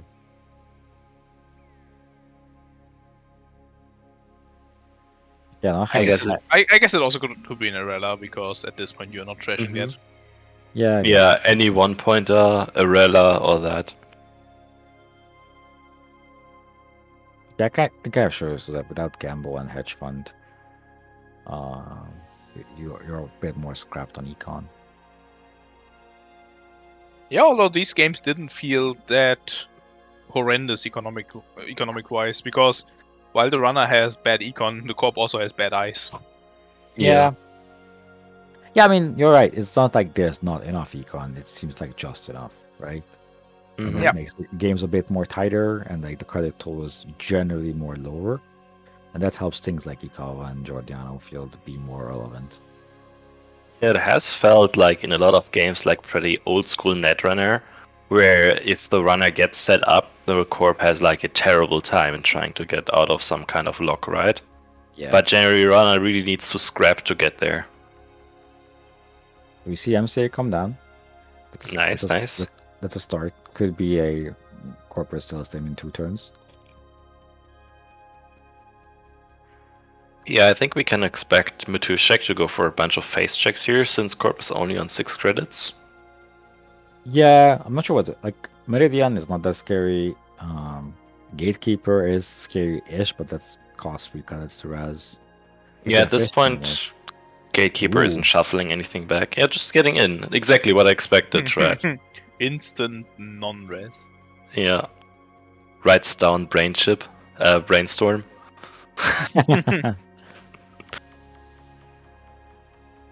Could be an enforcer, I guess. But anything else you would res, right, to protect them? Yeah. I mean, it's always weird to res a Gatekeeper there. Imagine it was a magnet. Do you res it there? Like, going down to 3 credits is also kind of awkward. Oh, why not? Depends on your hand. I'd do it in a heartbeat if I was holding on to like a literal growth, but otherwise, yeah. Yeah, but I mean, If it's something that you can rest, now the runner is forced to find a solution, otherwise the MC. But I guess then they will go with your essentials. I don't know. Mhm. Yeah, very much influenced by the makeup of your hand. You see Krasentis and Blackfile being discarded. You kind of want to keep Blackfire for this matchup, but Probably the other cards in the hand are more relevant. yeah, most likely. I do wonder Okay. I do wonder if, depending on how the game plays out, if there's, if more likely that the extra turns will help. Banco comes down. And there's no rest still. Is that just an enforcer? Maybe it's a macrophage and that doesn't do much. Yeah, that is also a good call. Mm-hmm. But I'm also wondering about the SMC discard actually, because why didn't he install? I guess he doesn't have the money for it, but Yeah. otherwise, Yeah. Namakura would have hit the table at this point. Maybe. Actually didn't have enough money to get down a turtle, Mm-hmm. since he was just on 2 credits at the start of his turn. So he would have had to like click for a credit, install turtle, run. That seems bad. Yeah. And this way, so far you can say Macrophage isn't a real card. And then once turtle is down, it very much becomes real, right? Oh. And Tapeworm. Platform is out. Now macrophage becomes a bit more relevant. One thing I wonder is maybe Asker is letting go of MC and Giant because he's prioritizing something else. And just saying that the money is more relevant than to rest dice to protect things that makes the runner go broke. But I'm not sure what that is. I mean, he's kind of keeping the runner busy, right? And he doesn't mind too much just getting them go up to 1 point here. Yeah. Although again, I think losing the MCA feels a bit more painful. Yeah, the MCA I definitely would have considered as more for. So it's, I mean, the Enforcer read seems pretty reasonable so far. Yeah. Either Enforcer or Macrophage both Mm-hmm. make a ton of sense. Yeah. Yeah, everything else he would probably rest, right? All right, we are slowly running out of Aaron Marin counters here. Time to find another agenda. So much fun. But yeah, they're very much keep on digging here. And there's just another SMC. I guess if they had this in the hand the whole time, then discarding the other one was probably fine. We also don't know the makeup of their deck. Maybe they are just on triple turtle, triple SMC, and they don't mind too much throwing one of those away. Yeah. Also, again, there might be something more important in hand. Mm-hmm. Like maybe the breakers are actually in hand. Yeah. I imagine if there was an Amokua involved, maybe that would have come down already. But maybe not. Maybe next turn is the turn when he will put down the Amokua because he has like enough econ padding. Yeah, he was like prioritizing the daily casts over the turtle. Yeah, I think that's a reasonable direction to take the game. I wonder what he's pondering card on the discard, and that probably means that there's a lot of good cards in hand. And they are actually tossing away the Tycoon. Makes sense though, as the barriers in this deck are actually not that problematic, especially if you got Namakura ticking. So we see Girahan's being scored. And let's see what gain 2, okay. And then getting an install. Since they are thinking so long, it's probably not just another agenda being slammed down. Ah, but something slammed down. Maybe it is an agenda after all. Yeah, maybe It is actually. It has been fine for Liza to just kind of take this the more slow approach so far, right? Because Corp hasn't been threatening that much. Yeah, and the agendas are not really tempo positive, even though you have the sportsman ability. There's Meridian. Yeah, this is an instant rest seeing them toss away Tycoon. Yeah. I guess we now know where they've got the second Tycoon in their deck. Because if he has one, then I still don't think you break it though. How much would it be to break? Because Tycoon was also pretty good, right? 3 to break. It's I still like guess. 3. Yeah. And they gain 2 of it. So it's like Yeah. half of letting the sub fire anyways. Yeah, that Yeah, is- they just take the point here. Still no res on that innermost. Probably not macrophage then. Lava. Ikawa. What? Oh, interesting. I guess they can't score that next turn. Otherwise, I would have resed in Enforcer here probably. Yeah, now we've seen Archives run for some more draws. Mm-hmm. This looks pretty good for Matushak. Yeah, putting down the Ikawa is a rough spot to be in. I guess the question for Asker was, where is it more safe, in HQ or in the remote? Mm-hmm. Or maybe he wants to, like, take a bit of money and advance it second time next turn just to slow roll it. Although I guess in any case he did get a Meridian trigger, so this is not that bad. The runner is now on 4 agendas and only 3 points, so Mm-hmm. That is true, but the problem is, like, I think a lot of you winning involves scoring Ikawa off a game changer. Plus, all of the CSTs are unaccounted for, yes, that is true. and that makes this kind of awkward. Like, 3 points is a lot. Like last game, Rotich had -1 points with 4 cards in the scored area. Yeah. And that's a very different spot to be in.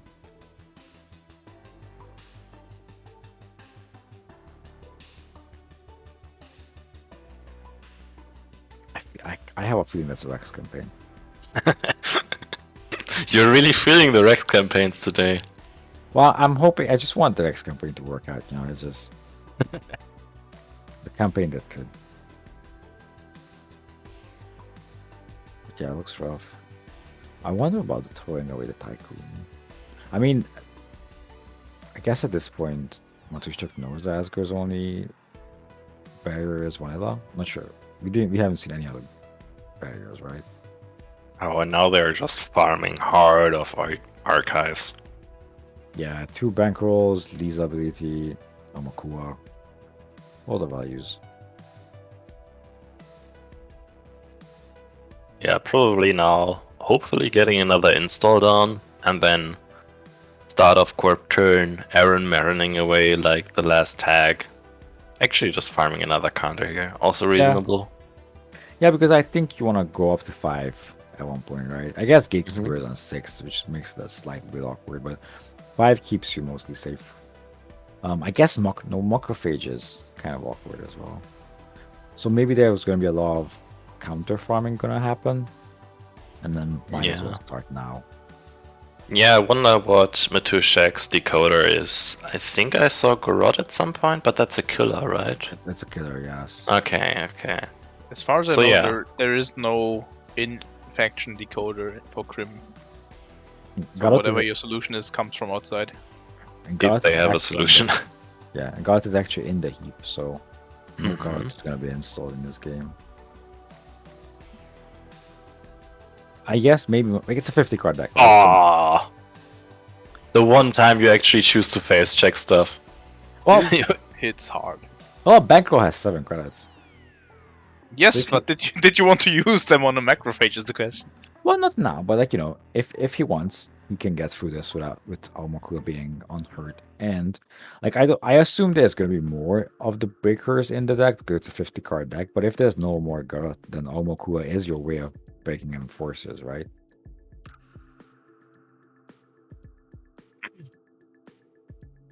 Alright, let's see what's happening here.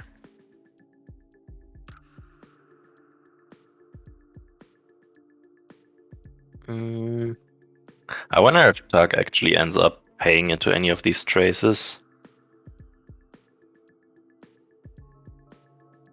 I don't think so. They probably need the money to just res anything else, have any stay in the game. Just going down to 0 here would probably be brutal.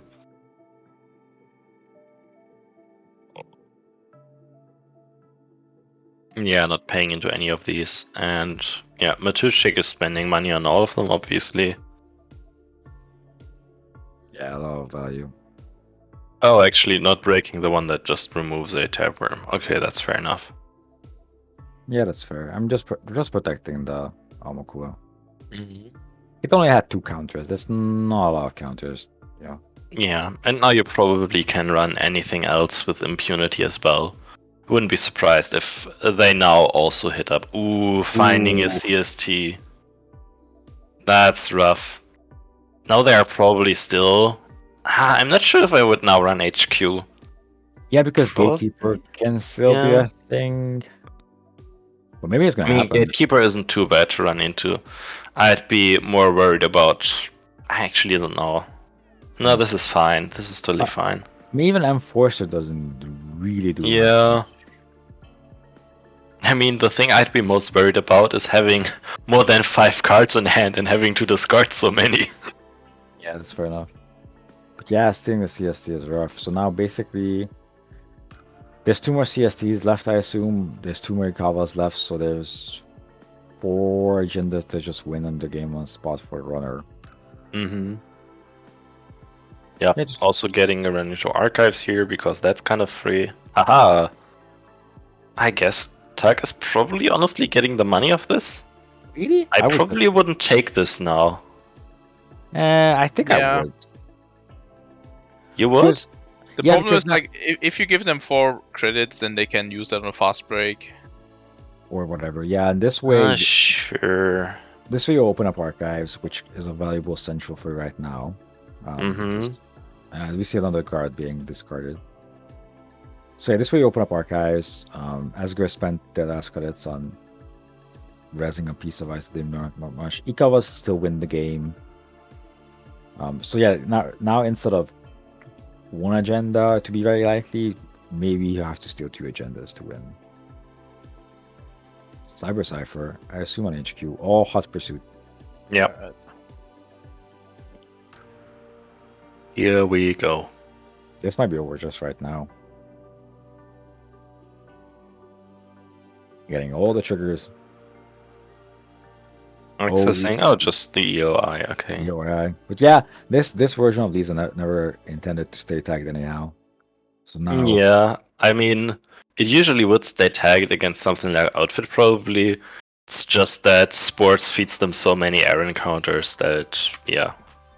yeah, there's no reason not to lose the error on top of it. Plus, now knowing about exchange, I think makes a lot of difference. Mm.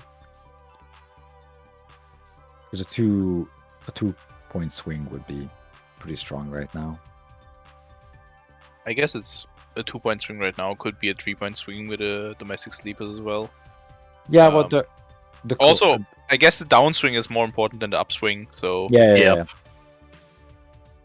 because Actually, if the runner was on 2 points right now, then this game looks very good for Asger, since a fast break into Game Changer would probably somehow result in a win. yeah, classic sports stuff of then I fast break, then I game changer, question mark into profit. Yes. Oh, there we go. Ah, okay. This There's is the Ikava. good game. Pretty flooded, unfortunately, on Asgar's side, it seems. Having like sniping that CST off the top was unfortunate. Yeah, I'm not sure whether the Ikawa was put in the remote with Ada because probably nothing else was in the remote to be put in. Yeah, it was the Enforcer on the remote, sadly. Mm-hmm. And it seems another agenda in server 2 as well. Oh no, he Yeah. didn't do Yeah. res also, we don't know actually what that is, but yeah. Yeah, No, probably. that- I Oh no, that the Aurela was trashed, right? But in any case, I think at this point the runner has a firm grasp on grip on this game and Mm. wins a lot of them in no matter what you have in hand. Yeah, and maybe if the runner doesn't know about the exchange and doesn't remove the tags for some reason with the 5 error counters they have, you have. Yeah. a window I to mean, exchange and But swing. then you get to a state where it's a game again and not where the corp just runs away with the game necessarily.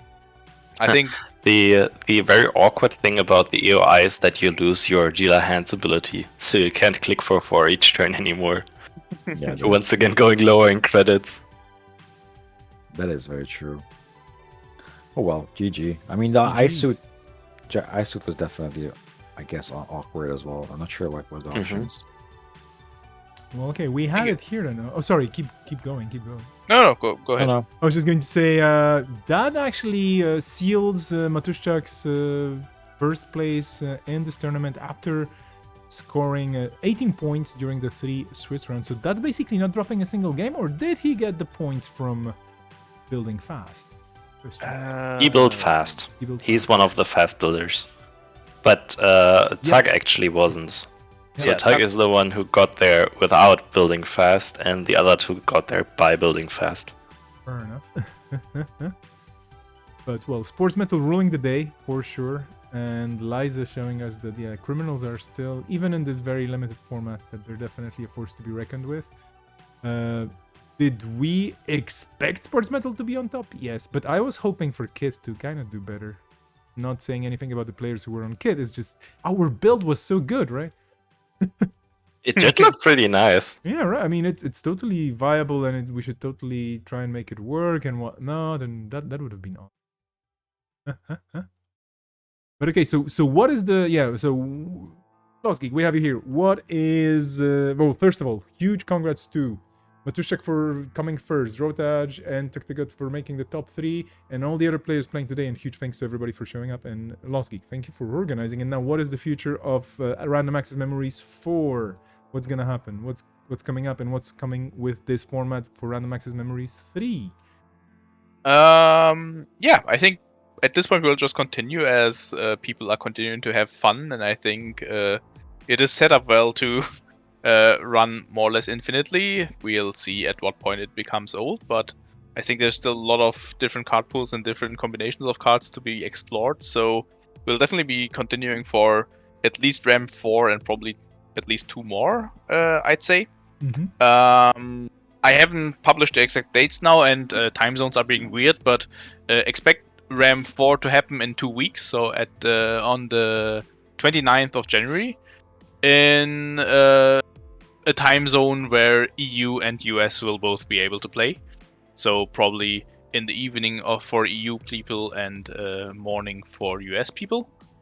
And yeah, I think that's the near future. The far future we'll see. Maybe somebody has a fun idea where we can give it all a spin, or maybe ban some or include some packs or something. But I expect this to be a format that will continue for the near future. Makes sense, because we have random access memory, so that's RAM. Should we have like ROM, or I don't know, like Flash or other types of memory? What would that be?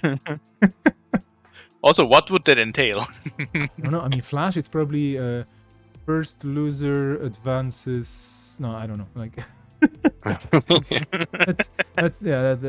Flash is we ignore timing rules, and people just have to click very fast on JNet. That makes Wherever can click up to 7 agenda points the fastest. Yeah. You start the game by entering 1,000 clicks into the console and then just do things. Oh yeah, we do have a tip from Mike. ROM is you cannot deck build. Yeah, it's read-only memory. So basically, we just drop a historical deck on you, and you have to play with it. That has been done before. Like that could be the championship decks. It could be, I don't know, something that scored highly on Netrunner DB. There could be a pool of decks that we consider, like the organizers consider interesting, and we just say, okay, we're playing read-only memories, and then you can just play the deck. That's it, and that would be cool. Or you have to include cards that the opponent has to read. Oh, You read only. Nice. I can Or- think of some cards. Yeah. Or you take all the decks that won the Random Access Memory games and then you write them to ROM. Oh yeah, And that's why you pick them. Wow, there's that's so many actually a really good idea. Yeah, there's so many options on the table here. Yeah, that's a good one. So people out there who are wondering about formats, as you heard, Random Access Memory is coming back, but there are other formats happening. There's more tournaments happening all the time, official, unofficial, community made, what have you, leagues. GNK's online, GNK's offline finally as well happening and whatnot soon. Stuff is rolling. But it would be good to wrap this up. Therefore, my lovely co-hosts, I don't even know in which order we should be doing this. I'll just let you pick your order without choosing anybody. But it's your time to plug something or have some final words or thoughts and whatnot. And then we're going to be disconnecting. There's a startup event in 2 hours. Thanks, Rotage. We're totally running there all. I wish I could. So, Yeah, I I'll- guess ahead. I'll start. So yeah, I am actually not affiliated with Nisei, unlike anyone else, unlike Lost Geek here, and not part of NWE. So I guess I'm the odd one out. I'm just some guy playing Netrunner, doing a bunch of commentary, and yeah, sometimes also stream under the same name as I have on screen usually, which is simply the Onion. Streams aren't that regular, pretty sporadic actually, but yeah, maybe I'll stream soon again. by all means, please do. And thank you so much for streaming and being today and spending the time with us here and commentating and basically deck building. I hope our deck is gonna get deck of the week. Totally. On my side, thank you for having me. This was very fun, and I find that every time we're doing the Random Access Memories, we have very fun decks to watch and very fun games to watch. And there were a lot of oh wow moments today, which is always fun to have. Yeah, thank you for Guiche for doing this. It's a very interesting format. And lastly, I'm just gonna plug BCOM happening in early April. Gonna be a very cool tournament in Barcelona. And if you can come along, come. Weather's gonna be nice and fun is gonna be plenty. That's a very good plug. I'm gonna just second this very quickly. Do come to Barcelona if we manage to pull it off. I invite everybody who can, and if you can't, well, no worries. We will figure something out. For sure. Lost Geek, go! Yeah, finally, I don't really have anything to plug, as being a part of Nisei makes me able to use this as a kind of platform for launching whatever comes into my mind. You don't have a Bandcamp account or something? I don't know. No. You have all the time in the world to do everything else because you're just coding like 15 platforms and working and doing other things. I'm pretty sure you have like a band and you paint and then you also do, I don't know, competitive dancing. So, you know, just... Yeah, definitely all of those above, and you can find me on all the platforms. No, I'm just doing Last that week stuff. link tree with the SoundCloud and the Exactly. No, but thanks for streaming this, Vespa. This is amazing to have somebody with actual good streaming equipment to be following these tournaments along, and I think this makes for a good viewing experience as well. So thanks for streaming all of this, and I just say we'll see us in the next RAM tournament. Absolutely, yes. So I just wanted to plug. I don't want to plug anything. I should totally unplug. But I wanted to thank, first of all of the people today for playing, and of course my lovely co-commentators and co-hosts, and to Cephalopod the Wizard as well for an Isengrin. I think it was Isengrin as well joining, and basically anybody who was joining the previous Rams. I couldn't stream them because I was just not there. I was out of commission. But we're gonna be doing some sort of a rotation in the streamers, and I'm gonna plug this. This is gonna be happening soon officially, but we are definitely looking for streamers for the Nisei channel. So if you are streaming, or if you're interested in learning how to stream and some of the basics and whatnot, it's really not that hard. The software is very minimal to figure out. But I'll be definitely looking for more people to co-stream what have you, so to speak, on Nisei.net. We're gonna be talking about it in the near future as part of the community and whatnot, but it's gonna be there, and there's gonna be a shout out for the recruitment as well, because we're gonna be looking for more associate streamers, basically people who can stream on the official, let's call it this way, Nisei channel. So the one you're watching right now, because it is the official Nisei channel, fair enough. If you're interested in that, watch the Nisei.net website for some announcements and whatnot, and there's gonna be more news about this soon. Okay, so I'm jumping out of Discord right now. I just totally pressed the button. Everybody's like, "Wah!" And once more, congrats to Matuszczak. Well done. Or as they say in certain countries, dobra robota. This was Random Access Memories number 3. Do check it on Always Be Running. Do check it on Netrunner DB because the decks are going to be showing up. And do jump in to Nisei.net as well. Take a look at what we have there. Thank you so much for watching and see you around, okay? Take it easy and take care. Ciao!